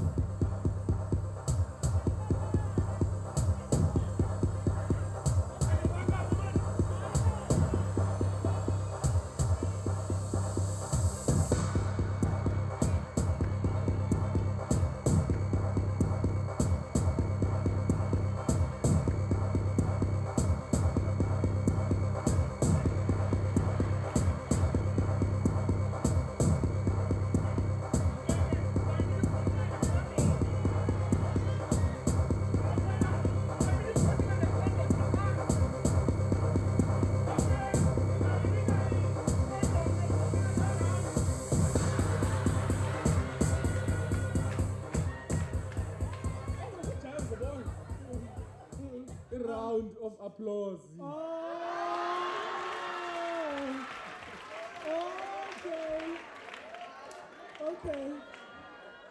Okay.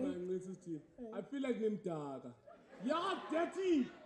And if you jab and if you go to a round of applause. No. Ndiyanqanda ngoku. Thank you so much, Program Director. I'm very tired. And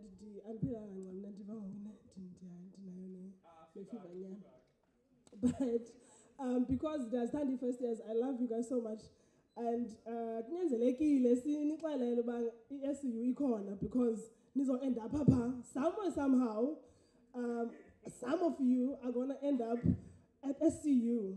Ne? Abanye not because of choice, abanye by choice, because they are taking care of their mental health, but abanye because of circumstances, because uzawugowa at university, you are going to go through a lot. Okay? Some of you are already going through a lot, because you are coming from families that we don't know kwenzeka ntoni kuzo. You are coming already with your own baggage from home. Then ufika apha university, isikolo si-ede, ne? Umgowo we-stress. Ikhona ke i-unit yomgowo. Bawuphethe, xa ungathi uyagowa, ubale uye SCU. All you need to know is that up in East London we have an office here too. It's at number 4 Oxford Street, Balapansi. That's what you need to know.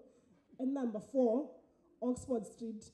EP, library, we are straight. We are born in library. Debu walk anje. Upper campus in library is on your left. SCU Paisans on your right.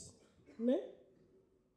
That's where you locate us. You will find the SCU team there. Psychologists are there. Registered psychologists, trained psychologists that will assist you. You will book an appointment with the psychologist for counseling. Ne? You book at SCU, you have to fill a form. Okanye, dicela nikhuphe ikhona incwadi apha kune mesinika yona ethi Freshers Guide. Check your booklets now.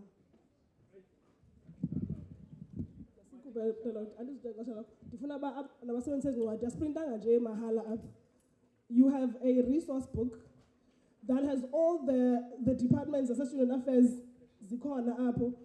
Now, you call it Freshers Guide. You call it Freshers Guide, the small one. Freshers Guide. Then orientation guide. Freshers Guide. Okay. If Freshers Guide, see tips that we got from research that was done from other first years. What are their fears? They told us what they are worried about. Sends a guide for Nina based on the research that was done from other first years, what their struggles were during their first year and the second year. We gave specific tips on things that we know you're gonna go through. Finances is our going man. Go kind of spice. Utalile. Ne? Umjolo. One round, because that means SU we're round. A round of applause. So, relationship issues are gonna come up a lot. I mentioned roommate issues are gonna come up when you are living with someone who's discriminative. Bullying happens a lot. Bully, ngapha emqandula azobhulisha abanye abantwana apha eMonti. Azosgezela apha. Umxhaka wasemqandula aze apha. Azogezela abanye abantwana. We don't want that, ne? And uvisi uthe izolo, I don't know apha beningekho ngoba bethetha, but uthe izolo akho bantwana apha. There are no children here. You are all adults here. So, xa nisibona akuzuthiwa mntanam uyakuteketisa umuntu besithi mntanam apha nje being nice. You are a whole adult. That means you are responsible for yourself. You are responsible for your decisions that you make at university. You are responsible for the behavior that you display, or you are responsible for the choices that you make, right? And funeka ube ready to take accountability. Ne consequences ezawuza. Ne? Ikhona i-page pa, ibhalile SCU, ikhona inamba ebhaliweyo phayana, you will see it. In the details of the SCU at the back, you will see there is a page that tells you about GBV, GBV Prevention Unit. Let me see. You've got it. At the end, helpful context to know. SCU Iachopayana. In an email address, you can send kula email book appointment. And then what you can do, if our fumane response uze SCU uzochaza ben email app kan fumane nto ndicela uncedwa, or you can call the numbers there. Enye yase Alice I apply apha kunina eyase Monti nina niyayibona ne. You call that number. You can book for counseling for anything that you are going through. Kuzaba khona ke umgobo also we-GBV besethethwe ngose-GBV ne kuba khona students that take advantage of others. First years ke we have a problem because nina nisuka nifuna ukwenza into ezenziwa elalini nizozenza apha etown apha esikolweni. Apha esikolweni bethe obviously kukho ii-rules ne, you don't do those things.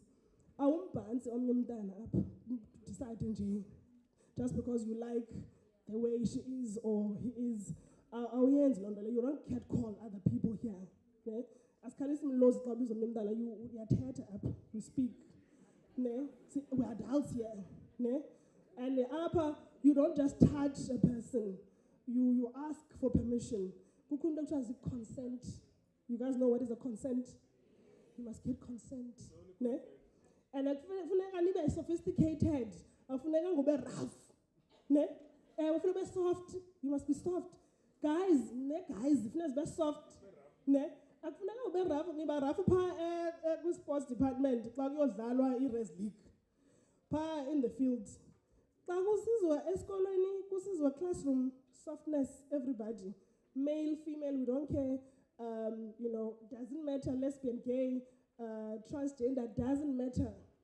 Okay? Your sexuality, your race, everybody must be soft. You treat others softly, they treat you soft. Izinto that you must know as well, SCU, we have a mentorship for Nina. You must sign up. As I registered, please sign up for the mentorship program because you are going to get support. Scenario programs is nice for you first years that are going to come up. If I call you party, you also pause and also go back away. Tinas go song, be supportive to one another. We also have a wellness leader program where you will see our wellness leaders wearing their t-shirts. Ask them for support. They will tell you the right information. You must also come to us if you decide because you wanted to come in for career counseling and guidance. Okay, because sometimes you decide to come to university because that's what your parents tell you. Pressure at home. You have to go and something, ne? So you accounting accounting. Don't waste time when accounting for 3 years, 4 years. Only graduate outside phone. Okay? Career counseling is also something that we offer you. We do have also workshops, the CV writing and interview skills because you are becoming graduates already. Sinenze graduates. Is a graduator. In 3 years' time, so you must get ready for the world of work. CV yako maibe posh, ube nayo, niza apply for tutoring, abanye benu baza wellness leaders for next year, class welcome as first years. CV yako must be nice, it's about university no apply up. So we have many things at SCU besides the counseling. But of course, I need the safe space, sure the best place to run to is student affairs yonke. Healthcare center, disability unit, student counseling unit. So we know each other, we work well with each other. So make sure good. Thank you.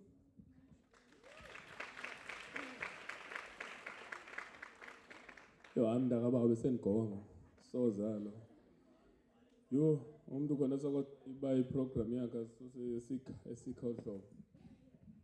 Okay, but at least I've taken a few things away from what you said. One, I think if we are ignorant, we will then miss on the information that's brought before us. That's put right before our hands. These little bags that you have, ornament, don't hang them on your walls. Use that. I think that's a good thing about being a party orientation. I feel like games are serious, yes. But mandiyeke because ufuneke ndidensile. Yazi khumbe ndimbonayo apha. Endirhalela umnika 2 minutes. Mhlawumbe bethetha ne-serious. Waphinda ndikunike. Ndiyeke. Sure, kwangxayi. The future president. Bese makhoma ndibize wena man uzogqibezela yabo. If abantu bazodansa bathi bazodansa after you. If bayazeke ezabhotile nizozambisa. No guys, it's my time.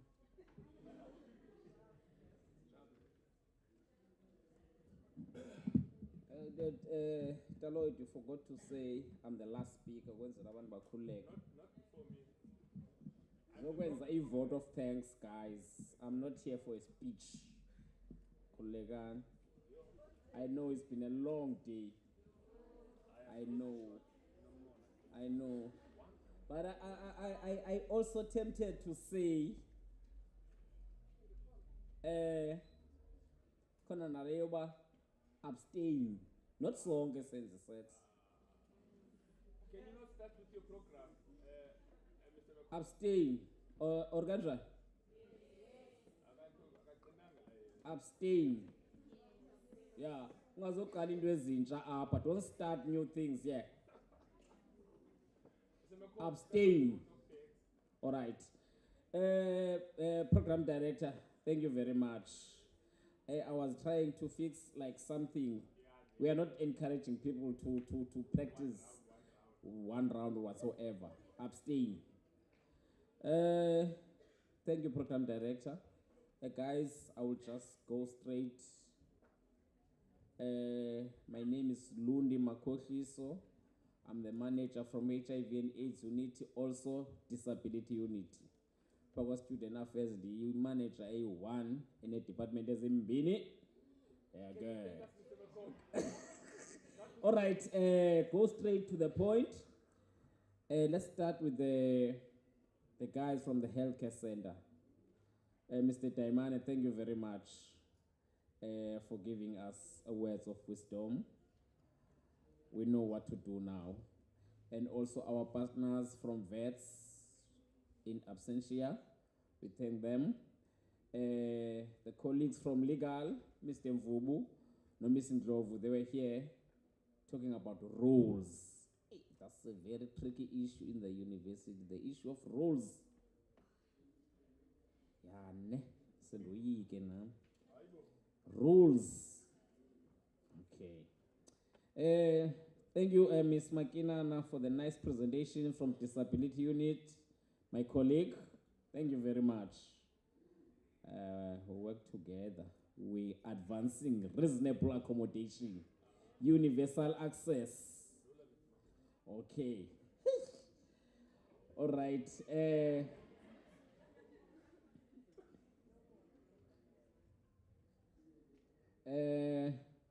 Mr. Mhlaba lona ne? What to? Mr. Mhlana.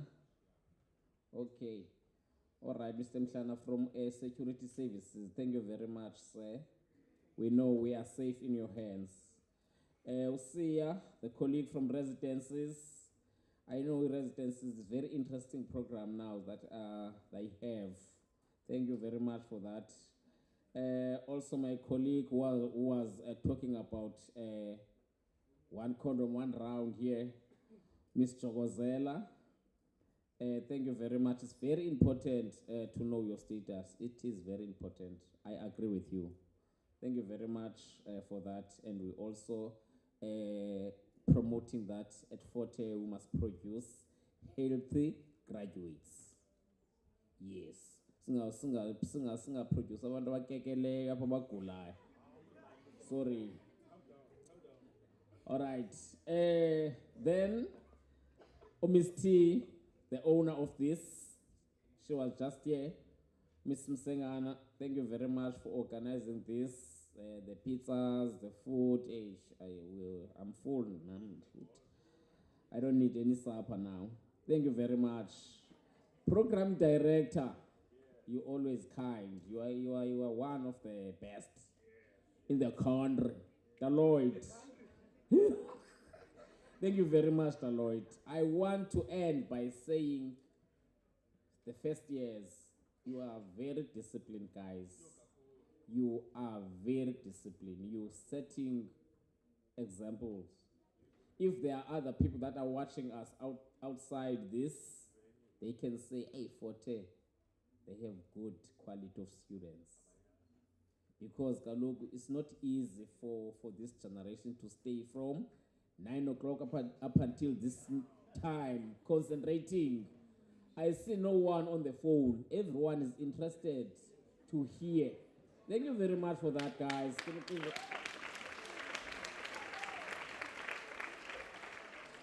We love you. We welcome you to the University of Fort Hare. We hope you will graduate in record time. Anizubazi ngaba. Okay. Thank you very much, guys.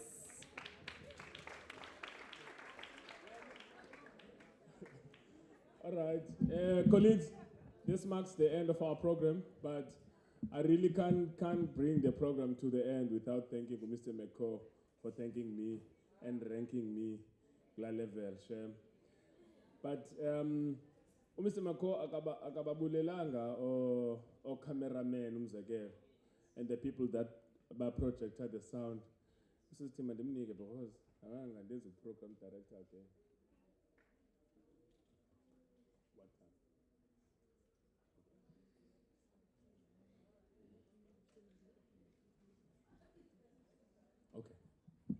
All right. Before ndigqibezele lo mlandelelo wam, uSisithi is saying on Friday. Friday, is it tomorrow? Yes. Program yaqhubekeka from 2 o'clock in the afternoon. I'm sure by then izobe ninganyebanga. And then also there will be live streaming. Welcoming. You're opening an institution, not welcoming. You're opening an institution as abase Miriam Makeba. You need to discover where Miriam Makeba is. Maybe some of you are right now sitting at Miriam Makeba. That's where the live streaming is going to be. So Ben Sachuba, Mr. Mako, did not thank these guys that are reflecting us in the other video, in the other venues. Now Baba Project is sound here too, and our DJ is in the corner here. Thank you very much, guys. I've experienced first-year student orientation in the previous few years. I think by far you are the most disciplined group. The laziest, yes, but the most. I don't know how many times when I asked you to get up, Kaloku, kind of pakam. And then I pointed at some of you to come get the bottles. There's only one person.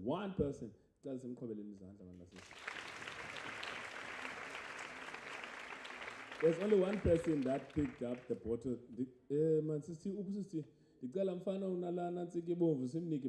Please, there's only one person who took condoms here in the Mbonileyo. That's him.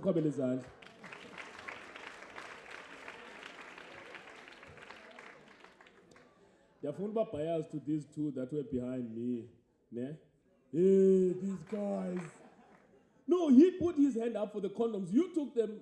And he asked, no, let's not argue here. Okay, we'll see. Sound it. Are you like this to me? Already? Okay, I'm watching you guys. We'll see what to do. But taking condoms is not supposed to be something, it's supposed to be your responsibility. So thank you very much, guys. Enjoy yourselves.